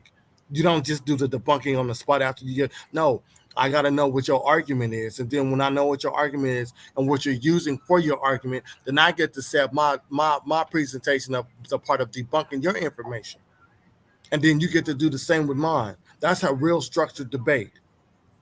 It ain't, oh, I get up there, you present, I present, and then we just debunk each other's information off of the first presentation. And now it's live, so you ain't got that much time. And in structured debate, that's what both parties do. You give your party, I give my party, then I got to try to destroy your argument, and you got to destroy my argument. But we have to present our information because the panel, the people who's judging, the judges of the debate, have to see what's peer-reviewed sources. Or if you just come in with some hocus pocus, like fictitious shit, they're like, you can't use that because it's not real. You have to come with something that's peer-reviewed from the people that's in this field. That's a structured debate. The niggas is not ready for us. They want to play in the realm of, oh, this the anime and Ben 10 and everything that you see in movies is real, and they got to tell you that shit because that's it's universal fucking law. They don't even know who created universal fucking law. They just say that shit trying to sound intelligent. The term universal law was created by fucking Europeans. Yeah, they like staying on their little TikTok screen with the little copy and paste, little real estate on your little phone. Over here, you can see a whole big screen, jumbo. Y'all need to come over here. Small screen. That little small shit they be putting up there, and then your head be all in the middle of this shit. Like, who is y'all faking? Y'all People take over your shit in the middle of it. come on, man. They just turn their screen on like, and start showing some shit. Oh, what you got? Mo, put me on the big screen. Put me in Times Square. Yeah. Nigga, what? Come on, bro. We was calling this shit the Summer Jam screen. Then they call their little TikTok, put me on the big screen. They call that shit the Summer Jam screen. Nah, nigga. We started that shit first. Because we will really put you on that jump with your African fellas. Oh, man, I should find that clip. And I don't have a problem with all of them. Like I said before, it's just Like that, I don't really have a problem with Dave. I just his information trash. Yeah, it ain't. I've It been ain't called that man out. He ain't step up. He ain't step up. He wanna talk about this Confederate money, nigga. I'm the nigga you need to come see then. Because that image that he keeps showing y'all with the 3 slaves on it, that was on the $50 bill and the $100 bill. He's still talking about that money. He's still talking about it. That's the weirdest shit. It was on the $50 bill first, then it moved to the $100 bill like 2 years later or a year later, and they put the Greek goddess on there. Like people like Oh, there's Lady one Liberty. thing. There's one thing that he's saying this. I don't know who she is, bro. There's I can one find thing. out though. Hold on, give me a minute. There's So I one think it's thing. Olympus. Who? What? That's on the money. Yeah, I think it's some goddess. But go ahead, my bad. There's one thing where he's still saying it, but there's another. If like people are believing what he's saying about this money, Yeah, they still believe it, bro. that's the weirdest shit in the world. Because he don't have to read what we say, right? But at least y'all, like, I don't understand. No one's reading this shit. No one's checking, like, fact checking. Do anybody fact check anything at all? Like, do anybody really go at, like, where, like, he haven't even put any clear information to argue about the money being here and us having a civilization. Where's our civilization at? Like, there's this mystical place that got destroyed, right? Robert. That was already here, but then again, the white man took it over. Like, y'all tripping. There's something wrong with y'all fucking brains, bro. Y'all dense. Oh, shit, I'm losing it. Can't keep it together, Great. man. Still talking about the money. Like, look at us. We got our own money. This ain't coming to America, bro. We are farmers. We're sharecroppers, man. Look at us. You're in good hands. And Look at that! Look at that outfit. Look at that Swagged flag out. shirt. That boy fresh. Man, that's a flax shirt right there, brother. That is a flax shirt. The shirt of a god. Don't this look like something a god would wear? Why don't y'all put that shit on? Rep your set. Put it on. That's royalty right there. Put that shit on. Some royal whips we was getting hit with. That's what we gonna get y'all for Christmas. Come on, Some fam. They black still shirt. sell that shit? You can get them. Awful. They better, or like they saying they need to get their shit from the museums and all of that. They got that there too. Go to y'all can go to what was it, Harrisonburg, Williamsburg, Virginia. Go there. They got flat shirts all over the place. Yeah, I used to go there like back in the day with a school trip. Used to take. Yeah. They got all y'all shit over there. The ropes that I don't know who was getting hung. They got that shit. They got the guillotines over there. I don't know who they was using that for. See that? Guess that was y'all shit. Damn, man, that's sad. That is sad.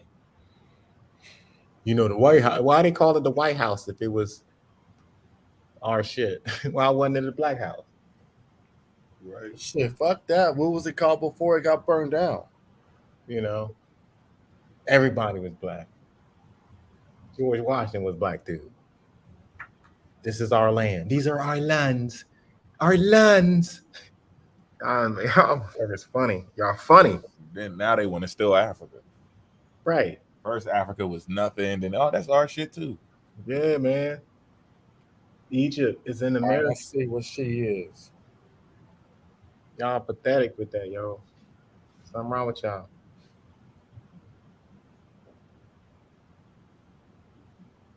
I know one of them is a Greek god. The other one is Lady Liberty or some shit like that, or Goddess of Liberty, Liberty Goddess, some shit.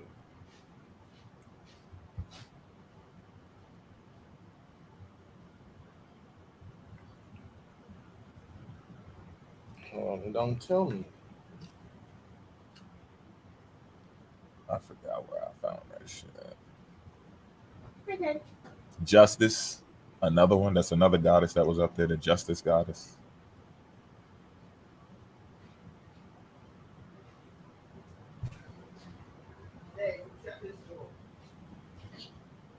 Okay. Yeah, I don't know what the hell he thinking like that shit. They was even saying it wasn't. There some arguments in the newspaper about like putting slaves on the money. Yeah, that was shocked as shit. Yeah, they was like, yo, what the fuck you got slaves on the money for? Like, the hell is going on with that? What are they mad for? Those are just sharecroppers and shit, right? Which I don't know how that doesn't even mean anything. But still, like, they was mad about it. It wasn't something that they agreed to. They was like, they're bragging about their plantation. And other people's like, I don't see no damn slaves on my goddamn money. We want to see royalty. We want to see the leaders, the elites. We don't want to see them people. And then if it's how they saying it, why did you put George Washington and all these other people up there? Why'd you put all these people? Like, this is a lot of Europeans on this money. A lot. You guys don't understand. Goddess. You ain't put a black goddess up there. But you guys don't understand. And they wasn't rocking no Native American attire either. No. Y'all funny, man. Y'all are funny. Y'all are rewriting this history in the wrong way. Y'all tricking niggas right back onto the goddamn boat. Right back on the damn boat with this shit. All aboard the mental slave ship. Yeah.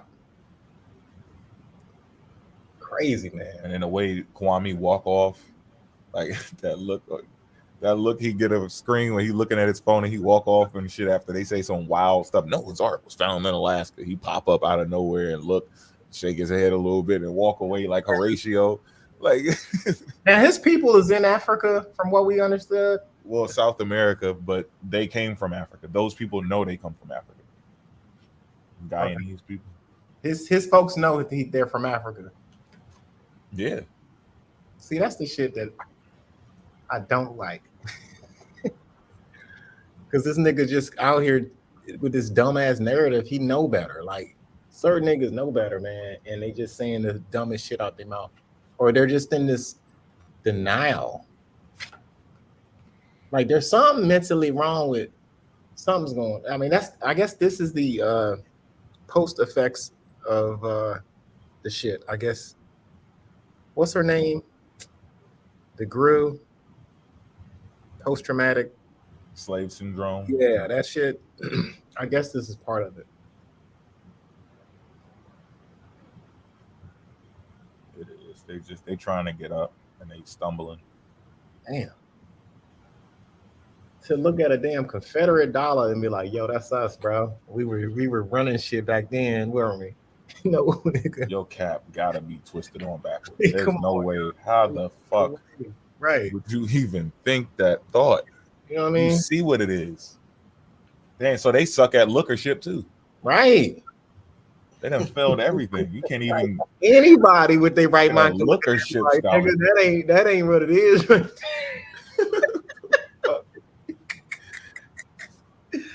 Hey, and hold up, who the fuck be co-signing it? Right. I've seen a few agree, but not like it ain't that many people co-signing the money. It get quiet though, and then it's like him and a few other people talking about it by themselves. They get quiet in that chat. Just let them go on. That was us. Like, God, anybody else gonna say something about this shit? Bro, everybody gonna say shit? Like, nah, I'm gonna say something. Nah, nigga. These were enslaved Africans on somebody's plantation, running profits. We were the asset. Damn. Ain't nobody want to accept the slave story. That's the real elephant in the room. You bitch ass niggas don't want to accept the slave story. Yep. That's what's wrong with y'all bitch ass niggas. Y'all don't like Africa. You don't want to accept the slave story. You want to sever your connection with Africa. Y'all some bitch ass niggas. I cut all ties. I cut all ties from Africa. You niggas cut it out your DNA. Mississippi be the first. I didn't know Mississippi was the first capital. Yeah, them southern jumps, huh? But like, yeah, man, y'all terrible, man. You want to cut Africa out and put it to the side every time you see this shit, even if it's in historical text. See, that's the shit I'm talking about. Y'all niggas is irrational. There's some type of fucking psychosis going on with y'all niggas, or some type of historical amnesia, identity crisis going on. A whole lot of shit. Illusions of grandeur. Right. Y'all niggas batshit Projection. crazy. Y'all, they need to lock away the room and have y'all reading some books and pumping some African content 24/7. Rhythmomania, megalomaniacs, narcissists. They suffering from everything at once. Don't know what the fuck to do. Dude was mad as shit. What's that other junk you play? He said, what did he say? He said, how you gonna be African and you ain't got no African ancestors? Yeah. What? So the shit is true now? That boy was so mad he forgot that he said it was fake. It ain't supposed to show African ancestors because it's fake, right? So that would mean that you really are African and they trying to make you think that you're indigenous and you only got indigenous ancestors. But since that fits his narrative, then now it's right. That's how bad I cut him on that, John. He's still having issues with his little genetics right now. He's a whole West African in denial. That's something wrong with your ass if you take a test, a DNA test, and your shit. Yeah, that's Lady Liberty. Who on the money? Yeah. All right, yeah. I knew it So was something like that. there's something wrong with your ass if you take a DNA test. Your shit come back at least 3/4 African than a motherfucker. And you cut that African out and put that to the side to look at the 0.5% American indigenous. There's something wrong with y'all niggas. All y'all bitch ass niggas. And that's why half y'all won't take the test because you vilify DNA. That'll close the whole case for y'all niggas right there. If y'all just take the test. You just take the test, you're gonna find out you more African than what you think. And you're gonna be tripping like that little video I made. That's what I see. I'm like, God damn. So that means you like 90, 80 indigenous. You know what I mean? That's what I see. Right. There's something wrong with y'all. With your brains, man. There's something wrong with you niggas. And this is what's wrong with you, because this is what happened in history. You had African-born Africans that never lost who the fuck they were. These are like our indigos and our aunties that's on TikTok. That's like, fuck all y'all niggas. Because we know who we are, right? And then you had the captured African that got captured and sent all across the diaspora to these European empires and got colonized. Our religion got changed. We got Europeanized, and we got watered down. And then you had us coming over here with that. Plus, we're getting bred over here. So we are American born into slavery, born into the system of enslavement, fam. Right? Where we don't know our connection from home. We're lost, right? Mentally. That's something like that. Like there was a whole nation of people that they wanted to have over here, Christianized Africans. We talked about this shit between what 1 and 10. You know what I'm saying? So that's the problem with us. So today we are a product of that shit. So I'm a fucking saltwater off the train motherfucking African. We know who the fuck we are over here. And that's the problem. And you got some of these niggas just that are caught up in that and not knowing who they are or not having knowledge of themselves. That's what happened. You had Africans that came. That's why the rebellions and stuff that was in early Americas because those Africans knew who the fuck they were. They knew they were Yoruba, Igbo, Akan, Asante, right? They knew that shit. So when they had no problem fucking having a rebellion on Christmas, because that's not their holiday. They don't subscribe to that shit. But over time, that's how they broke us right there. They broke us with the religion, and we started accepting that shit. And then all of a sudden, we just become a weaker African. So when we hear a strong black sister like Indigo or like auntie be like, damn. Well, they didn't never get their shit cut. They still got their coffee black. You know what I'm saying? And that's the potency of Africa, like rebellions. We already read in Prince Henry on how we rebel. We already talked about the slave ships rebelling. And then over here in the early Americas. But over time, what broke our spirit was them trying to Christianize us and breed us into that bullshit. American-born African. So the more those are rebellions that took place, the majority of them was close to the shores of Africa, because Africans only had a certain amount of time that they could rebel successfully and make it. Because once they all, you know what I'm saying, once that boat move along to a certain point, the less likely, you know what I mean, and the more you have to be conditioned into your new lifestyle, the less likely you are to rebel. So a lot of those, especially in that book that I read, If We Must Die, it talks about how a lot of those, 80% of them joints was close to where Africans saw their homeland. So they had a do or die moment. Fuck it. That's why the book's titled If We Must Die. Because they did that shit, they saw their home. But once we got here, it just kept, you know, over generations, that's what happened. The Christianity fucked us up. Us accepting the American culture fucked us up. And now we got today on a live where these niggas that take a DNA test, that shit'll say 78% African, and this nigga will deny that shit. These niggas that say cut the African out and put it to the side every time they see the shit in the historical record.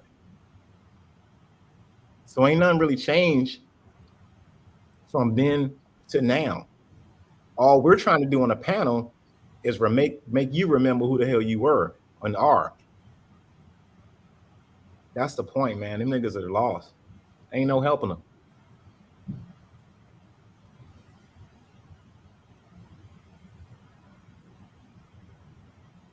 Ain't no helping them.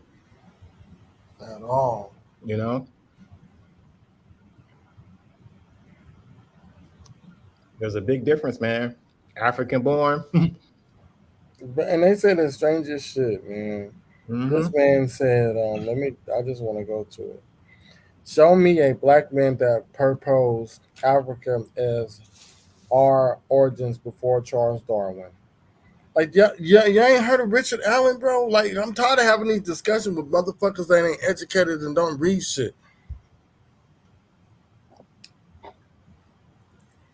I don't get this shit, bro. If nobody was saying it, why did they say throughout history, even all the way back to the Greeks and Romans, why did they say that the African thought that they were the original people? They've been trying to debunk it for the longest time. They went in one big ass circle. They had to come around to accepting it later. And we didn't have much of a voice at the time because we in all types of bullshit with them. So they had the story, you know, the victor gets to tell the story, and they were telling it like they were the original. And then over time, people came to their senses, was like, look, hold up, this ain't right, because it's not adding up. We should be able to understand more about our history. If we're doing this wrong. So they went and started checking the right areas, you know, and then it got flipped, and they had to come to accept what we had already said in the beginning. So if it was just a white person that said it, what were they disagreeing with when they first said that they were the original? They were disagreeing with us because we had already stated it. But bro, that's what I'm saying. I got John Hanson and Richard Allen. I mean, do I got to keep going?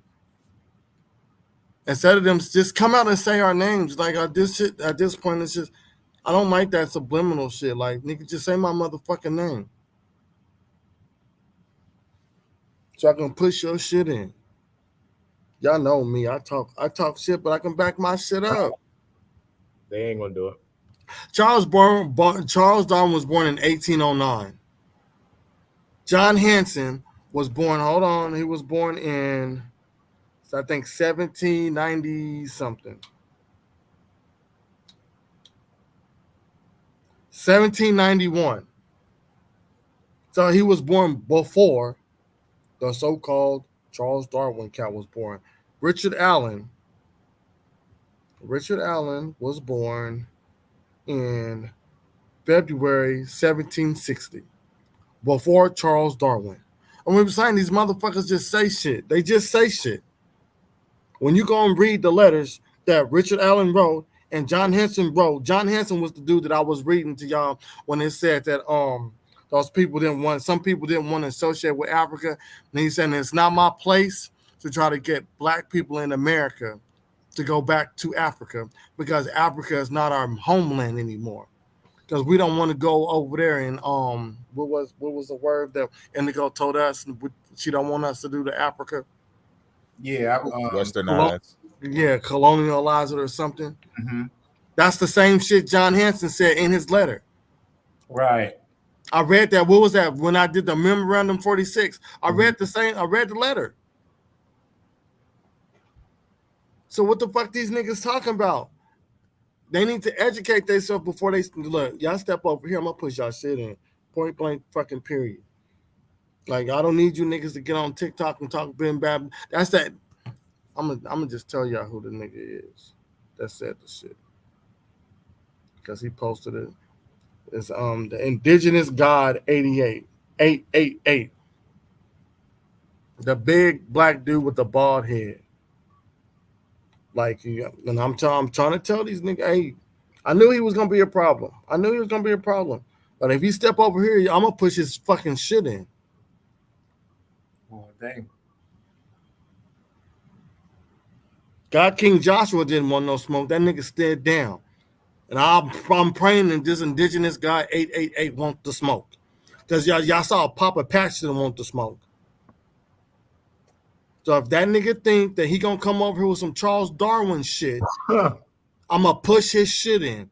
Because you had African people over here in America saying that they come from Africa before Charles Darwin's ass was even fucking born. Soon going Broad Street bully on y'all bitch ass niggas. They ain't educated enough. Mhm. They're not. They're not educated enough at all. They don't read enough books. Now, with a structured debate, that means I got time to research, get my screen, get my slides together. What, eight? I think 8, 9, and 10. I was just Googling shit, sharing it to my email, and putting it on my laptop. So I was freestyling that shit. And you mean I get time? I get to do what Batman do, and nigga, I got prep time. Nigga, I get prep. Y'all saw presentation 1, didn't y'all? Y'all saw it, right? Yep. They could lie, but they already started talking about it. Right. Yeah. So They saw it. you can't talk about some shit you didn't see. You can't say how long it was. How the fuck that happened? It was 10 hours long. Well, how'd you know? What was they talking about the whole 10 hours? I'm hella aggressive. I just bro, like I've been on this shit. I'm not trying to disrespect them, but we've been on this shit for the longest. Y'all called us out. I mean, at this point, we can talk shit, man. We've been They keep on making videos saying people's names and shit, and we pull up and they talking about possibilities. We want you to prove it. It ain't like we just started this shit. We've been on this joint 10 weeks straight, and they just can't come back effectively. That's why they got this implosion going on right now within them. They can't argue with us, so they are arguing amongst themselves. And that's the irony of this whole shit. They should have went and did their fucking research. Mo, what did these niggas call me on TikTok?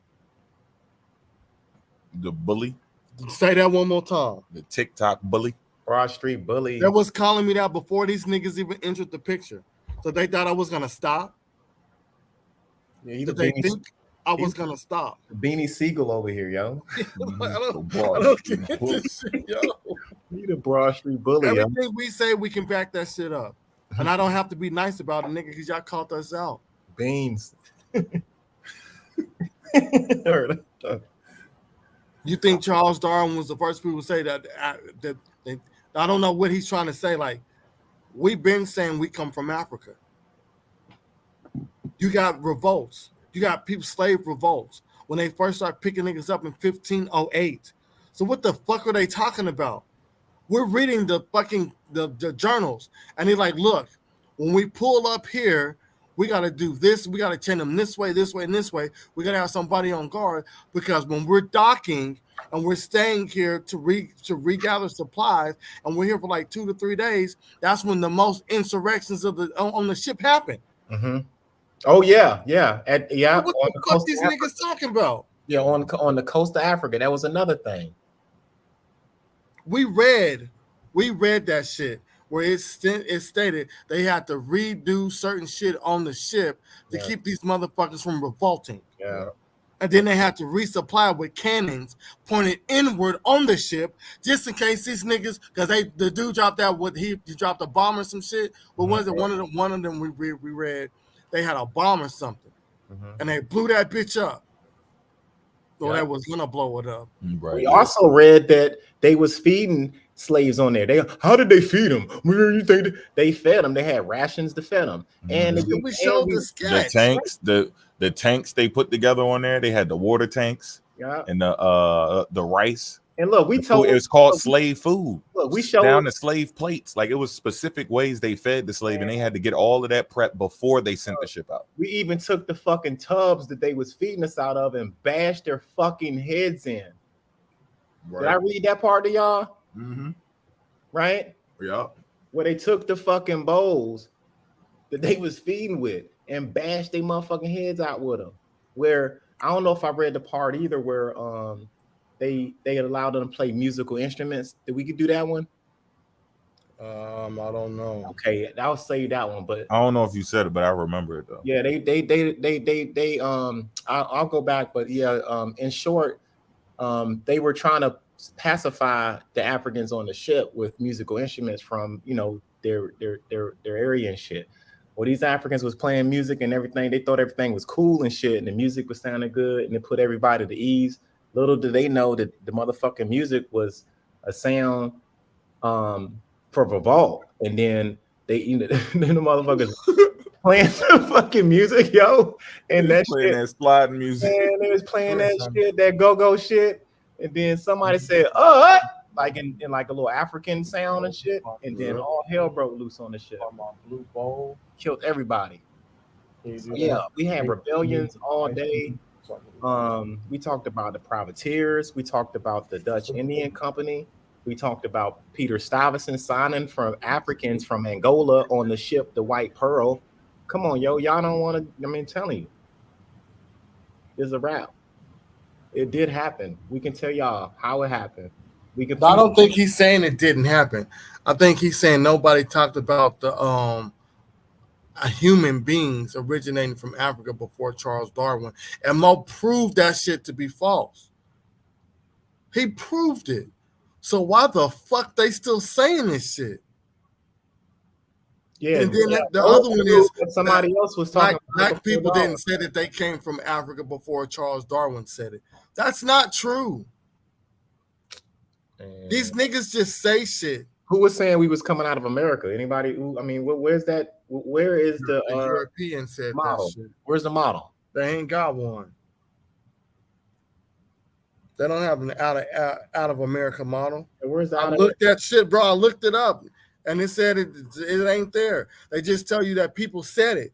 They give you a list of certain people that was talking about Mesoamerica, and they said that human life started in America, but they said that those findings were faulty at best, and it was criticized amongst the people that were in the field of scholarly work. So they don't have a model. They just say the shit or they write about it.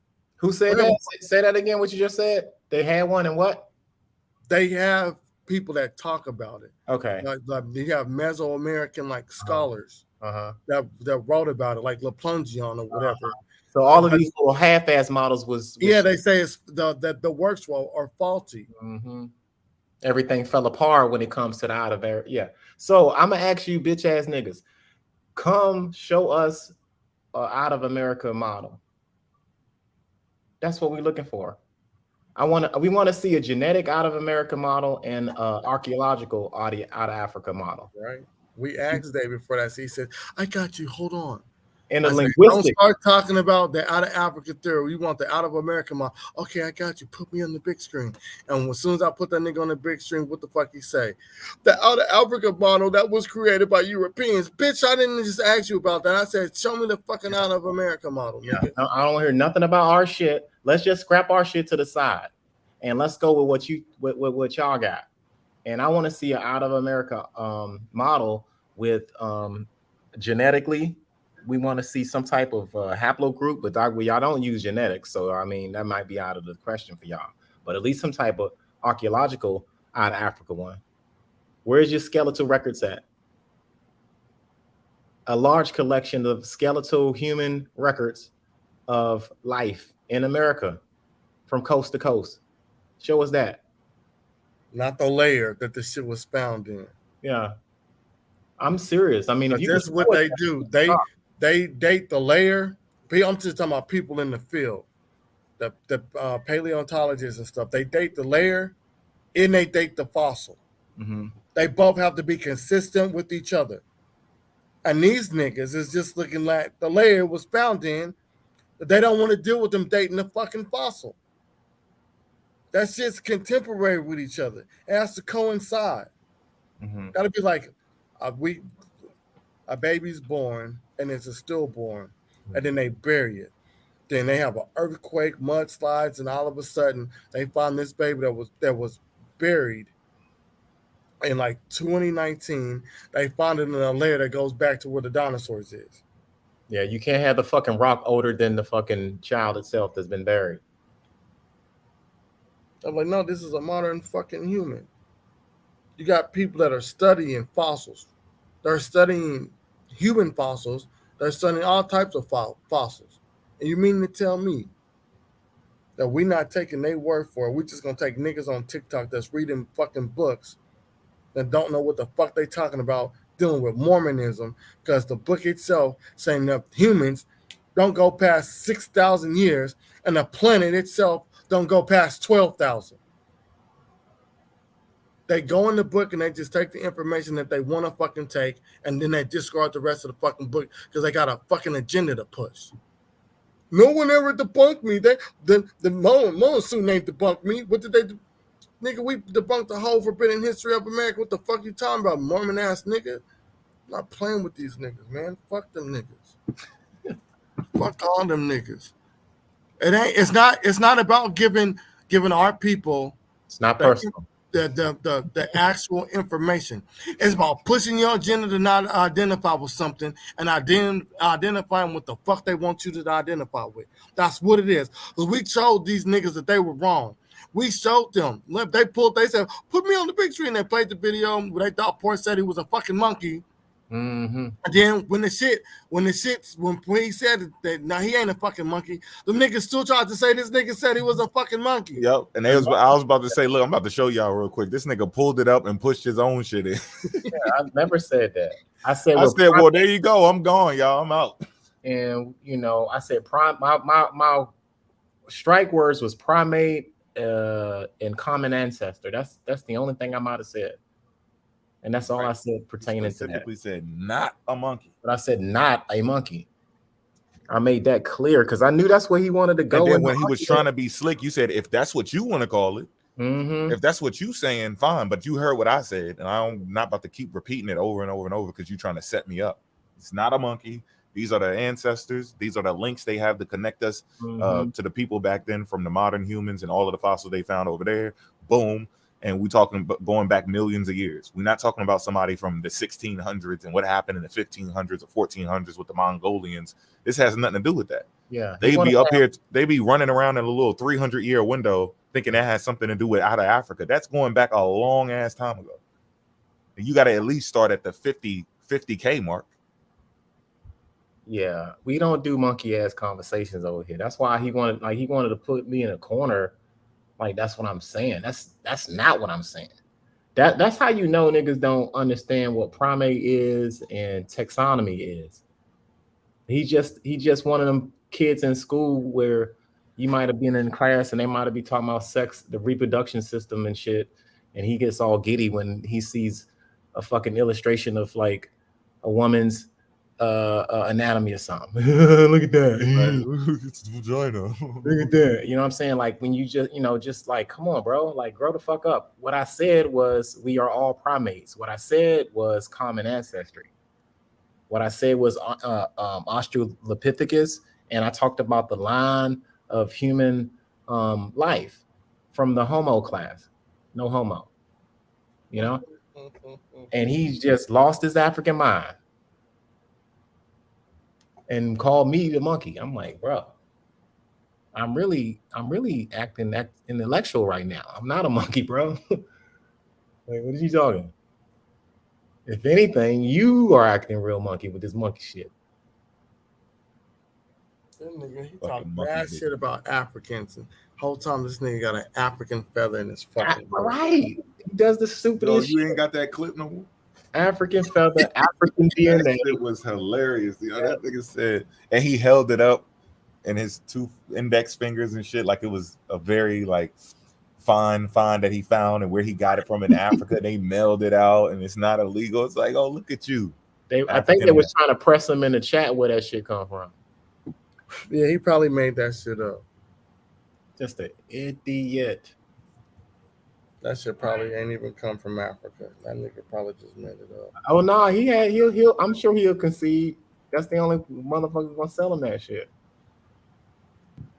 Because you got a lot of wildlife with feathers wildlife in Africa. Yeah, and we was doing the shit anyway. You know what I mean? They just don't want to give nobody the credit. The bow and arrows and the feathers. I showed all of that shit. Yeah, we've been on our poison dip arrows, yo. Tribe after tribe, they took it to what was that? Cambodia. Took it from Africa to Cambodia. They brought their shit with them. They jewelry and they feathers and drums and all of that. They brought it with them and exchanged with those people, and they brought some of that shit back to Africa. Like people was exchanging with the feathers and the arrows and all of that shit before anybody was even over here. That was already a thing, mastering the art of archery and all of that. Like that's old to Africa. It is.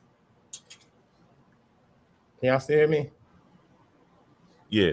Okay, I'm trying to find that damn feather clip. That shit was wild. This brother had African feathers, y'all.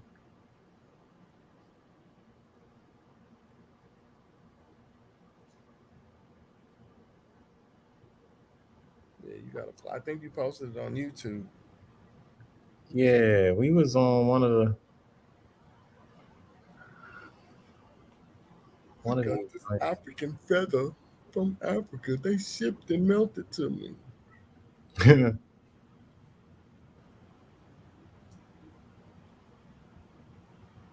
boy lost his mind, bro.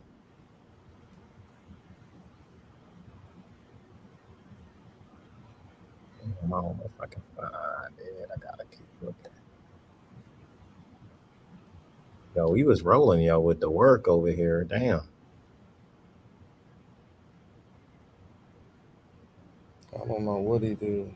I don't even follow his fucking YouTube. I'm Lord Natural. Yeah. I was like, what the fuck is this shit? And I come to serve you a nice cold tray of Kool-Aid. Drink up. Don't be afraid. That nigga went from thinking the Bible was talking about about Africa to that shit's in America and shit in less than 3 fucking years. What the fuck wrong with this nigga?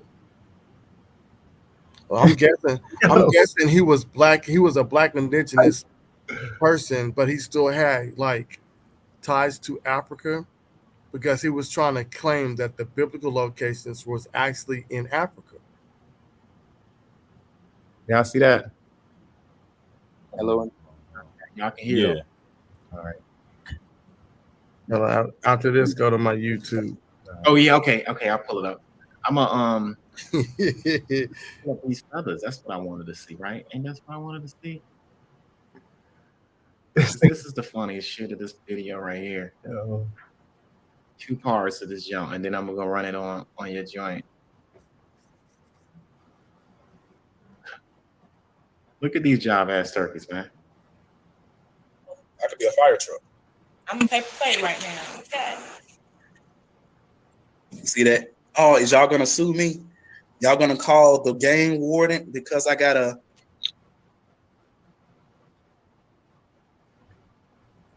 It's a real feather.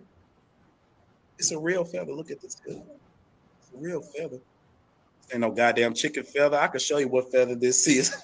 This motherfucker said chicken feather. This a gray parrot. Look how serious he It's a got. gray He parrot. did this shit. It's a gray parrot feather. Got people in the continent of Africa. They want. Whoa. Where do you say that feather was from? Africa. To send me a gray parrot feather. These feathers are actually rare. They're from Africa. It's called a gray parrot feather. The parrot is gray, but its tail is red. So, from where? Stroking it and everything. Africa. I'm proud of them African feathers, y'all. This fool is stealing our feathers from Africa. Goddamn shame. Yeah. Now, Native Americans gonna be like, "Oh, I'm gonna call the feds and get the game warden to you, sir." According to the Migratory Bird Act, it says birds that is native to America that do not migrate. I mean, that migrate is illegal to possess. Native to America. Go read your laws. And let's get something very clear. Yes, sir. What she is? TS. Ain't no freaking cultural appropriating, ma'am. And those feathers do not belong to you. And that egg is not even for y'all. It's for the fucking bird. They now look. Guess what? They're gonna be real crazy because I'm gonna have me an eagle feather. It's called the fish hook eagle of South America. It's a big ass black. It's a big ass brown feather, straight from Africa. Straight from where? We can't appropriate. Straight from Africa. Straight from where? Straight out of Africa. Where he from? Cousin. You Nigerian brother, you. Yeah, we breaking arrows tonight. We breaking these little fake ass Indian arrows tonight, y'all. This nigga got African feathers on. Pseudo, you want me to go to your page right quick? He on mute. This is funny as He shit. said they're gonna be mad when I get the eagle feather. Funny is shit, family. He said, "Oh, you mad at that? Wait till you see this." I'll break it up. But yo, that shit. Wow, Pseudo, you want to go on your joint? That boy, wow, with them African feathers, y'all. Be proud of that shit. Leave our African feathers. You take our African feathers. You take our African Egyptian shit. You take everything except for the damn DNA. If you take that, you be good. I'm gonna fuck with you. You know what I mean? Take that too. Take your Nigerian ancestry and your Ghanaian. Take that. But nah, y'all want to cut that part out. Put it to the side. Shame on y'all, man. Shame. What part of the your joint you want to go to, Sue? Nigga, that was on the YouTube video you just showed. Oh, I thought you wanted me to go to your shit. Didn't you say when you done, go to my channel? Yeah. No, that was on the YouTube he just played. Oh, that was on the video. Yeah. I thought that was actually at real time. Damn. Okay. Fuck. That's funny. Let me see if I think that one ain't show it in its entirety. We was pushing shit in. I'm telling you, that early shit, our early shit is the greatest shit ever made. That shit's the greatest hits, man. Timeless shit, too. They ain't fucking with us. I remember they was like, we need Mo on our team. Oh shit, that shit was hilarious. Man, we went in, y'all. We were going Yeah, so in. you guys, instead of y'all fighting with us, y'all should join us and go against these natives. But the whole time you want us to join y'all still talking shit about us. So we supposed to join y'all while y'all still talk shit about us and not say shit about y'all talking shit about us. Not a fucking flunky.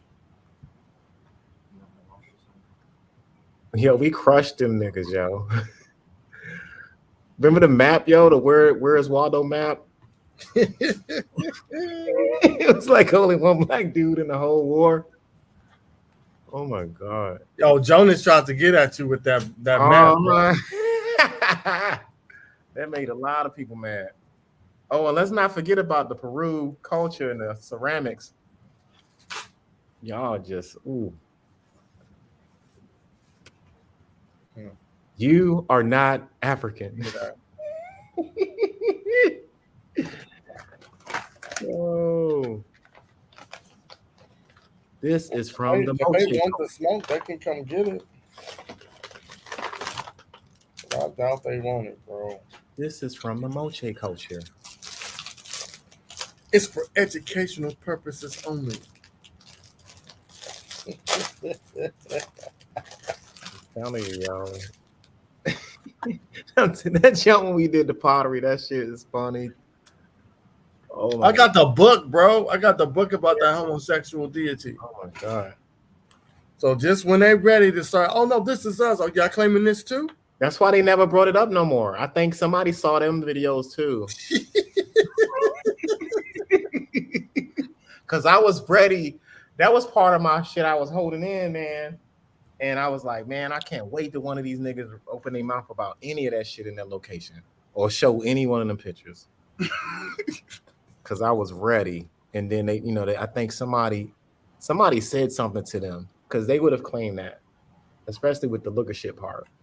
Yeah, that's something they would have easily claimed. But you see that man on man rocking the mic shit, y'all would think twice on claiming that shit next time, won't you? The way he did in the video you was playing, he was connecting himself to the Peruvians. Who was? Now he's saying after that though. Yeah, after that. Like I think something happened after where they stopped fucking with that. No, but the video that you just played is old. The one with Yahweh when he's complaining about the DNA. Oh, that one was recent. Yeah, that's the one he claimed the Peruvians. Oh, he claiming in Peru? Yeah, that's it. That's his folks. Oh man. Yeah. You don't want the smoke. And they was on that homo shit over there. When they had to fucking ban that shit when the fucking Spaniards got there. Oh my god.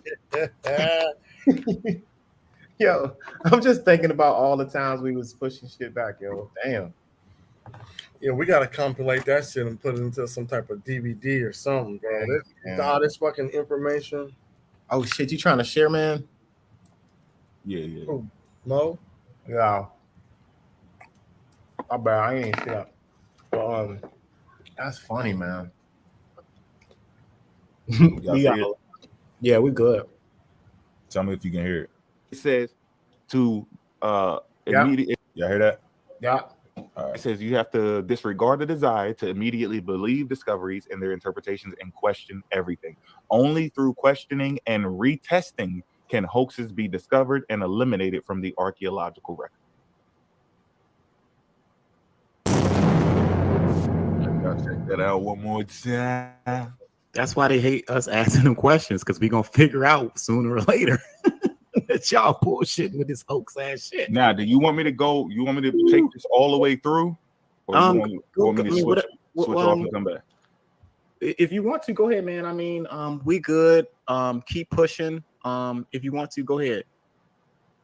Go ahead. I'm good. How y'all feel out there? Everybody good? Are y'all relaxed? Everybody getting this information in like they're supposed to? You got your highlighters out. You got some of these books and some of these sources that we talked about. If y'all got any questions pertaining to the sources, go ahead and put them in the chat. Yeah, make sure y'all writing your questions down too for the Q&A. For the Q&A later on. But you guys get comfortable, man. This is a good presentation. We got good information. we're all backing it up, and you just witnessed the origin of all of this pseudo shit. It seemed like they ready in the chat, brother. You can keep on, man. You usually knock this shit out out of the park when you come, man. It's hard to come after fucking Mo. I know y'all got that hey, shit. nah, y'all niggas on fire. No, man. I think we all bring something nice to the table, man. But that's what I'm saying, man. It's the beauty of us being knowledgeable in certain shit, man. It just makes everything great for the whole team, man. So keep on pushing. I'm giving you full autonomy on the screen here, bro. So go ahead. Just let all me you know. got to do is just play this and kick back. Okay, bet. Play this. With the East Indians, what do the East Indians look like? Let me bring that up. No, let me finish it. I'm gonna show you what the East Indians look like. The East Indians and blacks are not. Hold on, I got the part about. No, keep reading. Go back. What part were you talking about? Right. So where That's all right, y'all. I asked them how can you tell who's who when everybody should have 99.9% of DNA that's similar, and they try to tell you who you are based off 0.1, a fraction of a DNA. What is you talking about, bro? You must go know what you about to find out. Oh, pivot. Pull up that bone, the Australopithecus. Pull up that bone. Monkey bone. Are you a monkey? Yes or no? Yo, you killed him.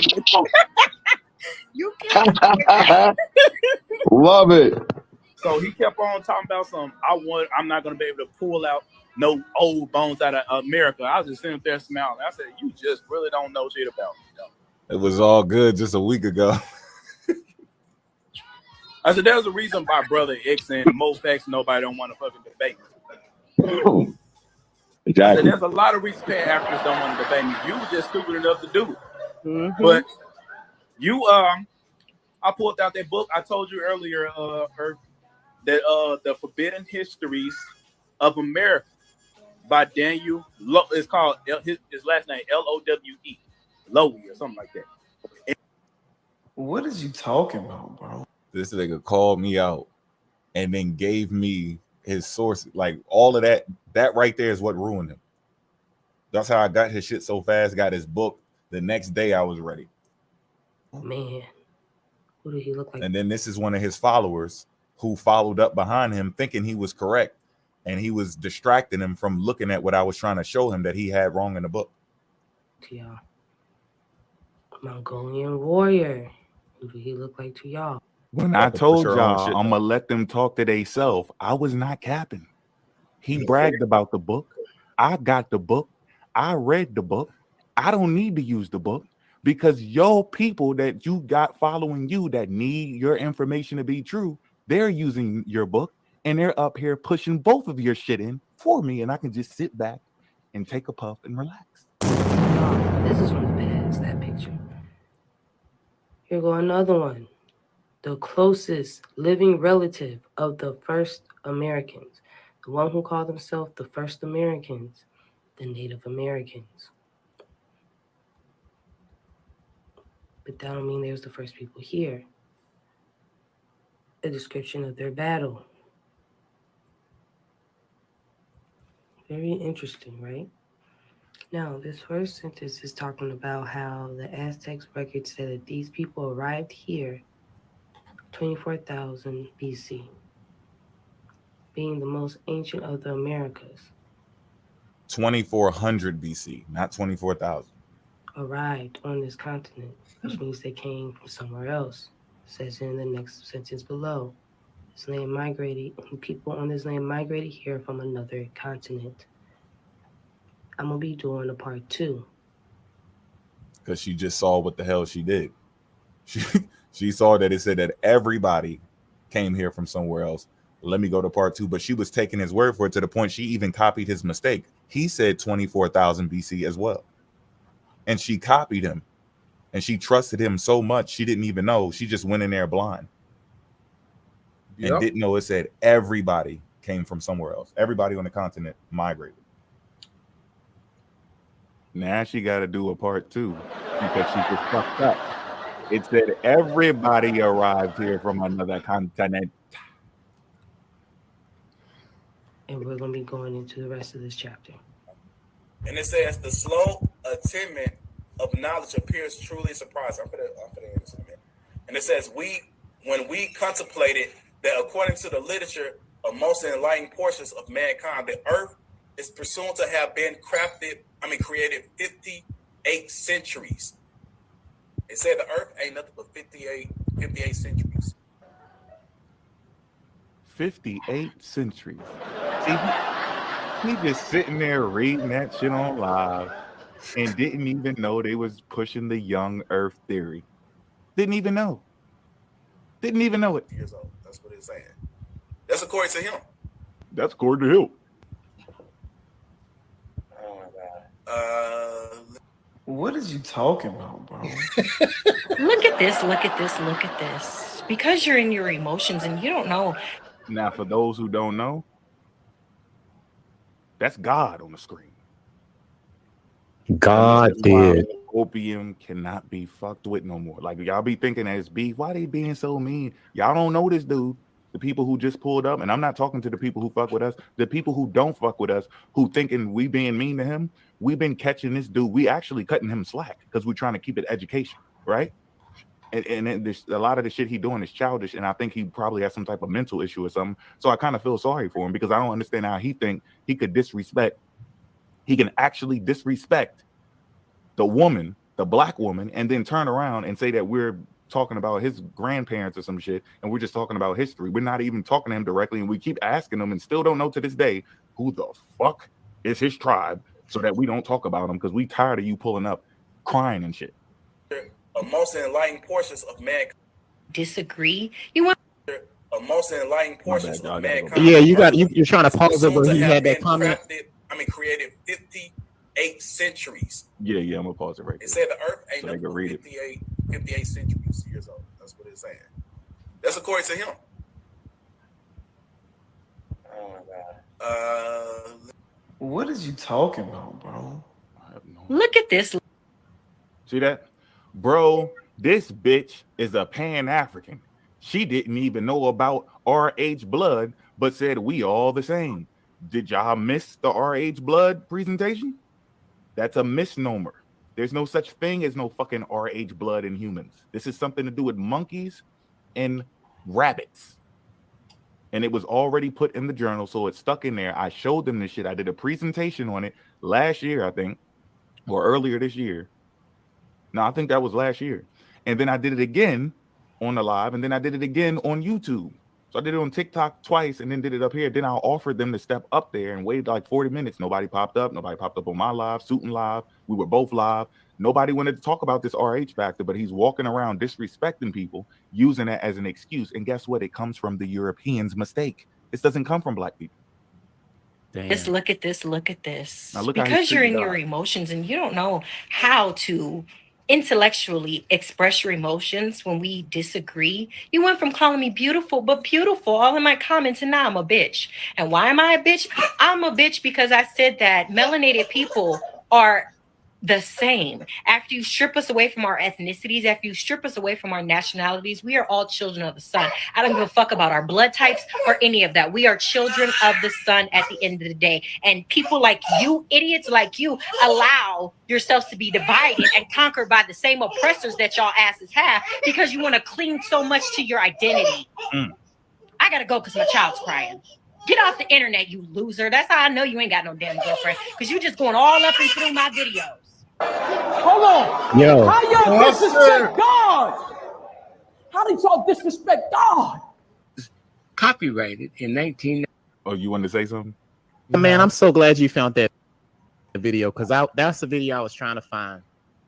But yeah, that ain't me. Yeah, these are classics we looking at, family. Classics from volume 1 through 10. Oh, shoot. No, see, this is what we got to do. Damn, I think I closed it out. Yeah, that wasn't me, man. I was supposed to. Oh, no. I know that was on the video. I meant to get the timestamp. When we find the clips, we got to write down the timestamp. Oh, yeah, we have to. So that we can run through all of them and clip them and shit. We know exactly where to go. And you can put the timestamp in the comments. That's another thing. So if y'all looking at the video, y'all can leave a comment with the timestamp in there as long as you have the semicolon. I think you put that. You know, like say it's 11 minutes 17 seconds. Actually, write that out as 11 minutes 17 seconds or whatever, or 1 hour 11 minutes 17 seconds, and people will be able to click on it and go directly to it. Even us, if we want to go in there and make a clip, or it's a clip that y'all want us to get. So just keep that in mind.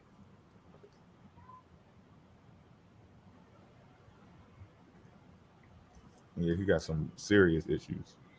And then tried to play innocent after all of that shit he was doing, like we didn't know who he is. He tried to come to live. Yeah, I just want to ask y'all something. Like, no, we're gonna get on that same type of demon time you on because we already know who you are. These new people pulling up don't know what's going on, and now you look like a victim. Fuck that nigga. I ain't seen him in a minute. Who? Oh, yeah. Because they beefing. They called him out like they call Earth Speaks out. Well, they hop around, man, and they just divide each other, man, with the rhetoric they be saying. Yeah, and they have the niggas was calling them slow and shit. Mm.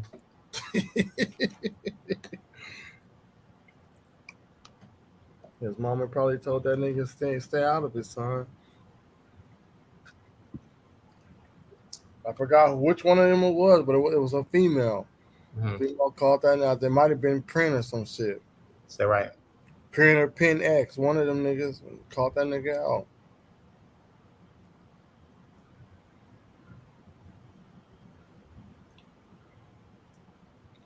Fuck them niggas. They all weird. They all go off on each other, yo. This is the weirdest shit.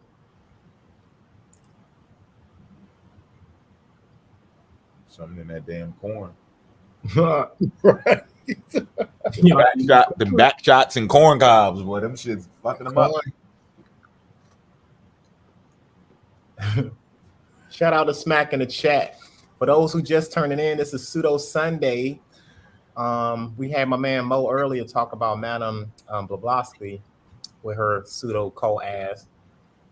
And now we just going over our highlights, y'all, from 1 through 10 of our presentations. 10 weeks of continuously pushing shit in on you job ass turkeys. Now the link was in the chat several times. For 10 weeks, we've been dropping a link in the chat saying, come on in and smoke with us. If you don't like what we said, tell us to our face. Don't get on the live and talk shit. Like, come up here and let's have a scholastic discussion about the facts of the matter. I'm so ready for that. We've been ready for that. We've been telling y'all that. I don't think y'all gonna show up though. What we're gonna continue to do is continue to get the people though this information. We ain't get these books for nothing. So, you know, it's gonna be on. And then y'all too in the family, like if you guys have some, I always say this, like a different timeline, like the 1400s, 1500s, if there's a certain time point in history, if you guys want us to brush over the information, let us know. And we'll be more than happy to at least try to research it. If we can come up with some information, we'll bring it out to you guys too. Because this is for y'all, really. You know what I mean? So I don't want to forget about information that you guys might be interested into, and then we might not get a chance to say because of these job ass turkeys that be going back and forth with us and shit like that. Because there's other information that we can talk about as well. And that's why chronology is so important. So yeah, that part.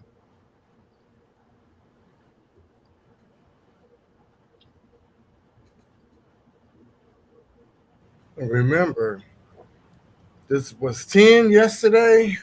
Mm-hmm. Y'all go through, y'all find any information y'all think that the people need to know, screen record it and post it on the social platforms, TikTok, Instagram, YouTube, Facebook. If y'all see any incriminating evidence that's debunking them, when we do our presentation, screen record this shit, share it to all your social media platforms. May the push be with you.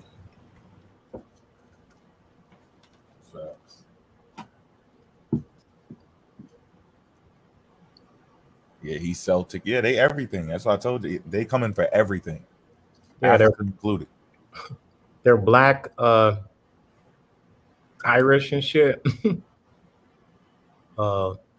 Aboriginally of Wales. They be everything except for West African black. They everything but African. Everything except African. Now they even claiming that they're African. Like this is strange. I talked shit about them for the longest.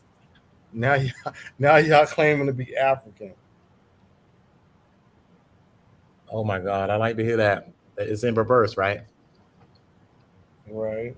It's hard to keep up with y'all job ass turkeys because the information changes and y'all move the goalposts all the time.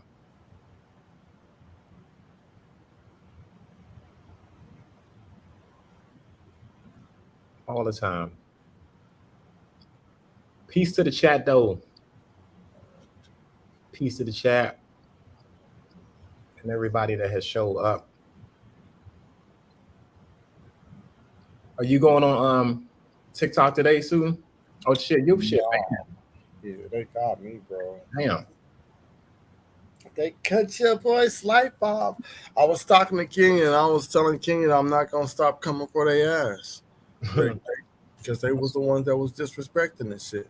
That's wild. And then I said they talk all this mad shit and they be hella disrespectful. And I said TikTok let them say whatever they want, and their lives never get sniped or suspended, none of that shit. I said, but the moment I say something about them, my life gets sniped and suspended and shit. Well, and right after I said that shit, my shit got suspended.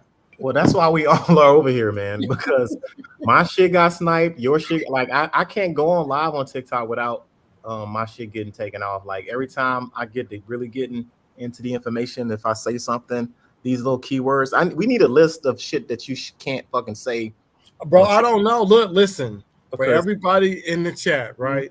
If y'all go to, hold on, let me see if I can pull it up. Like we need a list. We need that list, y'all, of shit we can't say, because I guess we be saying the most.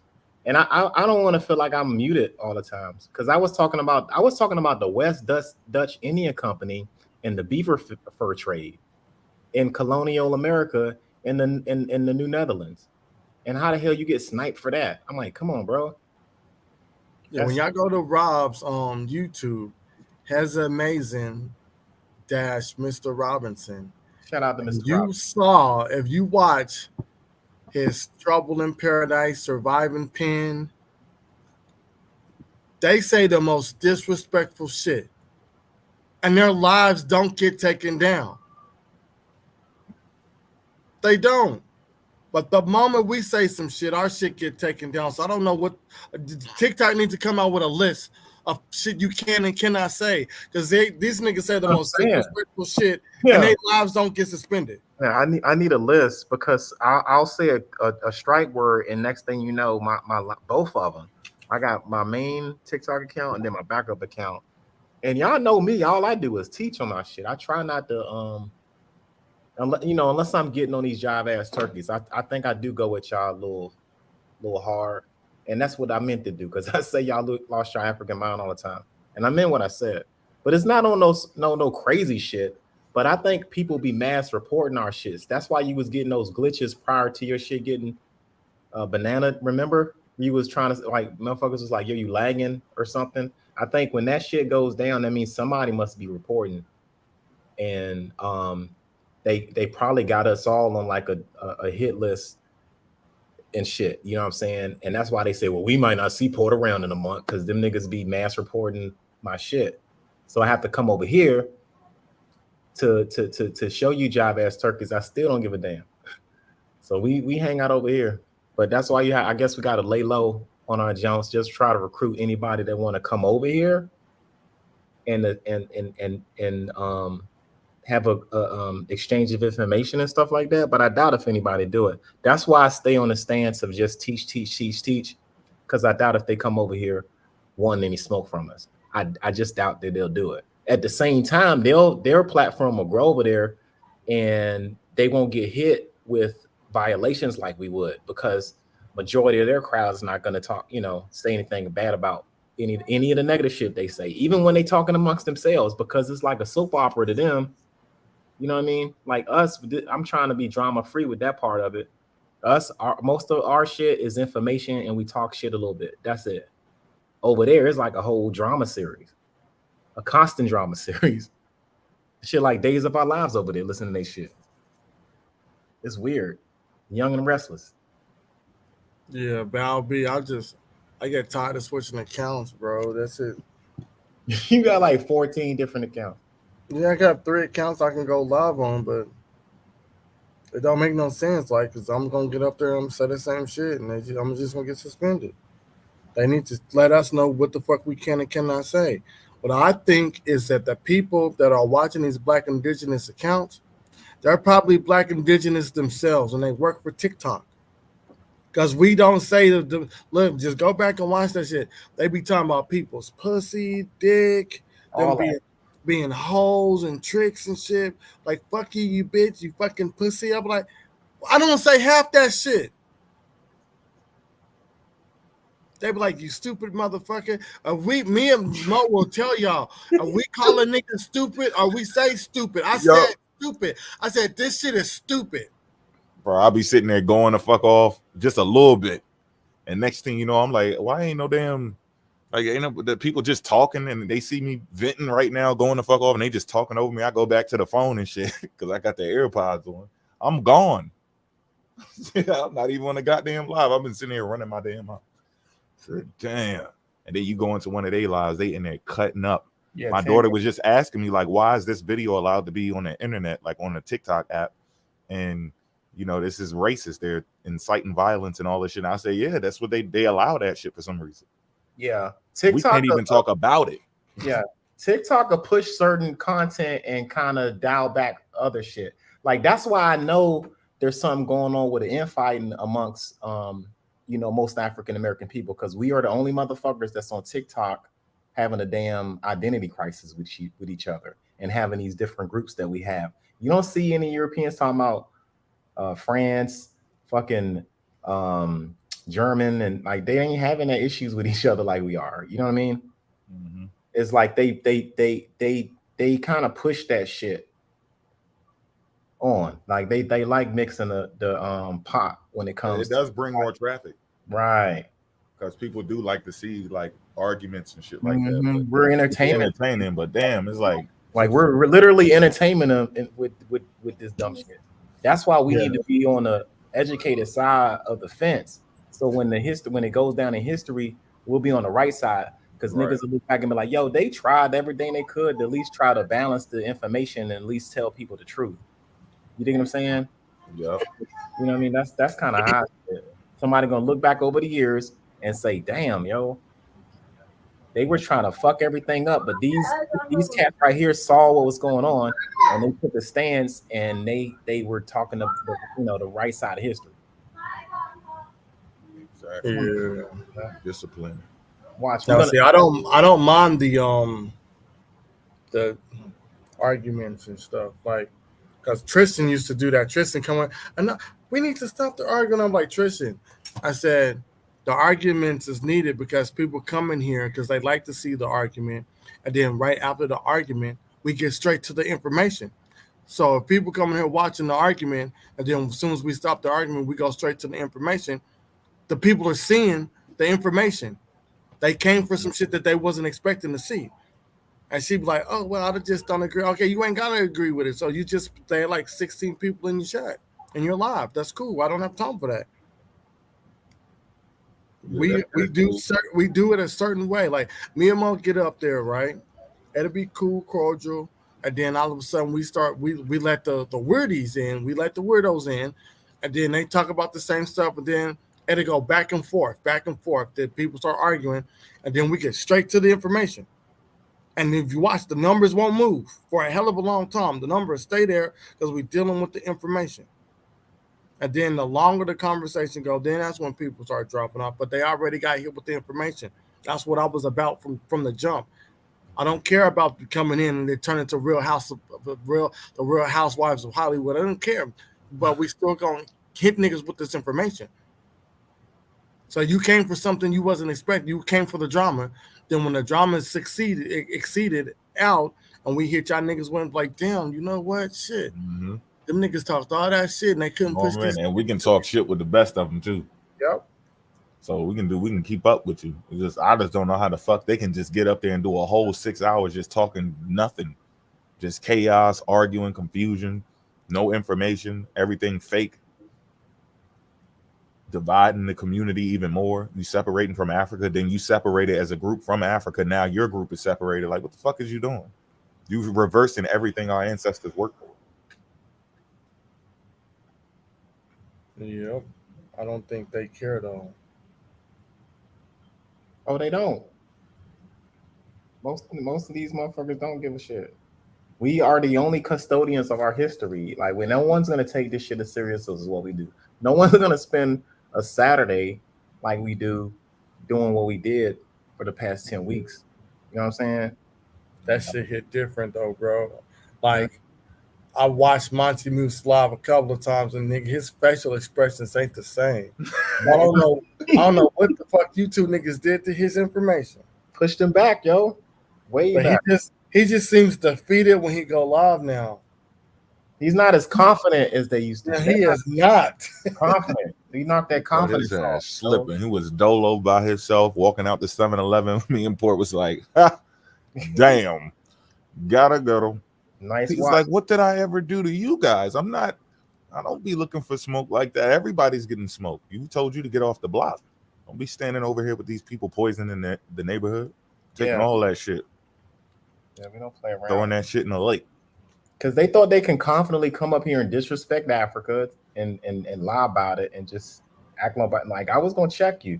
And I wanted to make it clear that, hey, Monty Moose, I still don't got nothing against you personally.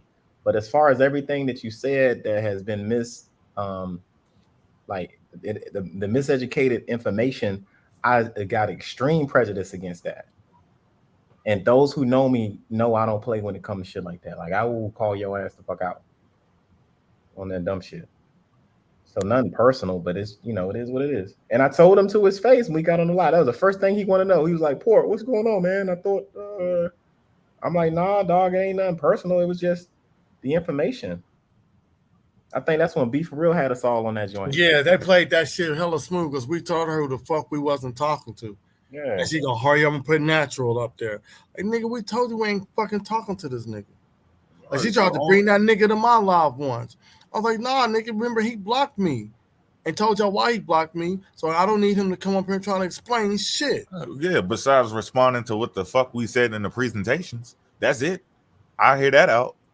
But all that other shit, that's what I'm saying. She thought we was scared of that nigga. Absolutely not. Absolutely not.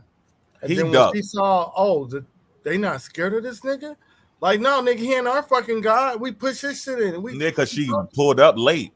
So she didn't know what the fuck was going on. Like, this dude, we've been chasing him around the park for the longest. He don't even come to the swing no more. Right. He be taking a long way home. Look at the park from outside his window and shit. Like, man, right. Mama, they still out there. Clowns, man. They clowns. We get up here with real scholarship, man. Look at all of our videos. They don't question anything that we got to say. We've gotten their books. I got some of their books on my shelf right now. Mm-hmm. Like, that's how serious I am about this shit. It's not like I'm just gonna talk shit to you. Like, I'm gonna go read the book and come out here with my own information and counter any one of y'all arguments. They know not to mess with me. They just know. I ain't trying to say it out of like being conceited and shit. It's just I am. Because we can. Yeah, but I mean, at this point, I mean, I'm confident in we gonna keep that to the 100. When you start talking to them niggas about that currency, and that nigga David tried to respond like, you don't know what the fuck. I said, okay. No, he ran first. I'm gonna get the book. Dipped. He disappeared from the live. He know better. And then came back after. Where he at? Man, he gone. He aired the block out left, and you ducked. He was coming for you. We told that nigga to get up on the panel because I got the books. He said he was banned from going live. And Val B said, you banned on both accounts? He said, yes. Then as soon as my live was over with, Mo said this nigga went live. So he all cap. The niggas is fake. And like the only reason why I went at you, David, real hard Because if you listening on the outside, it's because you just making all types of shit up, man. That's Confederate money, bro. Why would you even say that we were royalty in that way? Like, I don't understand the cognitive dissonance in it, whatever you want to call it, right? Like that doesn't make sense, man. That's why I go with your neck. There's certain things that y'all fools say that I'm gonna go with your neck. If you disrespect Africa in a certain way, I'm going at you.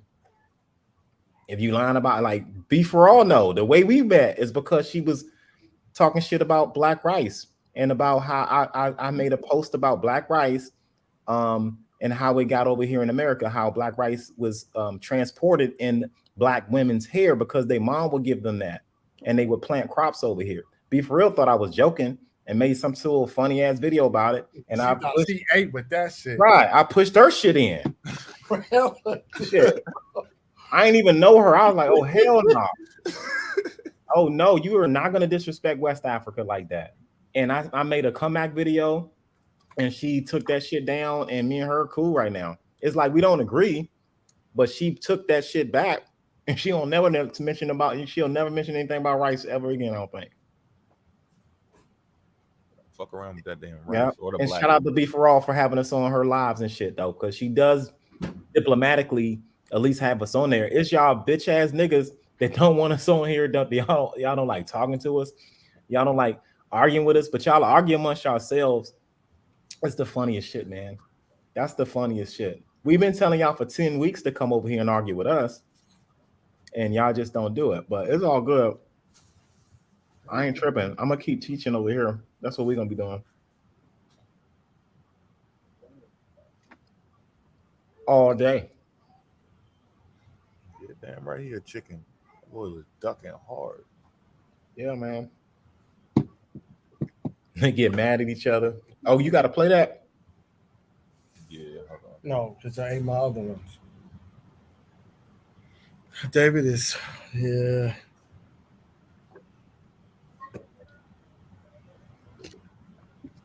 Who is CEO? Real quick.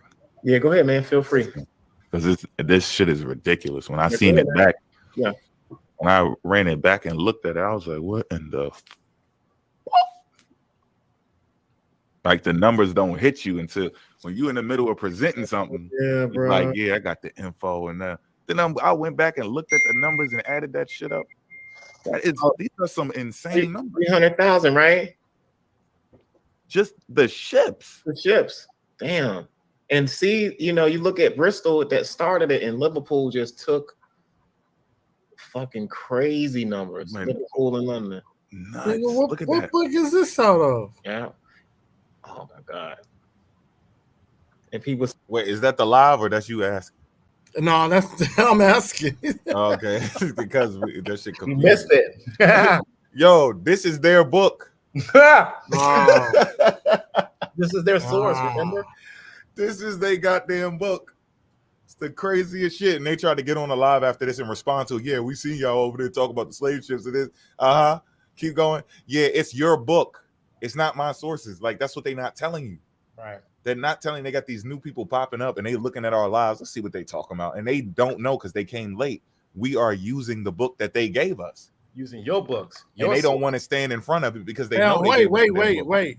This, because of the thing we showing right now, that's not presentation, right? That's Pseudo Sunday. That's a This Pseudo is Pseudo Sunday. Sunday. Okay, go ahead. Before the push.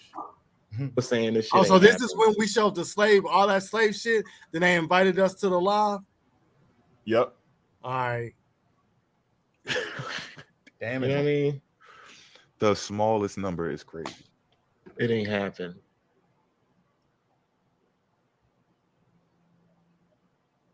That's insane, man. That is insane. Now, Bristol started this shit, y'all.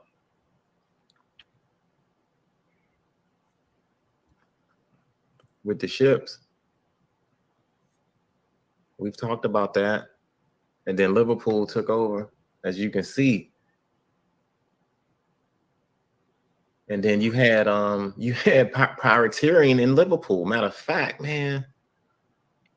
Let me see if I can find this shit. And that's just 1789 to 1799. Just Damn. That's insane, bro. And they say this shit ain't never fucking happened, man. Like, that's insane. Leave that up. oh, damn. Oh shit. hold on. Let me go back.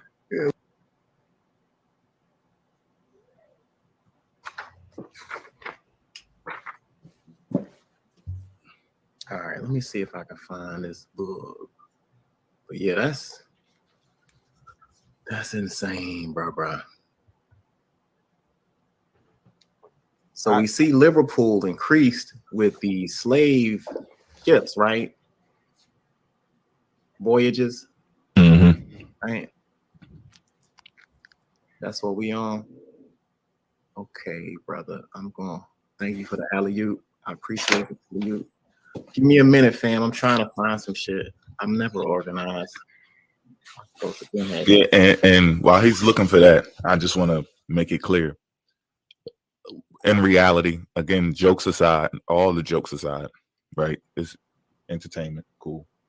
But the truth behind it is they can't respond, and we know that.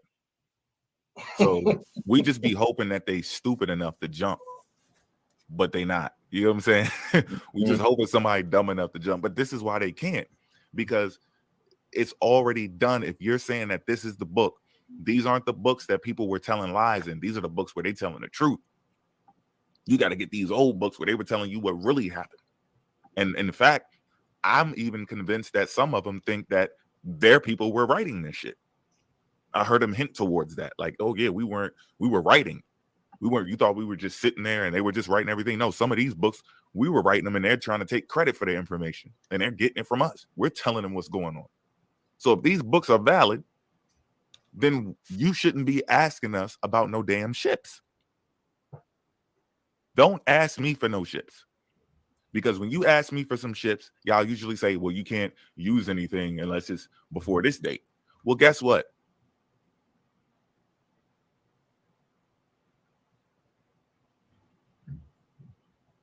Get it's something you already have, probably in your hand.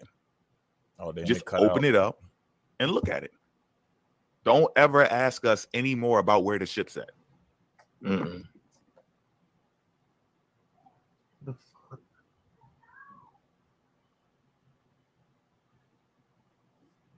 right, let me get to the part where you found it. Let me see if I can sneak down. That's how you say a men. Wait, damn. Hold on. I think you've already.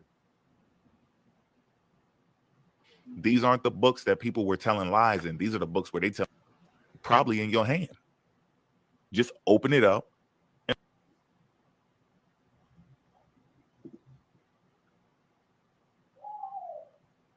Yeah, and y'all see the sources I was putting up from the Chronicle. That's what I was grabbing. I said, let me get the Chronicle of America. Let me get some of their journals. I didn't even touch the books yet.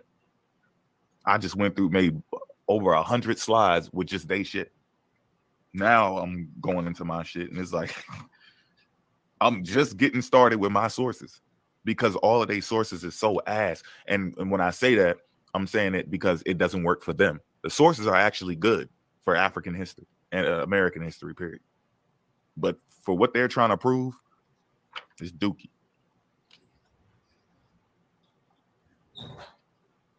Damn.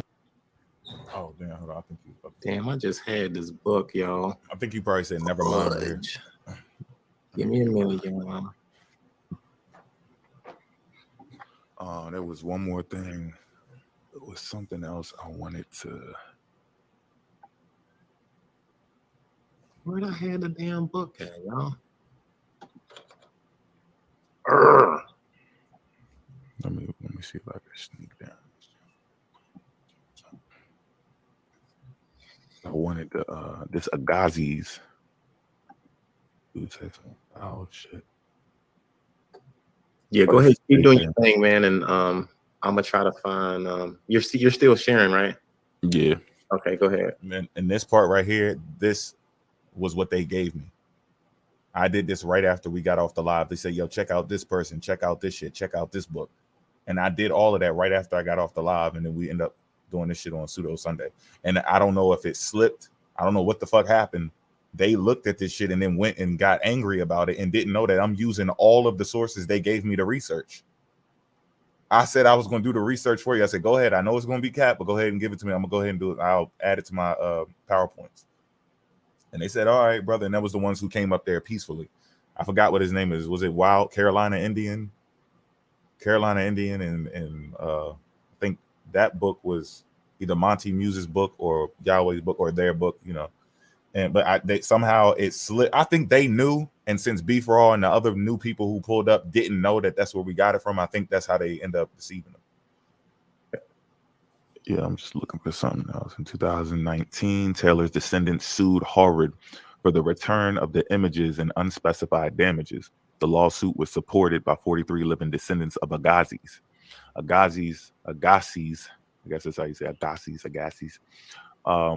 This guy is somebody who was given to us by the Black indigenous as a source instead of using white supremacists. So it was the irony, you know. It was like, what European sources would you accept or whatever? He's like, what, you ever heard about Agassiz? Yeah, and the whole point of him giving me the source was that this person is not going to be a white supremacist.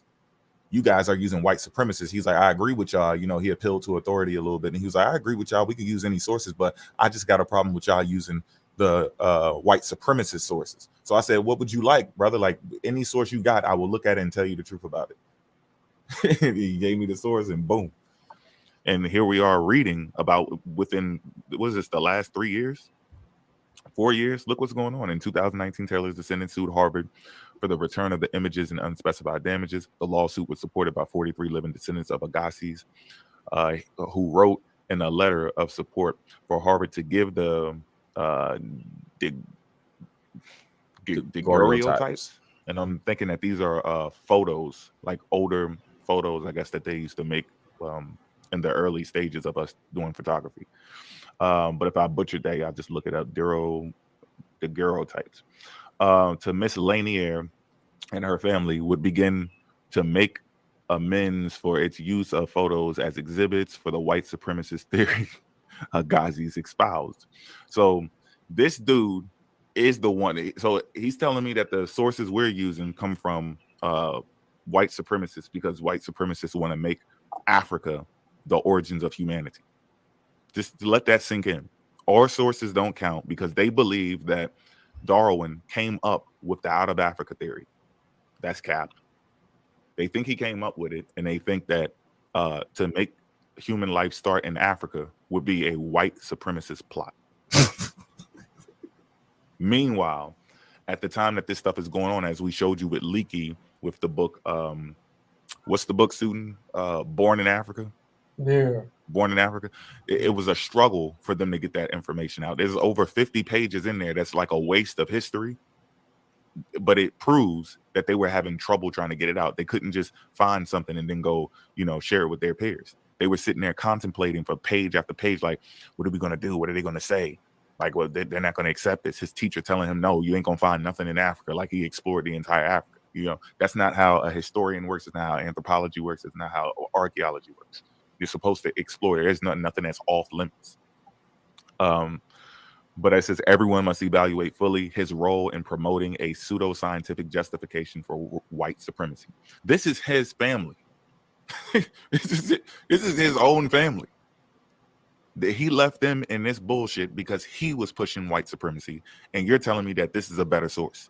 They don't read the source. They just be online looking at little quick TikTok videos, and somebody goes, the archaeologists and the scientists Agassiz said in 1843, and you just like, facts, wow. Now I'm gonna go over there with more facts in them and go get my shit pushed in. I'm going to repeat what the hell was said on one of these damn videos. I'm not even going to research it. But when you say it to me, brother, I'm looking it up for you. And this is what I found. Not only did I find him in history being a white supremacist, I found his family dealing with his behavior. His family has to deal with the bullshit he did for being a white supremacist. And there was one more. All right. Here goes. Agassiz, a scientific racist. In Charleston, Agassiz. Hey. What am I suiting? That was the funniest shit, man. We don't do that. They try That's a little one. They try to Hey, invade bro, my room and shit. bro. What y'all doing? Y'all came back from the park? All right, I think I found it. All right, my bad, y'all. All right, in Charleston, Agassiz took his first steps towards publicizing his theory, a decision which would forever alter his legacy as a scientist. He declared that Black people were, in profound ways, anatomically distinct from white people. He presented racist speculation after racist speculation, saying, even the brain of the Negro is that of the imperfect brain of a 7-month infant in the womb of a white. I'm gonna just let y'all hold that.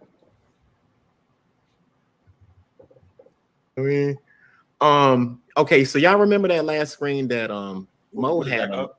up? Yeah, just All for right. a second. Yeah, go ahead, because I'm gonna run this book real quick, just one page out of the book. But go ahead, so everybody can see, so everybody can understand what we're talking about. So Mo's gonna share that screen. He's gonna go back to that slide. We're looking at the ships and the increase in ships between Bristol and Liverpool. And I made a whole video about the history of the slave building, the shipbuilding, and how Bristol had their role in it. So that's really good. Y'all need to check that video out. And I might try to recap it on our thing on the 22nd. Oh, and let me go to the title real quick. My bad, y'all. Yeah. This is the book. Yeah, so this is the book. This is his source. And what's it say? The Geographical and the Historical Dictionary American and West Indies. Mm-hmm. The entire translation of the Spanish work, yada, yada, yada. But anyway, now there's a part in here where it talks about the ships, which I thought was really interesting. Now you can look at Bristol. Bristol, like I said, is historically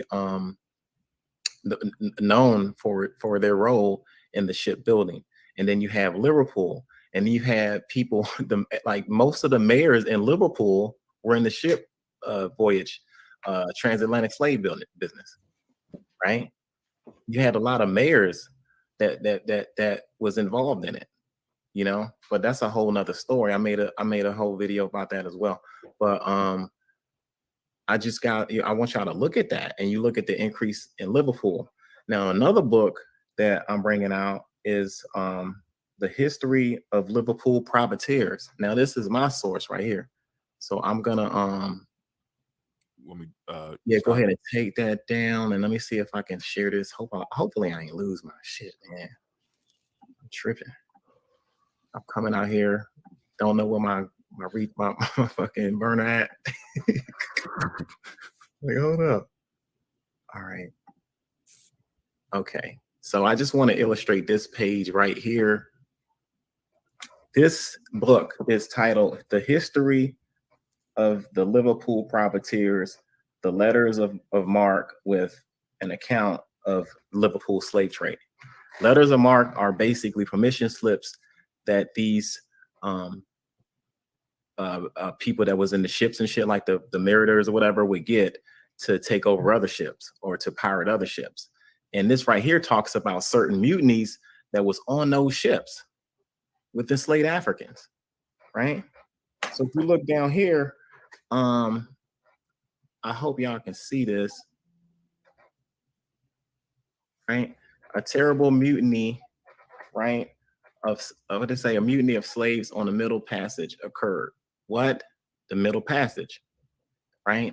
In 1797, the ship Thomas of Liverpool. See, we just saw Mo in their book talk about the increase of the slave ships. And here we are right here with a mutiny. We have a situation on board of a slave ship, y'all. Right? A terrible mutiny of slaves on the Middle Passage occurred in the year 1797.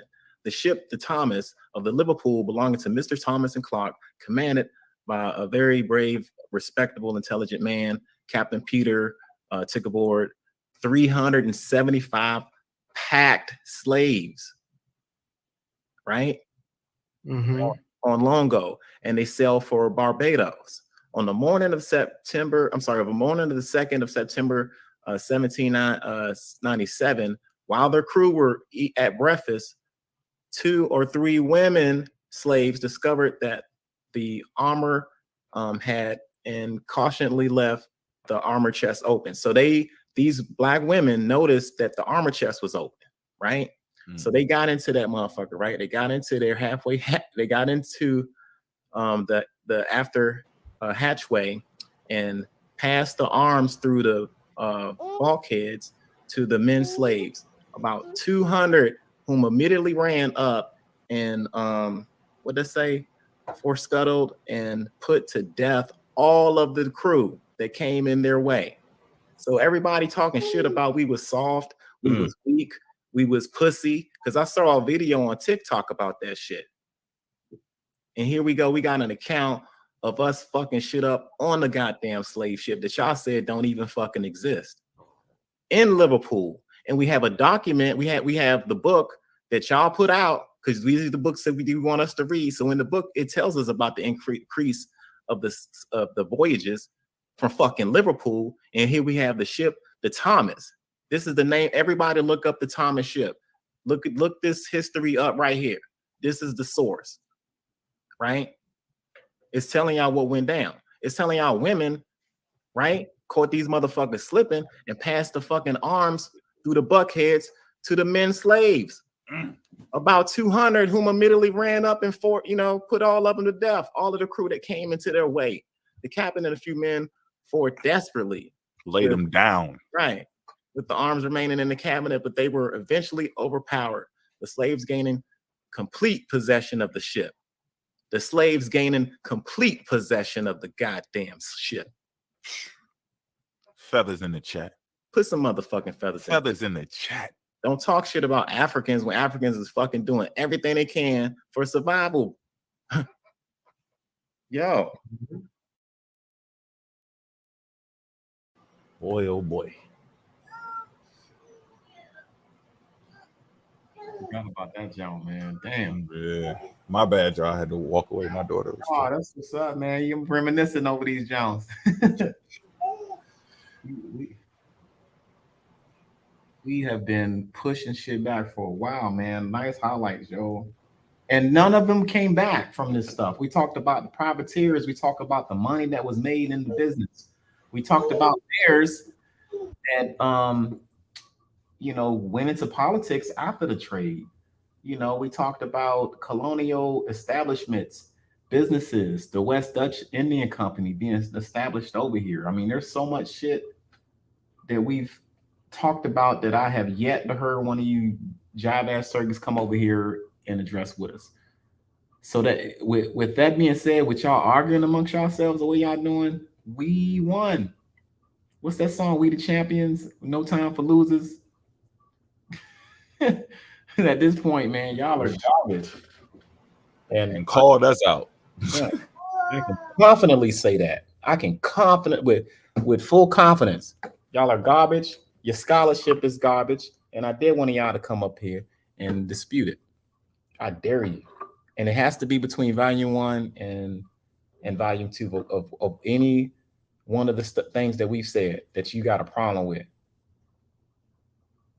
The Madame Blavatsky stuff, the stuff about the government infiltrating and shit that Sutton put in, all of the stuff that he put in, Vanta, any DNA shit that y'all want to dispute, Mr. Robinson's work with the Slave Voyages site, and with his work on the what do you call it, the Christopher Columbus journals. Like, come with it. I dare you.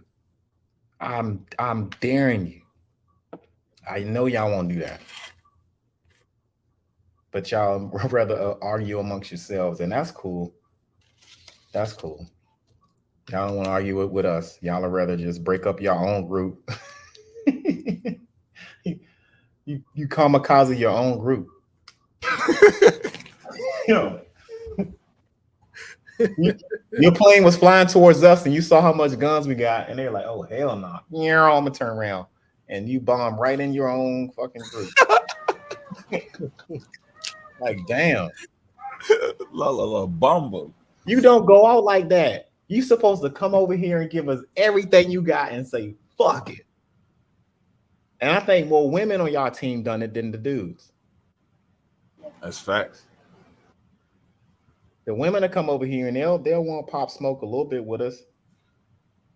Yeah. They'll rump. You don't want to rump with us. The girls will come over here and rump. Your women will be rumping, but y'all don't want to come over here and rump. Y'all weak, man. I can honestly say that with full confidence. I ain't talking shit. I'm just being serious about it this time. I would have been talking shit prior to volume 1 and 2. And we gave y'all plenty of time to come back, yo. At this point, y'all know I know y'all ain't gonna never come and show. At this point, 10 weeks in the game, nah. We ain't never gonna hear from y'all niggas. Other than what we've been hearing from y'all niggas. They can't deal with the info, bro. Yeah, and that's sad. I say that with all confidence, all knowledge of self. They hyped they shit up. They was like, yeah, man, we gonna debunk them Pan-Africans. I'm on their hand suiting and all of them. And then it went to, we about to do the presentation. They gonna do the presentation. And then it was like, they just want views. They just want us to come over there so they can get views. Nah, nigga. Y'all said y'all was gonna debunk our shit. So do it. You ain't got shit to do with views. The same niggas that been working with us is gonna come over here whether you niggas show up or not. Y'all have to explain to y'all audience why y'all ain't coming over here. We ain't have to explain to our audience about shit. We already knew what it was. Niggas is fake.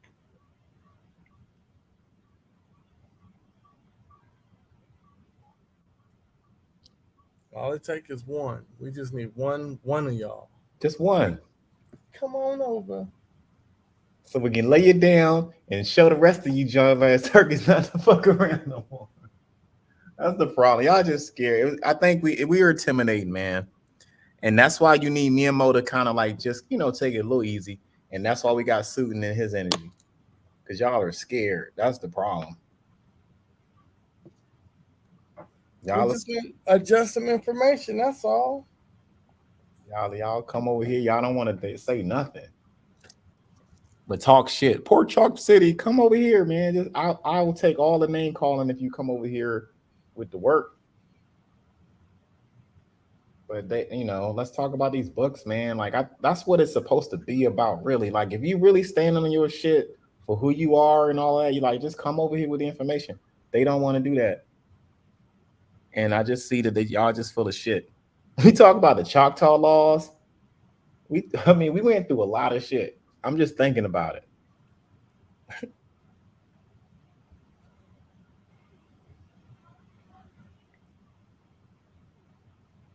I don't know, bro.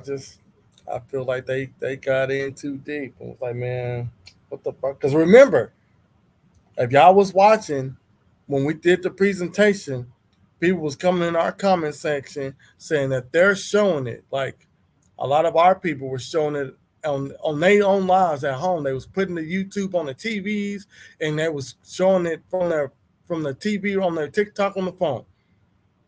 And then you had these indigenous cats, the black indigenous cats, whatever the fuck they want to be called, they were showing the live on their TikToks trying to debunk our information.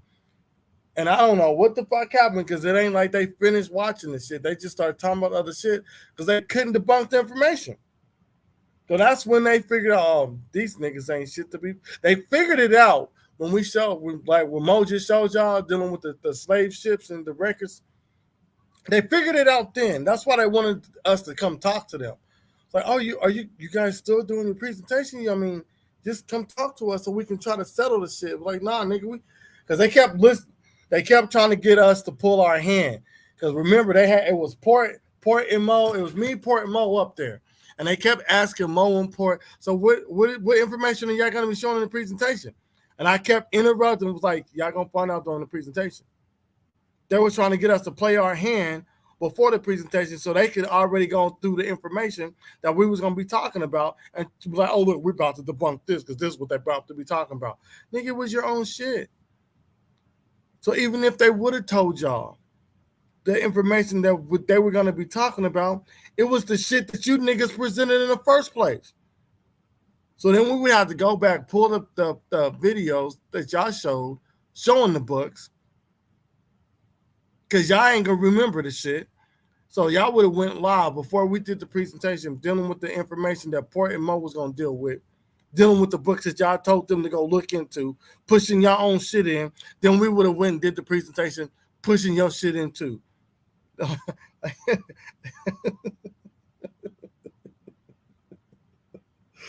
Oh shit! The fuck is wrong with these people? I come for the smoke. I'm gonna pull the rug from underneath. Okay, that nigga. The same day that nigga said that shit, the same day he reneged. I don't have anything against those brothers. Cause I straight went live and I showed all the biblical scholarship I'm fucking with. Yeah, he was like, "Nah, I'm good," and then started arguing with different people. I directly went at him because it struck a nerve with me when he was coming with the information. I'm like, no, he's not trying to explain that. Because at first he had a little small ass picture. I knew exactly what it was because he tried to cut everything off except for the little image that you see of, you know, the Africans and shit. And from a distance, you know, he's convincing.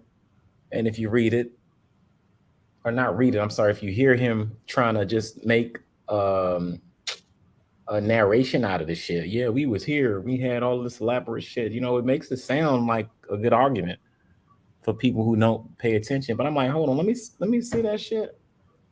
And I was like, hold on, man, this nigga talking about Confederate money. I'm like, hold on, I know it's not the image I'm thinking about. So out of the benefit of the doubt, I was like, let me look the image up just to make sure I'm not tripping. You know what I mean? Because I don't want to go with these fools unless I know what I'm talking about either, right? And I'm like, hold on, this the same damn, what, $50 bill note? I'm like, no, ain't no damn way he really thinks this is this. You know what I'm saying? And I'm like, the more we start digging and the more we, you know, it was just crazy. Then you got the flag shirts, and then you got Booker T. Washington's account, and then you got the Department of Treasury and all of this stuff. Like, come on, man. Y'all funny. At this point, it's y'all some clowns. You clowns. Clownish behavior, yo.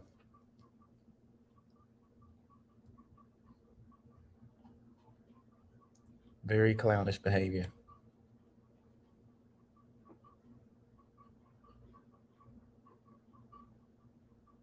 But yeah, we're gonna continue to push over here. I ain't gonna stay on too long, fam. I'm gonna go ahead and shut it down.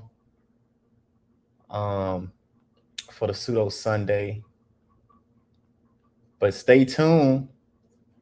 Stay tuned, family. We're gonna come back. Shout out to our historic foundation in the chat. Val B, we see you in the chat. Taylor, we see you in the chat.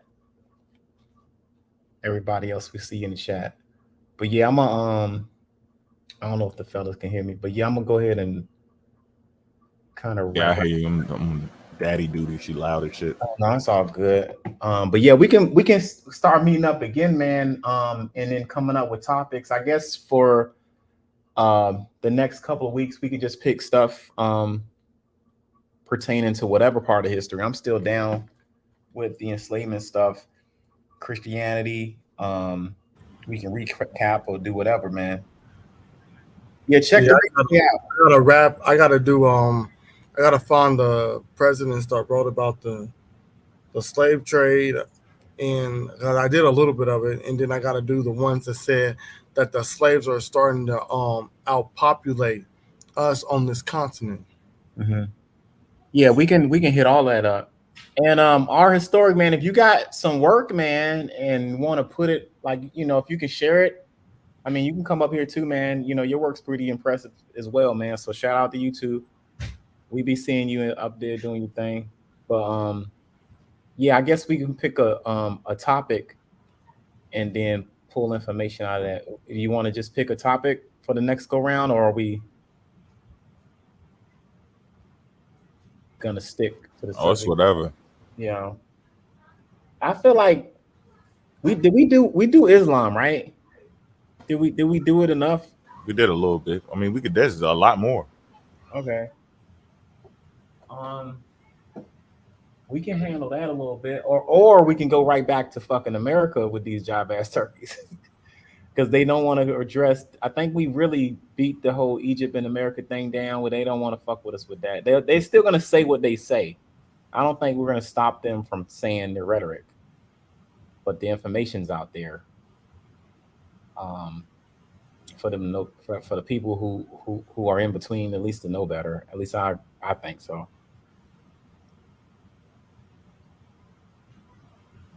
Yeah. So what? Islam, slavery, religion. Yeah, I mean that. Yeah, I guess so. Yeah, the Balad al Sadad, Balad al Sadad, land of the blacks. That's what they called us. I mean, I guess I can read because I kind of went over. I went over a little bit about what the scholars had said. I can recap on that and just Islam and and slavery in Islam prior to the European embracing chattel slavery, and I guess unless something comes up and we we can always entertain something else that don't gotta be the topic, but Yeah, I can dig it. yeah, I think that'll be good. I'll go over. I mean, since they got their hand in so many cookie jars, it's like it don't matter where we go with it. It's going to end up leading back to some shit that they fucking with anyway because they're trying to consume all of it. Yeah, unless there's something that's going on that's catching traction on their side that we might need to smash down. You know what I mean? Like if they got something this shit catching traction and we know it's bullshit, we can attack that shit too. Especially if we got the books.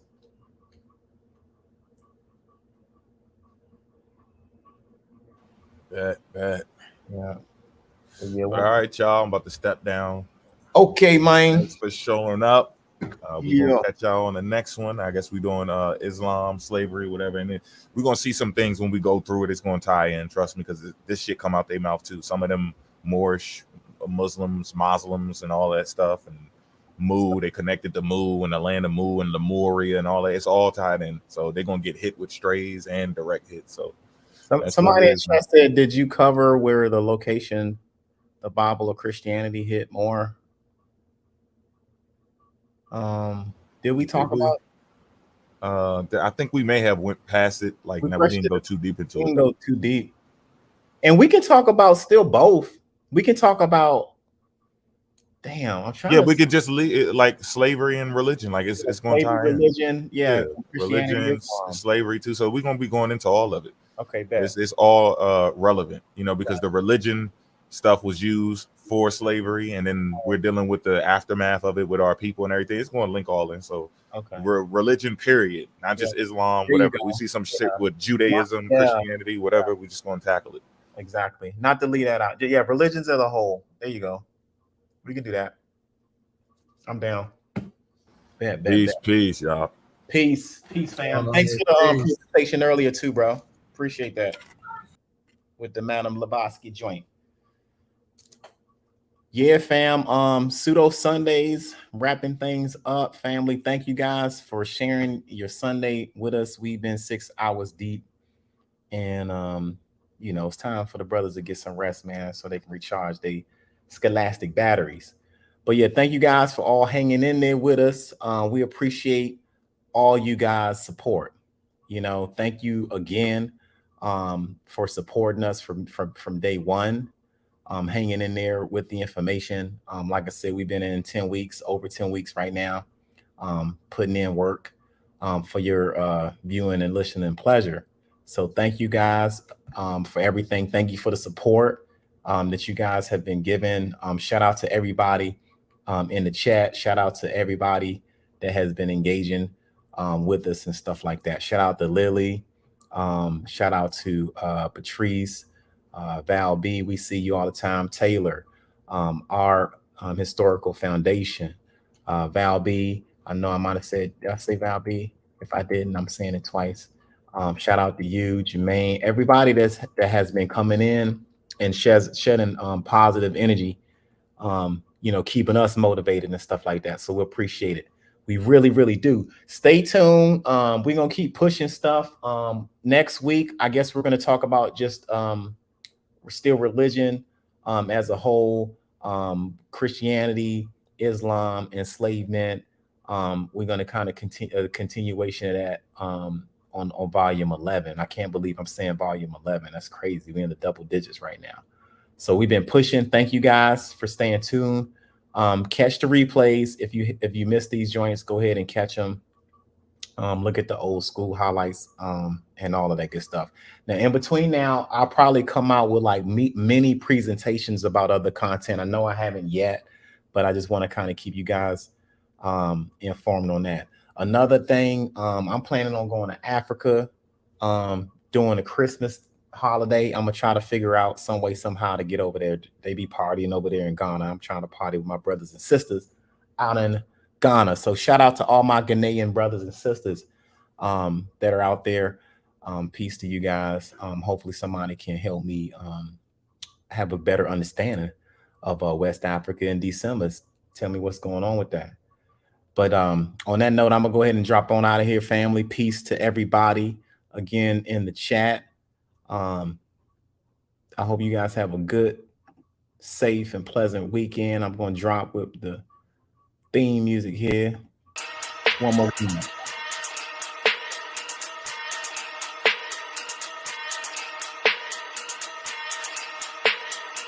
Peace, family. Let us rub.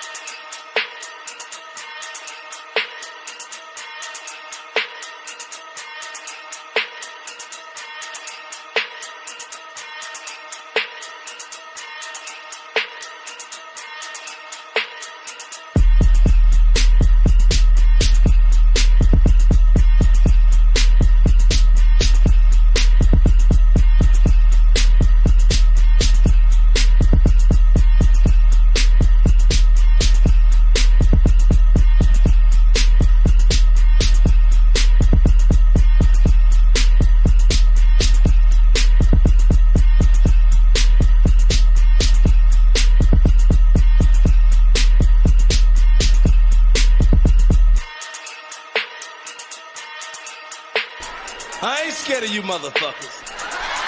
I'm gonna tell you something straight off the motherfucking press. I ain't coming for no foolishness.